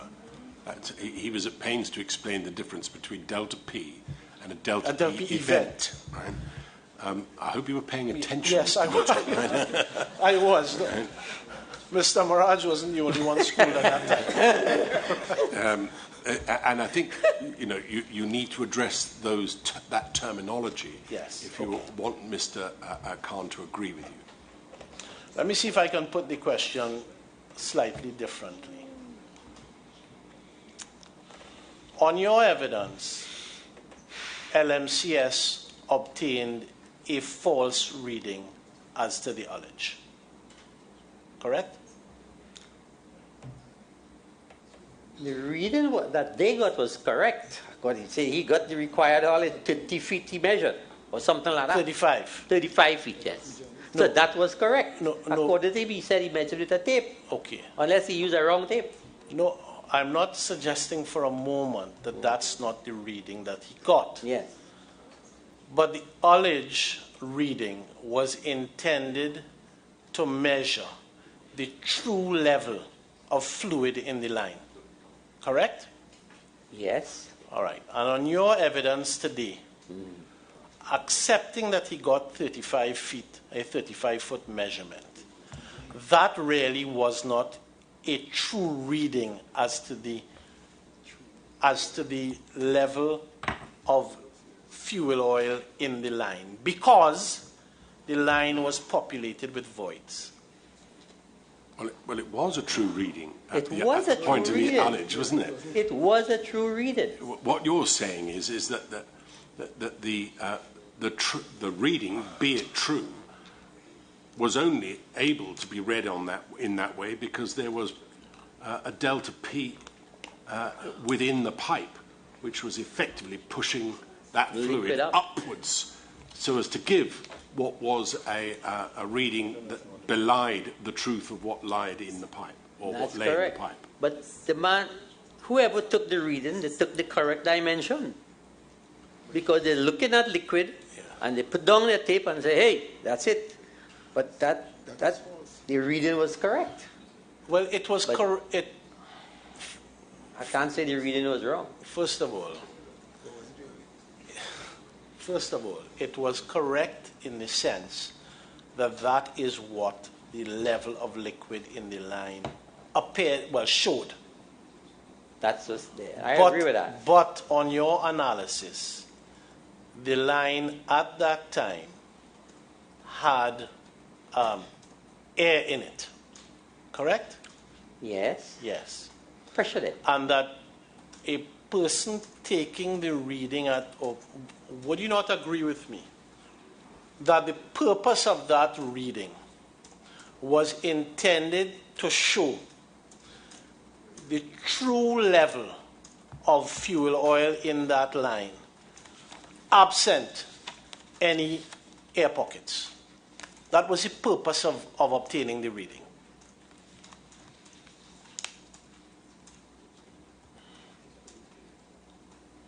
They weren't taking the ullage, Mr. Khan.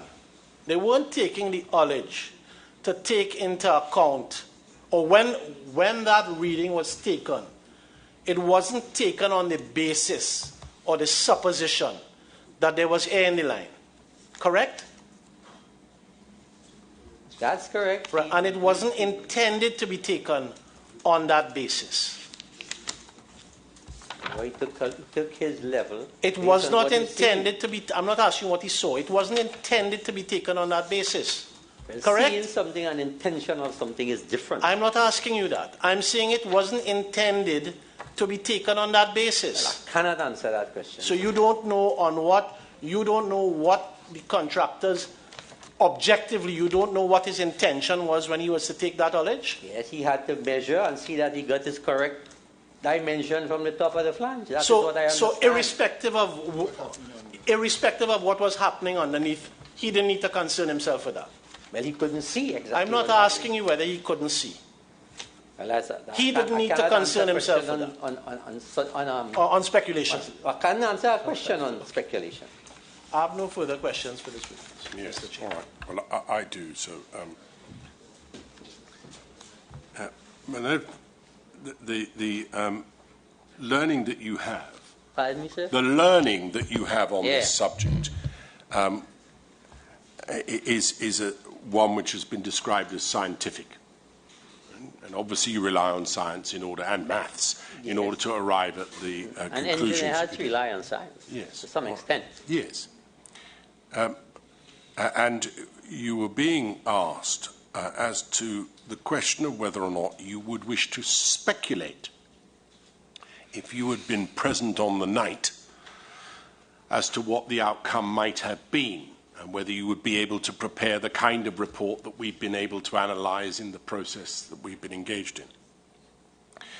But what was known at the time, you would have been told of had you been there. Let us just consider that for a moment. You would have known that these men had been working in a pressurized habitat. Yes. You would have known that there was a pipe that they were working on, which was open at one end in that pressurized habitat. Yes, sir. You would have known that the pipe had removed from it a substantial amount of oil and or quantity of material from it, even if you didn't know precisely how much, but that a substantial amount had been removed. You would have known that, right? Pardon me, sir, could I interject? No, not for the moment. You can. I'm just setting Yeah, up yeah, set it what up, you would okay. have known, because that was known to Paria. Well, I Right. thought, okay. So I'm assuming for a moment, you see, that you've been engaged by Paria Paria, okay, to that's help what I them wanted on to the clarify. night. To help them on the night, all right? Let's Mm-hmm. suppose they'd given you a call and say, can you give us a hand here, Mr. Khan? We've got a bit of a problem. Yeah. Right? And so they would have been able to tell you all of that. They would have been able to tell you that there was a plug that was in that pipe, 2 plugs, and that those plugs had been removed. And that when one of the plugs had been removed, it was seen that these men just disappeared, or that there was a splash. And within minutes of that splash, the habitat was examined and there was nobody there, no equipment, nothing at all. Right? You would have known, certainly after Mr. Boudram came out of the pipe, that one man, Mr. Boudram, had come out of the pipe 2.5 hours or so after the incident had occurred. Right? You would have known that another man went in the pipe and came out a little while later. You would have known that the habitat was still under pressure. You'd have known that the flange at the other end was closed, and a whole range of other facts that were known. Would that have allowed you to have come to any kind of conclusion at all as to what might have happened, knowing all of those facts? Yes, of course. And what would that conclusion have been? The men were sucked into the pipe because of As a result of? Because of a? As a result of what? As a result of a Delta P event. Right. Would you have been able to express a view as to whether or not there remained a latent Delta P feature within that pipe? Or may have done? I would have been able to express the view, yes. Yes. And would you have been able to express a view as to the stability of the pipe as it was in that condition, before anything was done, before the flange was removed at one end and the hyperbaric chamber at the other? Based on the information that they would have had, I would be able to do that. Yes.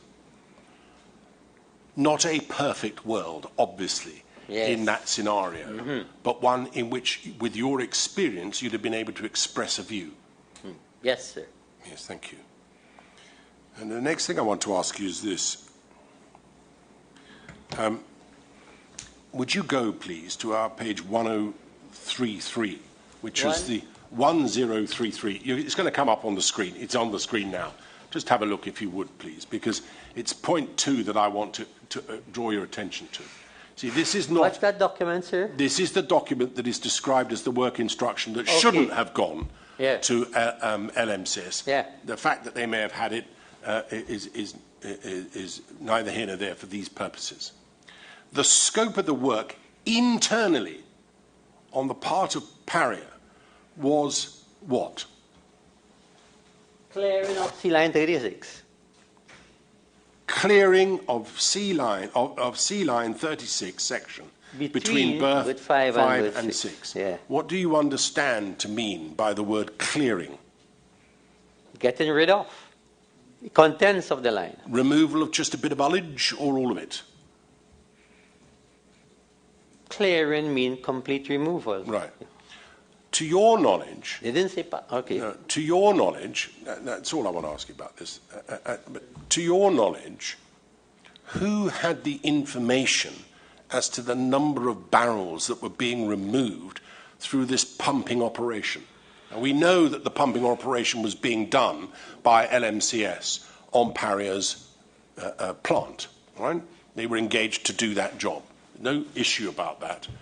But who knew how much was being pumped out at the other end? Who had Operations that? Department. Operations Department of whom? Paria. Right. Now, given that their work instruction was to clear the entirety of that pipe on its face, if that's the work instruction as it seems to be, there would have been no reason for them to have passed that information to anybody, would there? Because they thought that all we're doing is clearing the line. There was no reason. No. Of course, if they had been told that actually the work instruction should have been only clear as much as is necessary to create a 35-foot or 36-foot ullage at either end, then the number of barrels being spewed out at the other end would have been a factor, wouldn't it? Yes. Which you might have expected them to say, well, hang on a minute. We're supposed to be clearing 36 feet or so at either end of this pipe. Why are we pumping hundreds and hundreds of barrels out?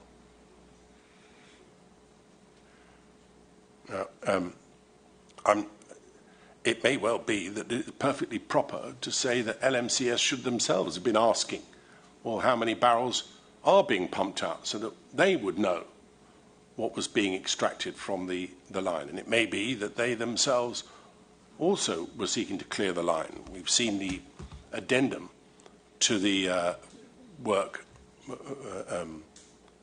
the method statement, where a contractor was asking the question, whose responsibility is it to clear, and they made clear that it was theirs. But it's clearing the line, isn't it? Mm-hmm. On any view, that is at the kernel of the incident that took place. Had that line not been cleared and had been left full, we would have ended up with the situation in your video number 4, wouldn't we? Yes, sir. Yes. All right. Well, I've asked a number of questions that clearly touch upon.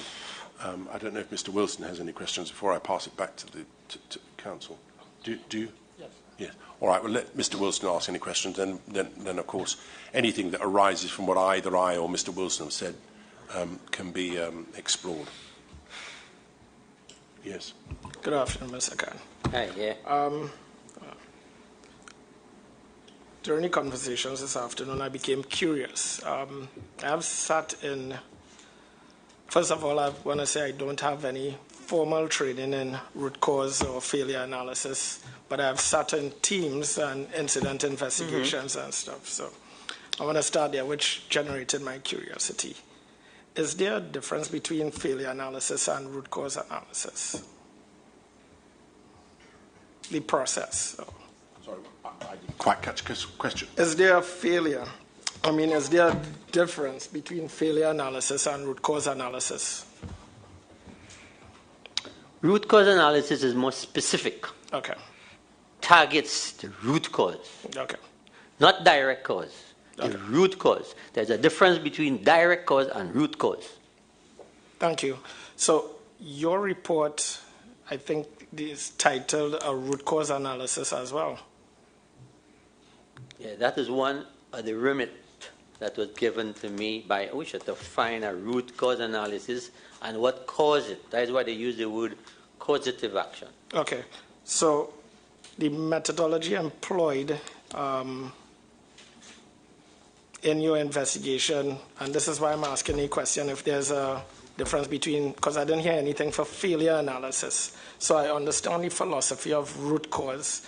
So you employed a known methodology for root cause? Yes. Oh. Yeah. Okay. Nothing really failed. You understand? Yeah, I'm following you. Nothing really failed in the true sense. Uh-huh. No, but an accident happened. Yes. And every accident has its root cause. Okay. Every accident has its root cause. There may be several instances where it happened before, but the root cause is something. I might be driving and I make an accident. Uh-huh. And the direct cause is I bounced another car. Uh-huh. But what was the root cause? Maybe your I brakes broke failed. the traffic light. Break the traffic light and a number of components. Yeah, you see? So, yeah. Every accident has to have a root cause. Okay. So your report addressed direct cause or all the components or to be considered in the incident? Yeah, the components that contribute to the root cause. Contributed to Because the I root was asked to determine the root cause. Okay. I wasn't asked to determine the circumstances surrounding the accident. Okay. The OSH department was specific in their requirement That is why I was specific in my delivery. Okay. So in your delivery, or the report, sorry, I see you mention other components, like you made some assertions, as Mr. Muta indicated, on the permit to work. In your deliberations, did you ever consider interrogating the ICT philosophies or practices of Paria? I could make a statement on that. Am I allowed to make a statement on that?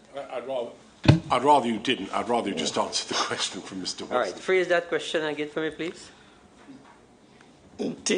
The components you're taking into consideration for the delivery of your report, yeah?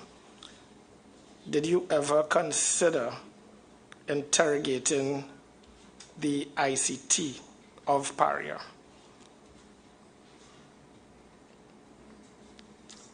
No. Okay, thank you. I'll move on from there. I heard coming to the conversation. Sorry, yes? But I'd like to see. You see, this is one of the reasons I did not go that way to interrogate them. Right? I don't know if you want to hear the reason. I don't think it's necessary. No. I mean, you didn't, and that's fine. That's fine. Okay. That's not what you were asked to do. Yeah, you told us you were asked to make a yeah. root cause analysis. Mm-hmm. That's what you've done. Yeah. I think that's all we need. Thank you. All right, good. Yeah, okay, so moving on from that. But I heard in the room conversations took you to that night. I heard in the room conversations. In the room? This room. Oh, yeah, this room. The commission, yeah? Mm-hmm. That they took you to that night and asked you. The what? The commission. Yeah. Inquiry that came out today. You with me so far? Yes, yeah, right. Okay. They asked you as an engineer if on that night you would have been able to contribute. I'm not with the question as yet. And why I brought up the ICT, it's a process that is a component of what happened on Friday that would have gotten to a probable or an attempted, rescue attempt. I would like to know, and from my experiences with root cause analysis, if at any time you would have considered the human factor or behavior of a dive supervisor and or the divers as an engineer. Well, can you really answer that? Yes. I don't have enough information to understand. But, well, where I'm going with it is a diver or dive supervisor, without the benefit of an engineering degree or the competence of a practicing engineer, he would be guided by his trade, what he understands. So, in the absence of someone like you or with your competence, a diver, hearing that there's a latent delta P or a possibility of a latent delta P event. No, just possibility of it existing in the pipeline. And this is why I'm asking you. I don't have your competence to make the distinction, and I appreciate it today. I've learned something. Mm-hmm. So again, this is why I'm driving you to a dive supervisor. Doesn't have the benefit of an engineering degree. I'm sorry, I'm really struggling to understand what you're asking him. Well, I'm not sure he's competent to answer that, though, is he? Well, you see, if you're taking into account the root cause analysis and you're looking at all the components of that existed that night, right? I mean, by virtue of you looked at the permit to work, but didn't look at the incident command system, there's a process that takes you up a quality timeline into a probable attempt. I mean, he's an expert as an engineer. Okay, I'm not sure. I'm listening. Go on, go ahead. I'm not sure he can answer it. Right, but, okay, well, I'll change it around. In a root cause analysis and or incident investigation, is it not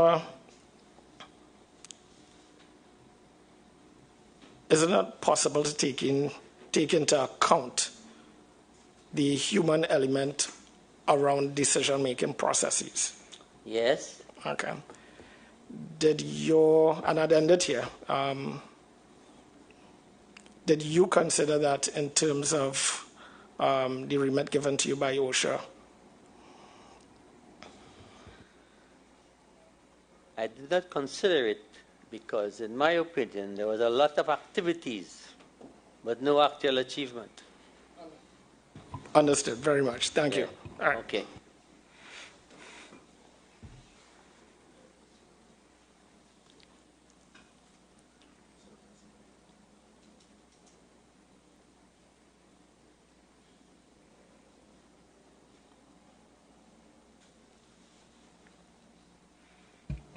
A lot of activity, but no actual achievement. Right, thank you. Yes, Mr. Mutu, did you want to ask anything arising from either questions myself or Mr. Wilson? Yes, Chairman, I wanted to ask a few questions arising out of the questions Of course. you posed and the answers elicited. Mr. Khan, very briefly, the Chairman took you to item 2.0 of the document on the screen. Mm-hmm. And you said 2.0? 2.0. Yeah. And I believe you told him you understood that to be clearing the line completely. Yes? Yes. You've already told us you are familiar with the evidence which Mr. Kazim Ali has given. We have received evidence in this inquiry from him that he only cleared not that he only cleared the line, that he took a ullage reading of 35 feet. Yes? You would agree with me that therefore, given his evidence, he could not have been of the view that he had cleared the line.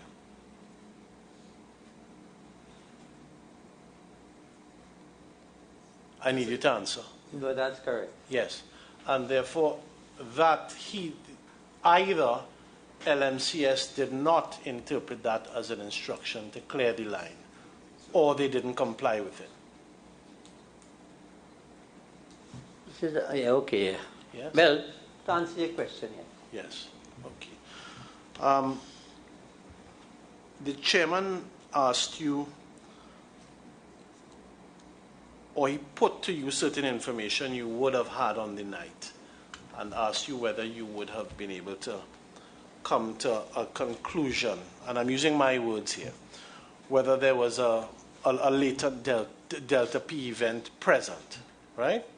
No, a latent Delta P. Yeah, okay. Yes, sorry.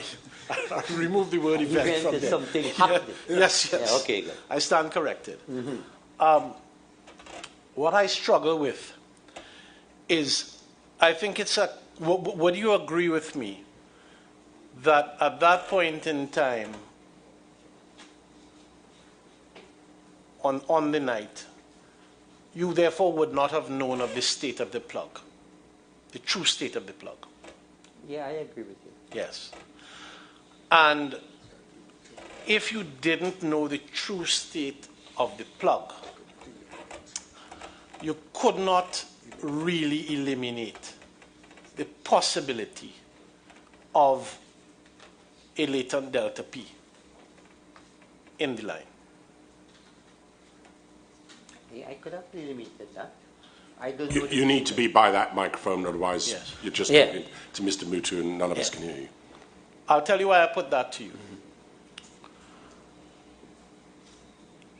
If the plug had been sucked into the pipeline, but it was only minimally deflated at that time, just marginally, is it not possible that through the violent delta P, the plug itself could have been lodged in that line in a fairly disfigured condition, but still reasonably inflated, to have created an area of differential pressure? Not possible. Not possible.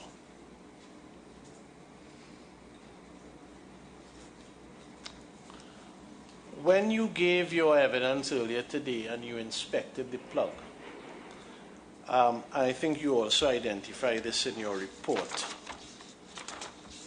You acknowledge that, I think it's in photograph 3 to your report. You acknowledge. Photograph 3? Yes, I think so. We have a notation to photograph 3. Struggling to, yes. Page 1408. Right, it's on page 20.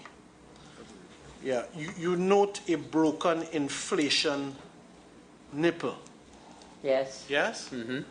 Is it not possible that if that nipple is broken or defective or in some way not functioning properly, that the inflatable plug on the night in question could have still been in the pipe but inflated to a substantial degree?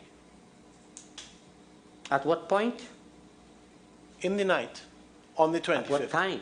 After the event. After the event? Yes. So in other words, the plug is removed. The mechanical plug is removed. Well, mechanical plug is removed. Mm-hmm. We know that the inflatable plug has been sucked into the line. Mm-hmm. Well, is it your evidence that once the mechanical plug was removed, if the inflatable plug was entirely intact, it would have been sucked into the line? No. Okay, good. I didn't think that was your evidence. So what I'm suggesting to you, therefore, is it not possible that the inflatable plug on the night, remember we're on the night in question, nobody has seen the plug. Nobody's seen after it. The incident, after the accident. The incident occurs. Well, let me take you through it step by step. What we do know is that the plug was sucked into the line. Would you accept from me we don't know the condition of the inflatable plug on the night of the 25th of February? We just don't know the condition of it. When you say condition, can you be a little more We don't precise? know the physical condition of the plug. What? Inflated, partially inflated, yes, as deflated? to whether it's, right. as to the extent to which it has been deflated. We don't know it. We don't know. Good. And therefore, you accept it could have been minimally deflated. I wouldn't accept minimal. It was deflated to an extent that it can negotiate around an elbow. But didn't you tell us early on in your evidence that you actually did not, want to be fair to you, that you wouldn't have known the rate of deflation? Of course, I would have known the rate of deflation. Right. And you didn't, my note is you didn't compute that. So if you didn't compute it and you wouldn't have known it, I'm suggesting to you that you wouldn't have been in a position to theorize properly about the state of deflation that the plug was in on the night of the 25th of February. And that to do so would have been a matter of pure speculation. I would have known for sure that the plug is deflated to an extent that it can travel through the line. And negotiate an elbow. Can I ask you, when you were given this plug, weren't you? Yes. Have you ever traced where the nipple is? I asked for the nipple. Yes. But they said they couldn't find it. They couldn't find it, right. Because I took that plug from Bird 6 platform itself. Right. So I looked at the plug there. Right. And was there a nipple then? No. No. Where the nipple should go is a hole. It's a threaded hole. It's a threaded hole where you screw the nipple in. Isn't it?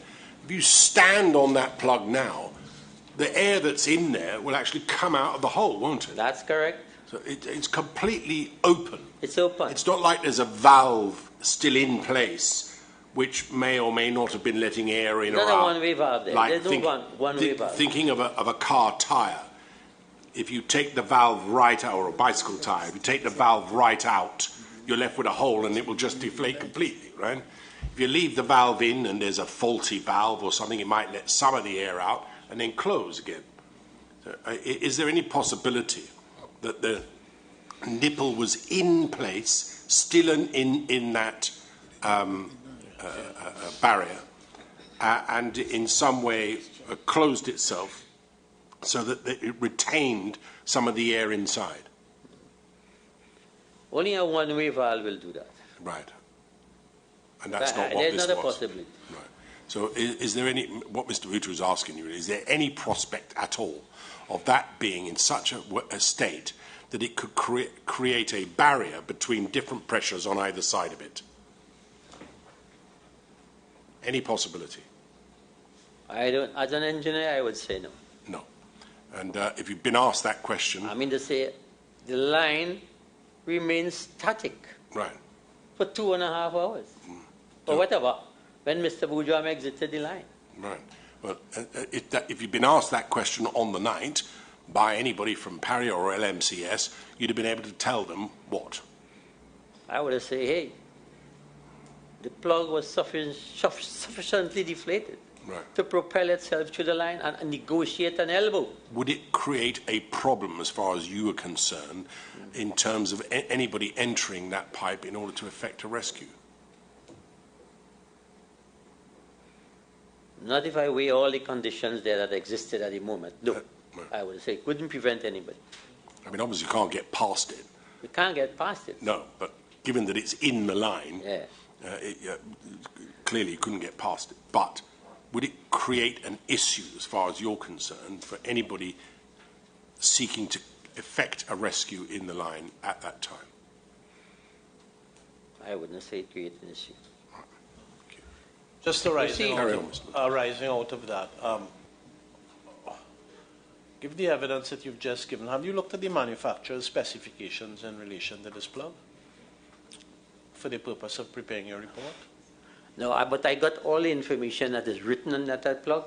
That was sufficient for me to make a judgment on the plug. So for your purposes, what the manufacturer's specifications are as to how the plug is to operate, how it's to be inflated, what its properties are, all of those things were of no importance to you for the purpose of making your assessment? All those things are important, but I said enough information was written on that plug to give me enough guidance with respect to the limitations of the plug, the size, the pressure, everything, the back pressure, everything is on that plug. Right. One last question, one last group of questions arising out of that. You told the chairman when you were conducting a physical inspection of the plug. Today? Yes. Yeah. That one of the rings, well, I'm using the word rings, but one of the rings on the top of the plug was missing. You recall that? Yes. Right. Did you, and those rings are to be anchored to something, isn't that right? For the purpose of stabilizing the plug. That's correct. Yes. And I think your evidence was, well, it's supposed to be anchored at 3 points, isn't that right? Well, their facility there for 3 points of tethering there. Yes. And you wouldn't. And those 3 points there, right, from an engineering point of view, is to ensure if you let it down the plug down a line, right, it will stay vertical. Right. So you wouldn't have any problems when you insert the plug into the line in a vertical position. I hear what you say, but would it surprise you to know that the manufacturer says that you are to use multiple points of contact on the plug in order to spread the back pressure or to test pressure forces? Would that surprise you? No. So in other words, the manufacturer considers that those anchors are important to deal with back pressure. Back pressure. Yet, on the back of that plug had the 3 plugs, had the 3 attachment points. So as far as any restraint on the back of the plug was okay. No, I'm not talking, but there was no restraint. We know that there was no restraint on the back of the plug, don't we? That's correct. Right, and we know that there was supposed to be restraint at the top of the plug, don't we? Restraint on the top of the plug? Yes, for removal purposes. Well, when you're removing it. When you're removing it, Don't you attach it you're supposed to attach it from the 3 anchor points? Well, that is the way they recommend it. Yeah, and that's the way you would recommend it, wouldn't it? Yeah, of course, to make it an easier proposition to pull out because you wouldn't have an imbalance in the vertical axis. Well, I'm dealing with the question of pressure at the moment. Do you know what is the cable strength required to be applied for the purpose of securing the plug for removal? You have any information about that? No. Did you consider it? No, I didn't consider it. Do you think that with the appropriate cable strength, or that in principle you could have a cable secured at 3 points to that plug to prevent the plug being pulled in a delta P event? Well, that in that event. No. Just answer my question. Yes. Do you accept Raise that question again? That you could have utilized the cable at the 3 anchor points to prevent the plug being pulled into the pipeline in the event of a delta P event? Yes, but where would you attach the cable? Well, that's a separate question. Yeah. But you accept that. And you accept, well, you just accepted. I'm not going to go over it. You just accepted that. But there was no attachment point. For the purpose of removal. And, if there was no attachment point, no attachment point to anchor. The responsibility. Because on top of that plug was the mechanical plug. And you have to remove the mechanical plug, so there you break the attachment. Okay, Mr. Khan. You remove the mechanical plug. You set it aside. You now have the inflatable plug fully inflated. It is operational. Yes. At that time. There is no delta P event at that time because the inflatable plug is functional. Was holding. Right. But in order to remove the inflatable plug, you need to attach the anchors to remove it.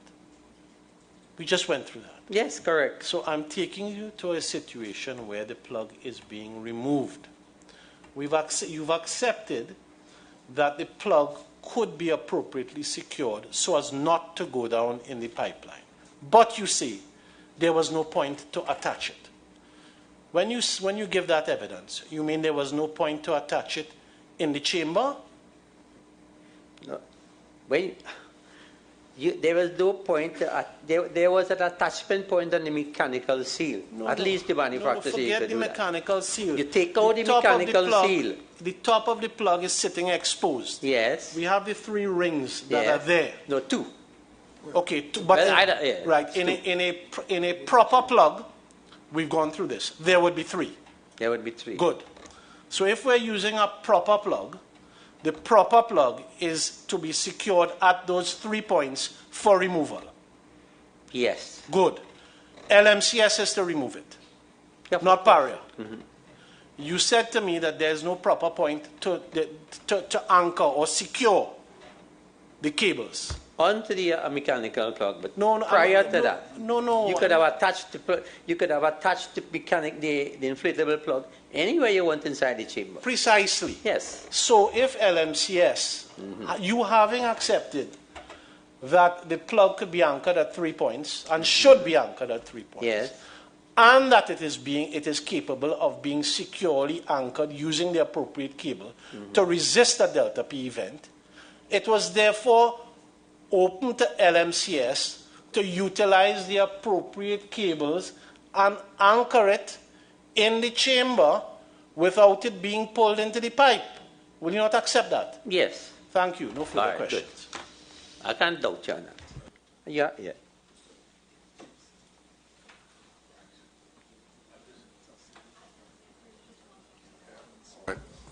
Please.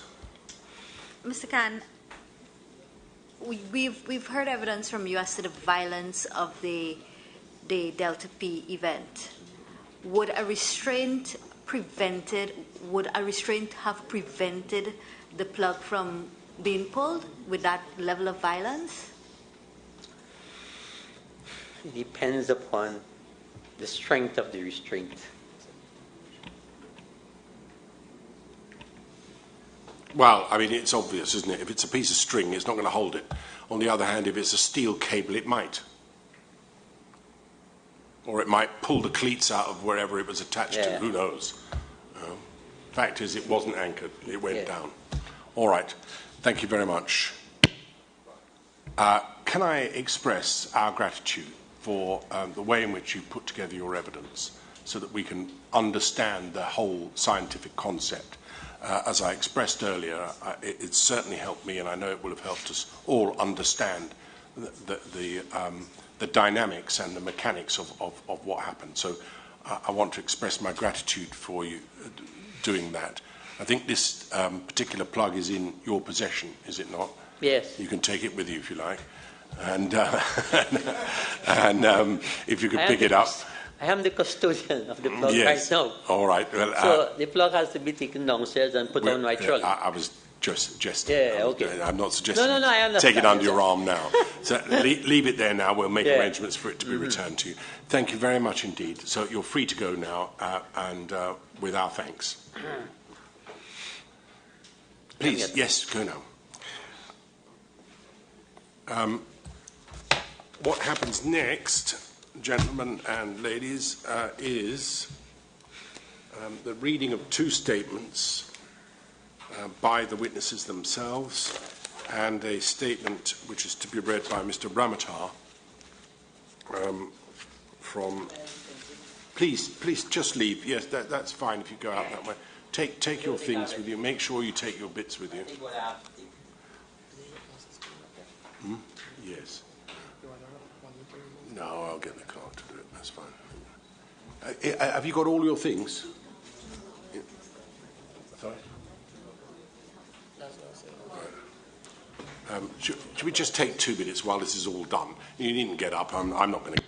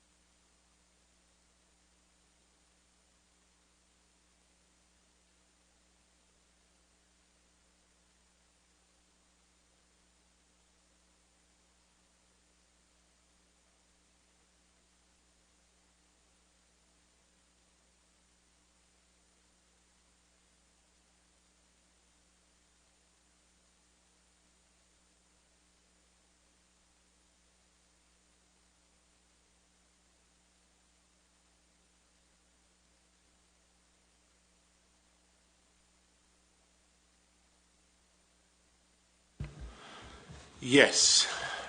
Can we resume then, please?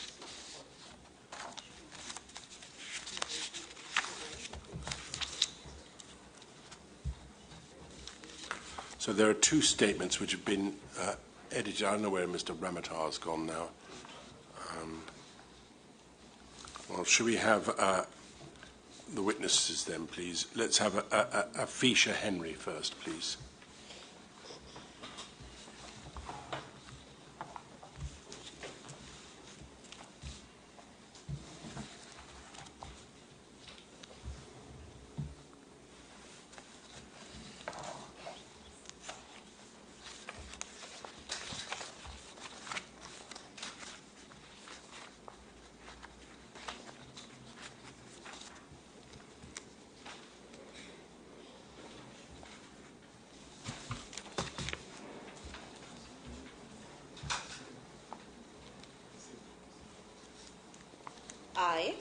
I, Fisher Henry, solemnly swear that the evidence I shall give to this commission in this case shall be the truth, the whole truth, and nothing but the truth. Now, please take a seat. Make yourself comfortable. Bring that microphone a little towards you, that's it. And first of all, let me say thank you for coming. Sure. I know this is not easy for anybody. Take your time. If you need to take a break, you just pause. Right? No one mind. All right, you take a pause. If you need to stop for any reason, you stop, take stock, and then carry on. All right. Sure. I've received yesterday your handwritten statement. It's quite long, and I have taken the liberty to remove those parts which are not either admissible or are repetitive. All right. Okay. But I think you've got a copy that has that redaction from it already? Sure, yeah. All right, good. Well, you take your time, as I say, and you tell us what you have to say, all right? Okay. My name is Afisha Henry, and I'm the sister of Yusuf Henry. On the 25th of February, 2022, I remember receiving a phone call around 4:45 p.m. from my brother's friend that she called Yusuf's phone and someone by the name of Dexter answered. He immediately said that Yusuf and 4 other divers were working underwater since about 2:45 p.m. and have not yet surfaced, and they seem to be stuck under there. I then took it upon myself and mustered every bit of courage to personally call Yusuf's phone to now get first-hand information from Dexter. I spoke with Mr. Dexter, which he did confirm that the information I received were in fact truth. I kept asking him how. He really didn't have any additional information or explanation for me. He just kept saying something happened, and they believe the guys are stuck in a pipeline. I wasted no time at all gathering my parents to get to that location. Mr. Dexter then gave me a contact number to call for directions to Paria's car park. I was given Mr. Monroe's number. He was said to be the captain of the boat.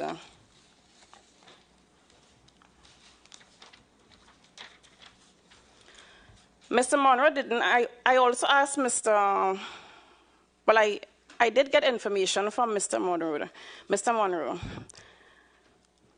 But instead offered words of encouragement, and he also gave directions to Paria's compound. I remember asking him if he think those guys' air supply would last this long. He replied, I can't be certain. It all depends on the diver's ability.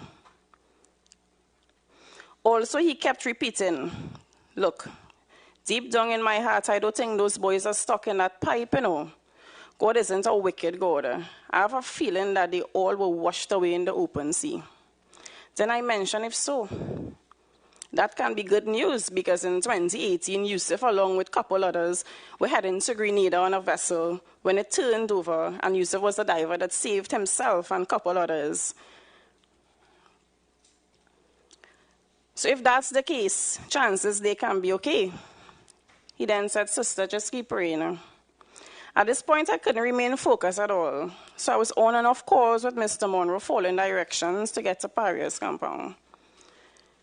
We were all coming from the far east, Sangre Grande, which took us up to about 3 hours after being lost and redirected by police officers that were conducting a road exercise. At around 8:10 p.m., we arrived at Paria's compound. I didn't notice anyone present there, but very little movements of vehicles going in and out of the car park. I approached the guard booth and spoke with a female security officer. I shared with her the information I learned, and then I asked her if she knew anything additional. She said, yes, I know about the incidents that happened earlier, but nothing beyond what you mentioned. I then asked permission to enter beyond the main entrance to gather information, but my request was denied by her. She stated that beyond here is unauthorized to anyone that doesn't obtain an identification from their respective companies. Also, you must be escorted in from this point, so no, I can't permit you to enter.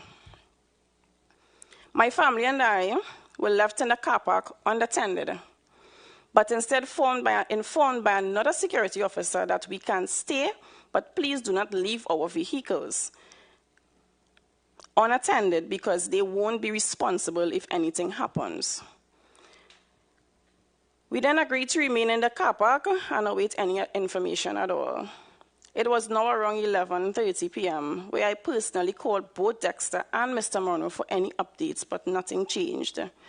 Around midnight, Mr. Monroe called me now saying that Paria sent in something called a robot, which has a camera attached to it to give them video footage from inside the pipeline. Shortly after another call, they both told me that that was a fail and it didn't work. We were still there waiting. Multiple hours has gone and still no one with clarification as to what's going on. Ever so often my mother would cry so hysterically loud. I'm certain persons a mile away could have heard her. My mom, my dad and my stepdad, also Yusuf's friend, and I all shared a wooden bench and the one vehicle we came with in the car park, so we don't miss the opportunity to speak with someone with information or at least victorious news. It's now around 2 a.m. and the rain just kept getting heavier.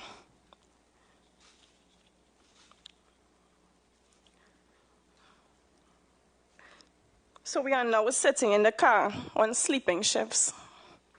Still no movements of persons or vehicles at all to assist us. At around 3:09 a.m. or so, I saw a vehicle entering the car park. I immediately approached it. Two men introduced themselves as LMCS workers. Minutes after, another vehicle entered the compound, and the guy introduced himself as Nicholas Kurban. Nicholas then informed us that he was on the site and the guys are really, in fact, in the pipeline and still have not been rescued. He also said that he was the one that called for backup help from his brother, Michael Kurban, and up to now, they won't let anyone rescue the men. They are purposely taking their time, like they want the men to die in there. I asked who? He said Paria officials won't issue a permit to allow the divers or LMCS to go in to do a rescue for the men. He emotionally expressed that his brother is the one of the best divers that night on the site and have been begging to get up and go in and been constantly turned down by a very unpleasant woman on site.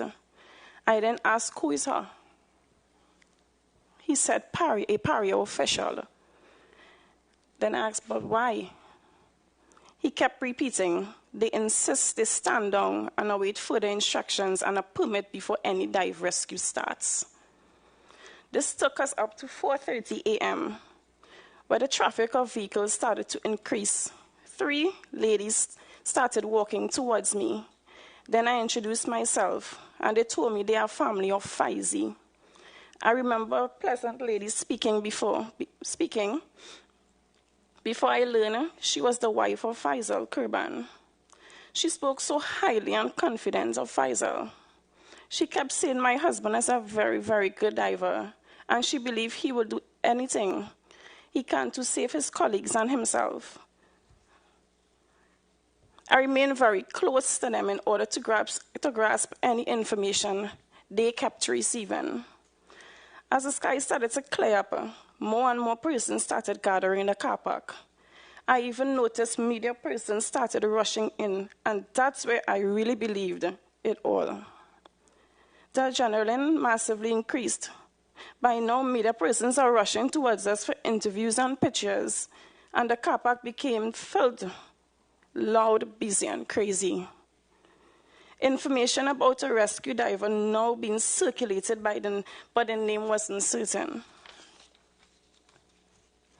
Around 9 a.m., my family and I was introduced to Mr. Kazim Ali Sr. and his wife, Catherine Ali. This is where the rumor of a rescue diver was confirmed to us, but unfortunately, the other 4 are still stuck in the pipe. Learning that Yusuf were one of the men stuck sent my parents into a further state of emotion. Mr. Kazim informed us that he been and still trying to convince Paria officials to allow him a chance to have his diving team perform a rescue, but are being told no each time. He expressed it's been hours he begging Paria officials to accept his request because his only son, too, is also one of the men in the pipe. Mr. Kazim reassured us he's not giving up. He will continue to exhaust and explore every attempt to convince Paria his team can perform this rescue. He asked us all to bear with him, but made it absolutely clear he has enough men, equipment, and a perfect plan. Paria is the keepback before his visit came to an end.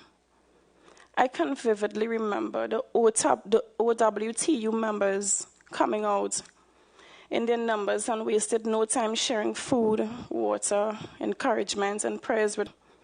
They even began protesting at the main gate, still begging the security guards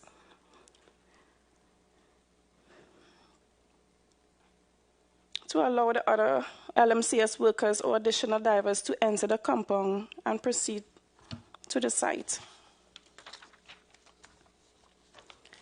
It's about lunchtime and still no one from Paria came to update us all. Information kept circulating about knocking on the pipe from the inside, which really lifted us all that there was proof of life.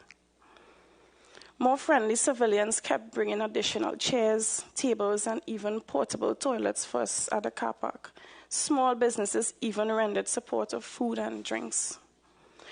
Shortly after lunch, we were greeted by a security guard wearing a different uniform saying they were instructed by Paria official to escort the family of the divers to join in at a secured location that they would be conducting a meeting. Based on how they delivered that message, everyone was annoyed and very reluctant. They spent about 10 minutes trying to convince us to attend the meeting.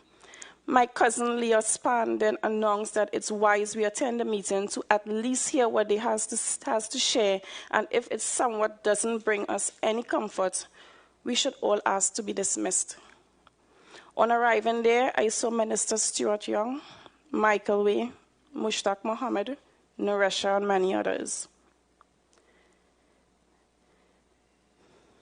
There were a ton of armed, plainclothes police officers too. They prepared a seating room for the families. Mr. Young took control of that meeting.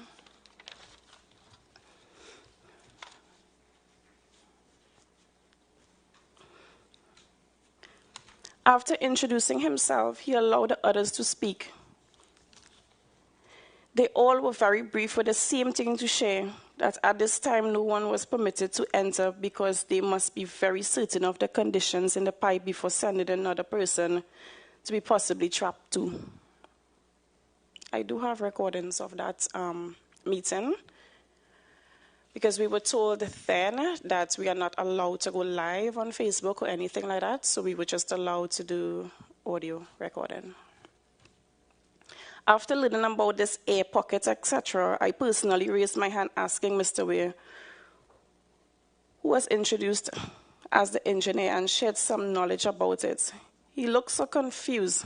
I couldn't answer the question. I remember shouting at him, "You didn't know anything about this pipeline, etc." Everyone was so outraged that they called us here. It seems to be nothing but Paria buying themselves some time. It felt like a total distraction. During the meeting, a clipboard was passed around to provide them with a contact for each family member to be provided with additional information. Mr. Mushtaq just kept smiling. He then gave his speech that a rescue plan is being prepared at this time, and there are men working very hard to leave no stone unturned. There he captured my attention, that there is a rescue around the corner.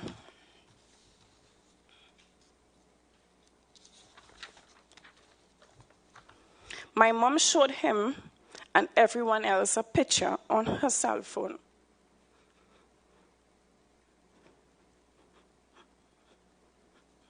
This is a picture of my two sons that I recently buried. The first one died on 13th December 2021, and the second on the 29th of December 2021. Please, I beg of you, I can't afford to bury a third. Mr. Mushtaq reassured her that the guys would be rescued because they have and still requesting some of the best technology to assist the rescue. Mr. Young then expressed that he just got off a very lengthy flight and not even Paria officials knew he was about to attend this meeting. So he advised us that the guys at Paria are working to please be patient. Narisha announced that Paria is offering counseling for those interested. And she promised to create a group chat on WhatsApp for updates with respect to the rescue. In conclusion, Mr. Mushtaq did urge us to be patient. They are working around the clock, but it must be done in stages. Tons of questions came from family members, and Mr. Mushtaq just kept smiling. Mr. Wee weren't very vocal, in my opinion. Guilt was written all over his face. But of course, everyone left there even more annoyed than we arrived due to the fact that Paria official called us here to give us what? A little bit of AC and a room temperature bottled water. Because little to no information was shared. I felt like they could have sent that message with a security guard. So we left the conference room, and my mom held on to that promise from Mr. Mushtaq that they would get the men out. On returning to the car park, I shared my contact with Salisha Kurban and a few others because my family and I wanted to return home to shower, etc. I kept asking if anything changed and still nothing. About 8 p.m., Paria official Narisha added me to a WhatsApp group stating that they have started the rescue mission and it would be conducted and carried out in 3 stages. Stage 1 has just commenced and will update us here as the information reaches her. I waited all night, but not another message was sent from Narisha. Around 8:10 a.m. Sunday morning, that's the 27th of February, that stage 1 has failed, and they were unable to move on to stage 2. A machinery part broke, causing them to abort the mission. She then asked us for our email address to send additional information there. I became absolutely annoyed and responded with a very ugly message. That email and WhatsApp ain't very different. Why can't you just send the stuff here? Which Narisha never responded to.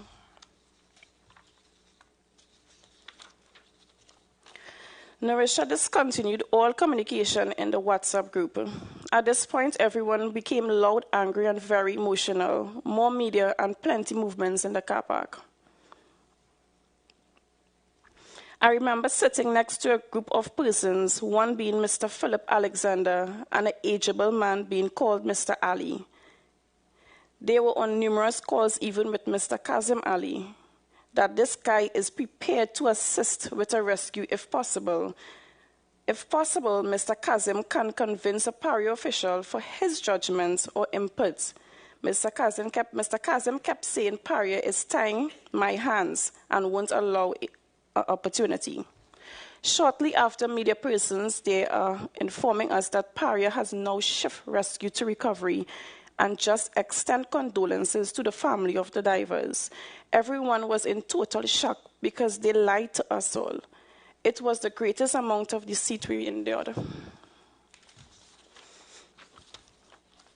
It's about 5:30 p.m. when Mr. Philip Alexander and Mr. Abdullah prepared an area in the car park, inviting media persons with adequate camera footage to join in. He's about to go live. Michael Kurban joined in as he informed the public and everyone in the car park who made the shift from rescue to recovery. He expressed that it was Mr. Piper that stopped all diving since Friday and never signed a permit to allow LMCS or any other company to perform a rescue or even try. Mr. Piper even demanded to close the opening of the pipe.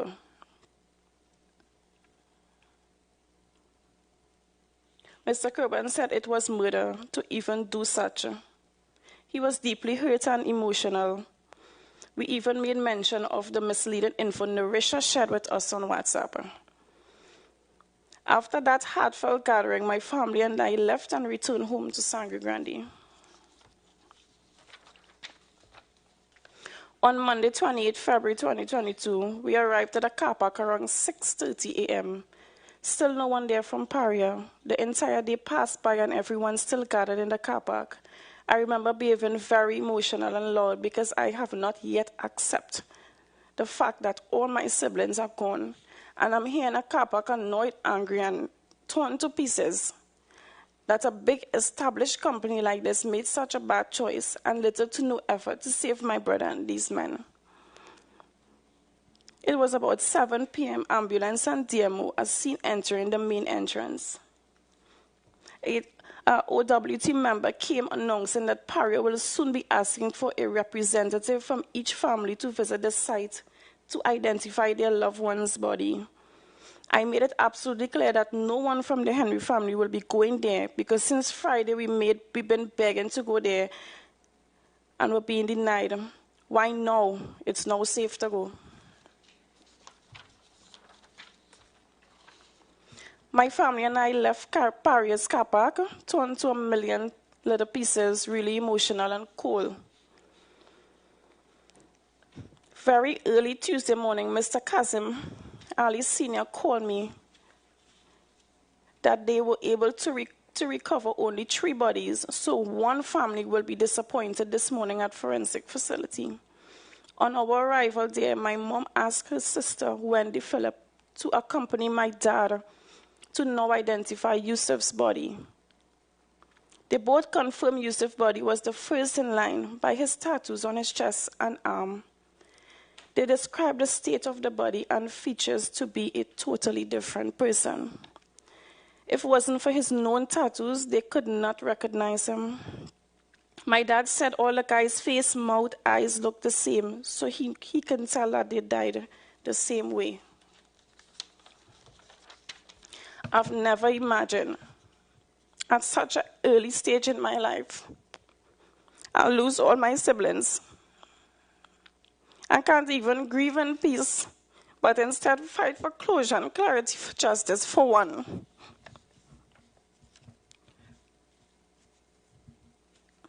This pain won't leave me.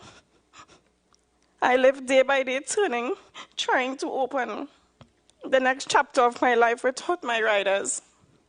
That's my brothers. It's one of the hardest things I've ever been faced with. I've sat here at this inquiry for a number of hearings and witnessed person laughing while sitting here telling obvious lies, and I can't express how much this has added to my depression.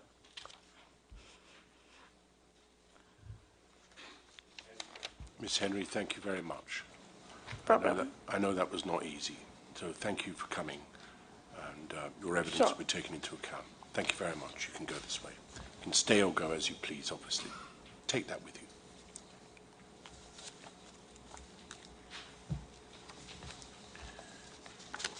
Maharaj, I believe the next witness is Miss Nicole Greenidge.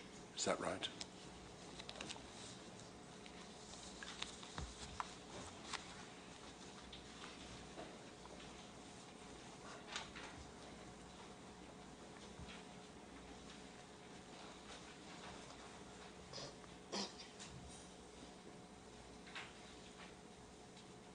Come this way, Miss Greenidge. Be careful.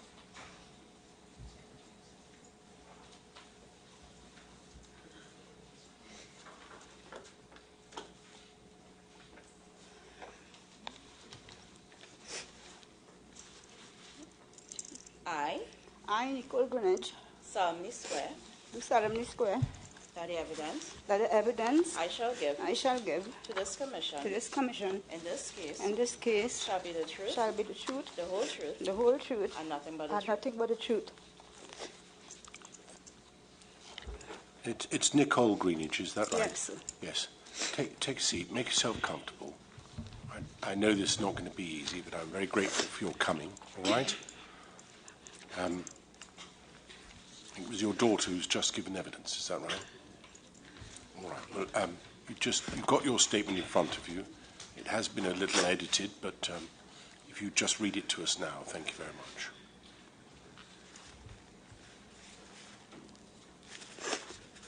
My name is Nicole Greenwich. I am the mother of the late Yusuf Henry. Yusuf was the dedicated and hard-working father of four, Aliyah, Isaiah, Tamaya, and Tariq Henry. Yusuf was a diver and became employed by LMCS from the latter part of 2018 to the 25th of February 2022. Yusuf was vibrant, determined, funny, and had a passion for the sea. He was whom one would describe as the life of the party.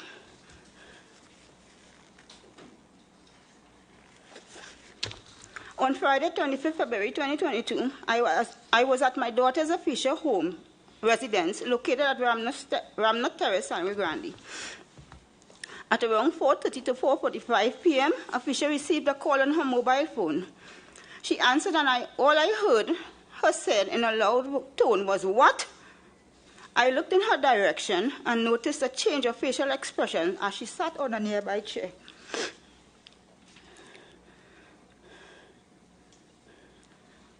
I quickly walked up to Afisha and asked what was happening while she was still having a conversation with the caller. Afisha showed me a sign to wait as I stood in front of her. Afisha then told the caller that she would call back in a bit, and in a very low tone said to me, "Ma, sit." I asked what was happening, and my daughter repeated, "Sit down, Ma." By this time, before actually hearing anything from Afisha, my eyes were already welled with tears.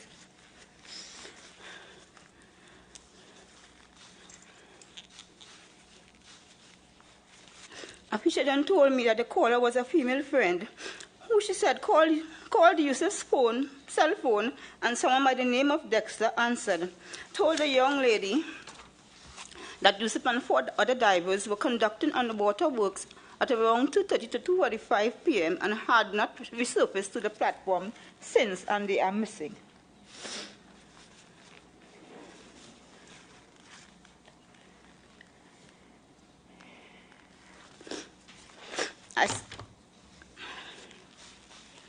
I kept staring at my daughter in disbelief as the tears freely flowed down my cheeks.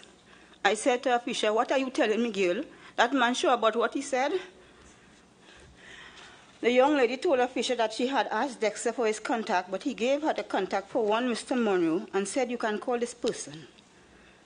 Afisha asked the young lady for the number she received and quickly got off the phone with her to call Mr. Monroe. The first and second call, I believe, went unanswered, and in her third attempt, Mr. Monroe answered. Afisha introduced herself, and Mr. Monroe told her that he was the captain. Afisha asked Mr. Monroe what was taking place at the moment, and he said that there isn't much information he can give her, but he heard that Yusuf and other divers were sucked into a pipeline while executing works. Mr. Monroe said that he will keep us informed as soon as he learns more, and hung up. Afisha called her father, Joseph Henry, to inform him of what we were told, and I called my common-law husband to do the same. When my husband answered his phone, I hysterically asked him where he was. He said that he was on his way home. I urged him to hurry and that something had happened to Yusuf and four other divers, and I need to get to Paria's compound as soon as possible. My husband and my children's father, Joseph Henry, arrived at almost the same time at around 5:45 p.m.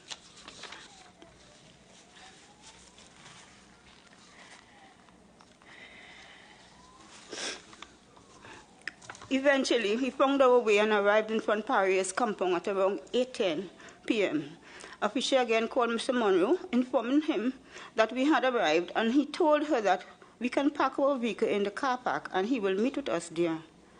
The security allowed us entry into the car park, where we noticed Yusuf's vehicle along with a few other vehicles.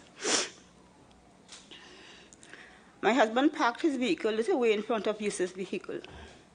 We all got out of the vehicle and started walking around the car park.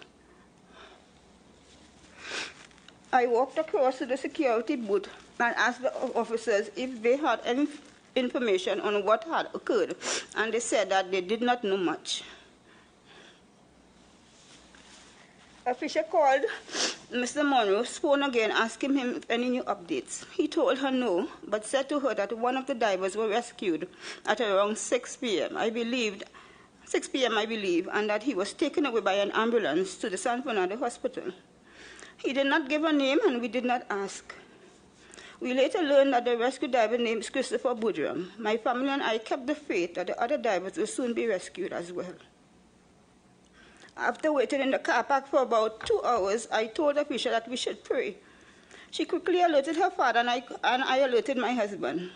We all got into the vehicle, held hands, and individually said a prayer for Yusuf and the other 3 divers' safe return.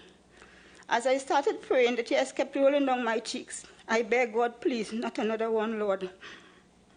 Please, not Yusuf. Please, not Yusuf too, God. We already lost 2 in December, 16 days apart, God. No, no, no, Lord, not another one. I felt so scared and confused.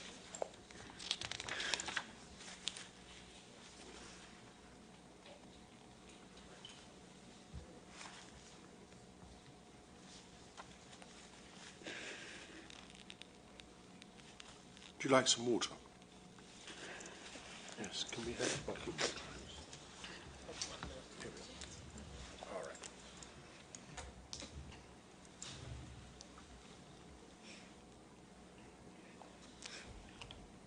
You all right?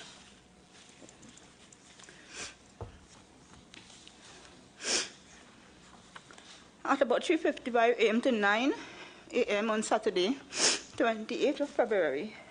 I think that's 26th to 4. of February. That's from 3:35 to 4 on Saturday, Yes. is it? Yes. I noticed vehicles entering the car park one by one, with some of the vehicles leaving in less than a minute and a few parking in available spaces. Around 4:15 on Saturday morning, I noticed people walking in the car park. I then noticed my daughter talking to 3 females, if I'm remembering correctly. I remember walking over to where they were and soon learned that one of the women was the wife of Faisal Kurban. We introduced ourselves, shook hands, and Salisha Kurban, the wife of Faisal Kurban, started interacting with us. She referred to her husband as Faizi. More hours had passed by, and by this time, more people had entered the car park. Everyone interacted with each other, speculating and hoping for the best.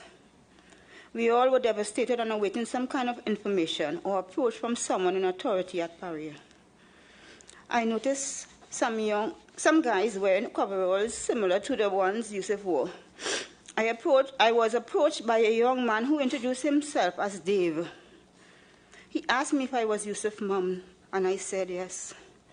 He looked at me in almost teary eyes and said, "Oh gosh, Mom, oh gosh. Yusuf is a good one. He is a real boy."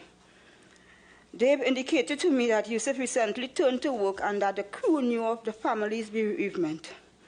Dave hugged me and said, "Moms, don't worry too much. Yusuf is a fighter, and anybody to come out of that pipeline next will be Yusuf." He then walked away.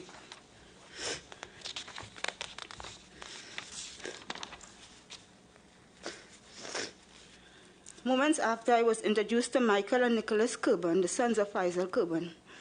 I understand that they were awaiting permits to enter into Paria's compound to render any assistance necessary. As far as I knew, they never got those permits. Not too long after, I met with Vanessa Kassim, the wife of Rishi Nagasa. She came up to where I was standing, asked who we concerned. We introduced ourselves and hugged tightly as if we knew each other. Vanessa also met with Afisha Joseph and my husband. Frustration started mounting. Members of the Oilfield Workers Trade Union arrived, media personnel, and other caring citizens. People brought in foodstuffs and water for the families. The families expressed gratitude for breakfast and water to drink, as we were in the car park for quite some time with no water, no food, no toilet facilities, and no information on what was happening that Saturday morning. I met with Mr. Kazim Ali Sr. in the car park at approximately 10 to 10:30 on Saturday. He informed me that his son Kazim Jr. was also in the pipeline and that he was trying all he can to get some assistance, but authorized personnel were not too cooperative in speedy actions that was desperately needed. He apologized and then proceeded that it was a busy morning for him. It could have been around 12:30 p.m. at the time when the families of the divers were approached by a security officer who gave his name as Colin Rodney, I believed. Mr. Rodney informed us, the families, that officials at Paria wanted to meet with us at the Gulf Coast to have a meeting to inform us on what was taking place. And if agreed, we will be escorted to the venue. We all told Mr. Rodney that if we were to attend, we will in fact record everything being said at that meeting.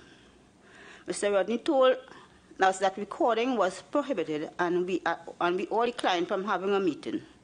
Mr. Rodney then made a phone call and told us that recording will be allowed but no live streaming. We accepted and were escorted to the venue by security. At Paria's Gulf Coast, we were directed to a room where we met with Minister Stuart Young, Mr. Mushtaq Mohammed, Mr. Michael Way, and I believe a young lady by the name of Nourisha, who was the communications officer. There were a few other people in the room, but I paid no attention to them. Minister Young welcomed the families and expressed his regrets for what had occurred with the divers.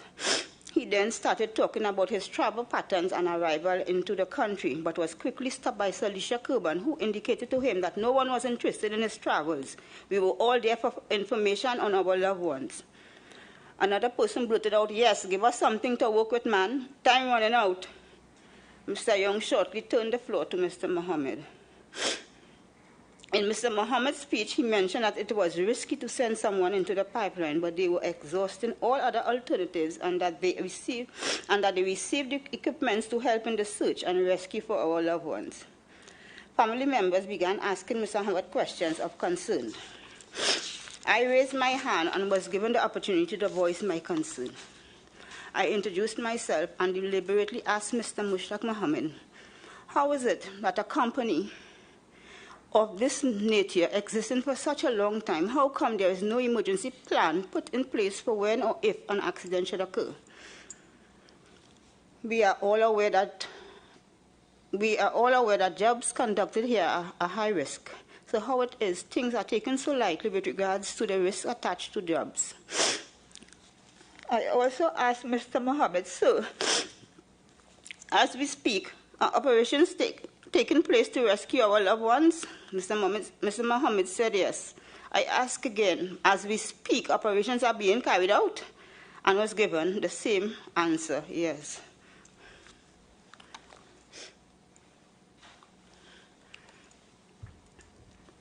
Someone asked a question and Mr. Mushtaq Mohammed laughed.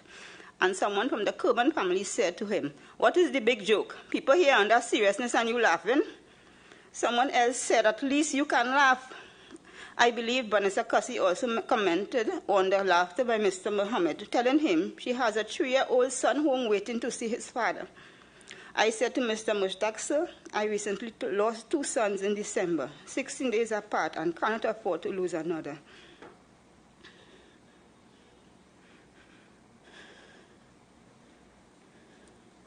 Mr. Michael Way then came on to speak, but he too did not make sense at all. He stood there lamented about engineering like if he was given a quick course. Joseph Henry, I believe, told Mr. Way that we wanted action, not talk.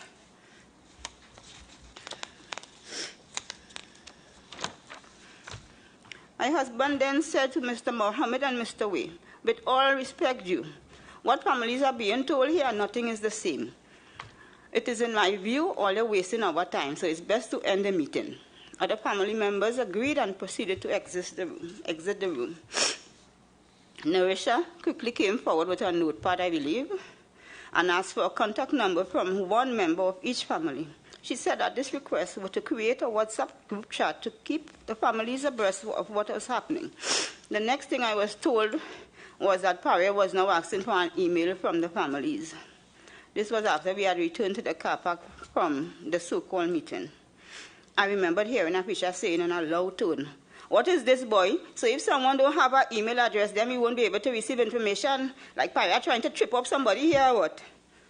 Other families also expressed their disapproval. At around 3:30 to 4 p.m., my family and I left up the car park and headed to San Grande. At around 7:50 to 8 p.m. on Saturday night, my daughter received text message Nerissa, I think, telling her about what was happening around that time. Official asked Nerissa how long they got with the rescue and if any other diver were rescued, and Nerissa said to official, nothing yet. The rescue team is awaiting a permit to commence a rescue and that the procedure will be done in 3 parts. I blurted out profanities and said, but that is not what we were told in the meeting by Mushtaq.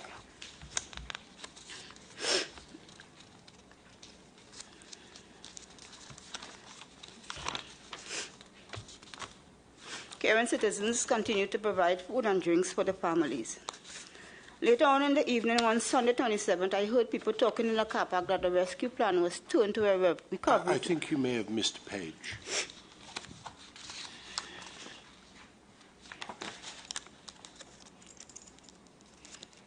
That's all right. Just take your time. All right. It finished on the previous page. When you told us that we were told in the meeting by Mr. Mushtaq. Yes, that's not what. So Paria taking us for clowns then. As far as I was aware, is that we were fed lies. I broke down in tears, saying, "Well, those divers' chance of survival now gone to our next level." On Sunday, 27 February, my family and I arrived at Paria's car park around 7:45 a.m. As I got out of the vehicle, I heard a voice said, "Look, the lady reached," and was quickly approached by Mr. Eon Allen. Mr. Allen said, "Good morning, ma'am," and I answered. He went on to say, "Come with me quickly, miss," and alerted the man holding a camera to come along. Mr. Allen said to me, "Ma'am, I just want to ask you a couple questions." He first asked me to introduce myself and state the name of my family that was in the pipeline and his relation to me. I did so. Mr. Allen then asked, "Ma'am, is it true that you recently lost 2 sons?" My eyes immediately welled with tears, and I shook my head in a motion to indicate yes. Mr. Allen then turned to the cameraman and said, "Trinidad and Tobago, we are here live at Paria car park, and this mother recently lost 2 sons in December, and by the look of things, possibly a 3rd. I could not contain my tears at that point and broke down once more. As I walked away, I noticed portable toilets were placed in the car park. Caring citizens continued to provide food and drinks for the families. Later in the evening on Sunday 27th, I heard people talking in the car park that the rescue plan was turned to a recovery plan by Paria. Voices became loud and it was difficult to hear properly what one was saying. Everyone was voicing their opinion all at once. I walked over to the vehicle, opened the door, and sat in the front passenger seat, leaving the door open. Again, I broke down in tears. I then felt a little hand on me and realized that it was my granddaughter, Aliyah Henry. Aliyah said to me, "Nana, don't cry now. My daddy real strong and he will come out just now. Wait and you'll see." She sounded so sure and hopeful. I just shook my head and hugged her. A short while after, my daughter told me that she had received a call from Nerissa inviting us to a room in the golf course area with seating and air conditioning. Official said she asked Nerissa, "To me, you all created a group chat. How come this is an individual call?" And Nerissa said to her that she had called the other families and offered the same. Official then said to Nerissa, "Well, I think we should have been contacted all at once in the group chat." Official said she also told Nerissa that she will have to decline because she's not making any decisions without her parents. And also, there are a lot of families who came in support and she's not about to just move away from them. Official also made sure to remind Nerissa that since Friday, 25 families were left in the car park with no source of comfort and goodbye. Nerissa said to Official that she understood and hung up. My family and I left Paria's car park around 10:30 on Sunday night.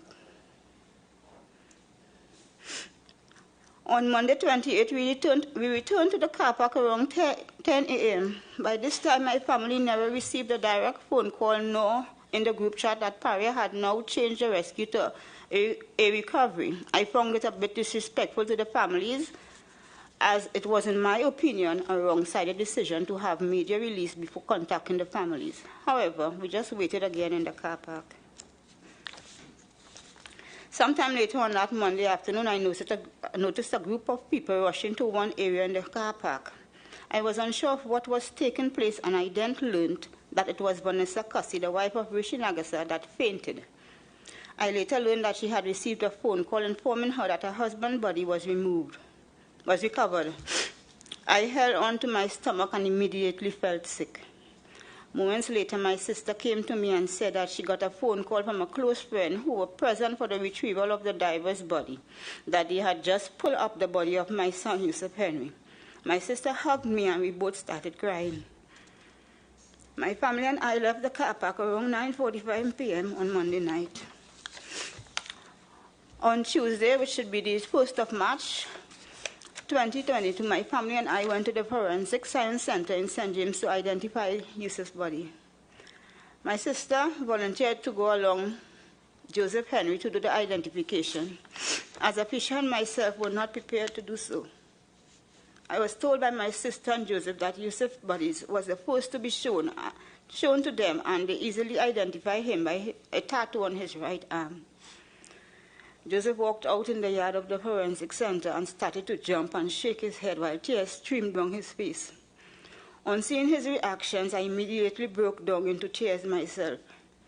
Joseph was interviewed by a media personnel, and a short while after, we headed to Sangre Grande. On Wednesday afternoon, I believe I heard on the news that the last body was retrieved. Yes. Well, look, thank you very much indeed for coming. I know that that was not easy for you, but I appreciate what you've done, and you can be assured that we will take it into account, all right? So please feel free to go and take a seat. The final piece of evidence at this inquiry will be the reading of the statement of Elia Henry. She is the daughter of Yusuf Henry, and it was received by this Commission of Inquiry on the 5th of January of this year. She is 11 years old, and I have permitted her statement to be read by Mr. Ramadan. Would you do that now, please? Thank you very much, sir. On behalf of Elia Henry, I'm 11 years old. I was born on the 28th of July, 2011. My mother's name is Tia Gopal and my father's name is Yusuf Henry. I have known my father, Yusuf Henry, all of my life. He was a great dad to me and loved me unconditionally. He always supported me in everything together with my mom, Tia Gopal. I remember him singing happy birthday for my 10th birthday, and I can't stop watching the video just to see my dad's face and his smile. He stood with me when my grandmother Mary died in 2021. Also during Christmas time, he bought gifts for me. He always was in contact with me, giving me all the courage and strength that I needed and support I needed. When I got word of my father stuck in a pipe at Paria on the 25th February 2022, I froze to know that, but I prayed and prayed that my father and his friends will be safe. I went down to Paria with my mother and other family members, praying for a miracle for my father and his friends. However, same didn't happen. I later received news that my father, Yusuf Henry, died in the pipeline. I will never get over this horrific death of my father. He didn't deserve that death. Every day I wake up is like I'm living a nightmare that my father is no longer with me. And I love him so much that every single day that passes, I miss him. I remember all the nice times we shared. I write SEA this year, and I don't know how I'm going to do it without my dad's support. I will never ever forget him, and most of all, I will always remember how tragic his death was. Daddy, I miss you dearly, and I know one day you'll be united again. You will always be my hero. Justice will be served by the Commission. Thank you very much, sir. Yes, thank you. That brings the evidence at this inquiry to an end, with the one caveat that in due course we will be inspecting the hyperbaric chamber that was used as the habitat to effect these works. So the evidence is at an end now. there are one or two documents I think we've still asked for which may yet arrive. If that happens, then all well and good, and we'll take it into account. Otherwise, that's it. Tomorrow we'll sit at 11 o'clock with the first address to this commission from Mr. Ramadar. Two others, yes. Out of an abundance of caution, is an unavoidable issue you have to deal with, a personal matter in the morning. I expect to be here by 11, but I've taken the liberty, and I bring it to your attention and your permission. In the event that something goes wrong and I'm a bit late, my friend, Ms. Alfonso, would be ready and available to go first. But I intend to be here, but I just wanted to put that on caution. Well, that's all right as far as I'm concerned. Thank you. Provided Ms. Nairi Alfonso is content with that course. But could you make sure you alert somebody here so that I know that before we start? Absolutely, sir. My colleagues will be here. Thank you so much. All right. Thank you very much. All right. That's how we'll commence tomorrow. As I say, it's an administrative matter that I have to deal with up until 11 o'clock. So we're adjourned now. We will hear addresses tomorrow. Thank you very much. You can grab your papers. I'll get up in a moment. I'll just grab all my papers.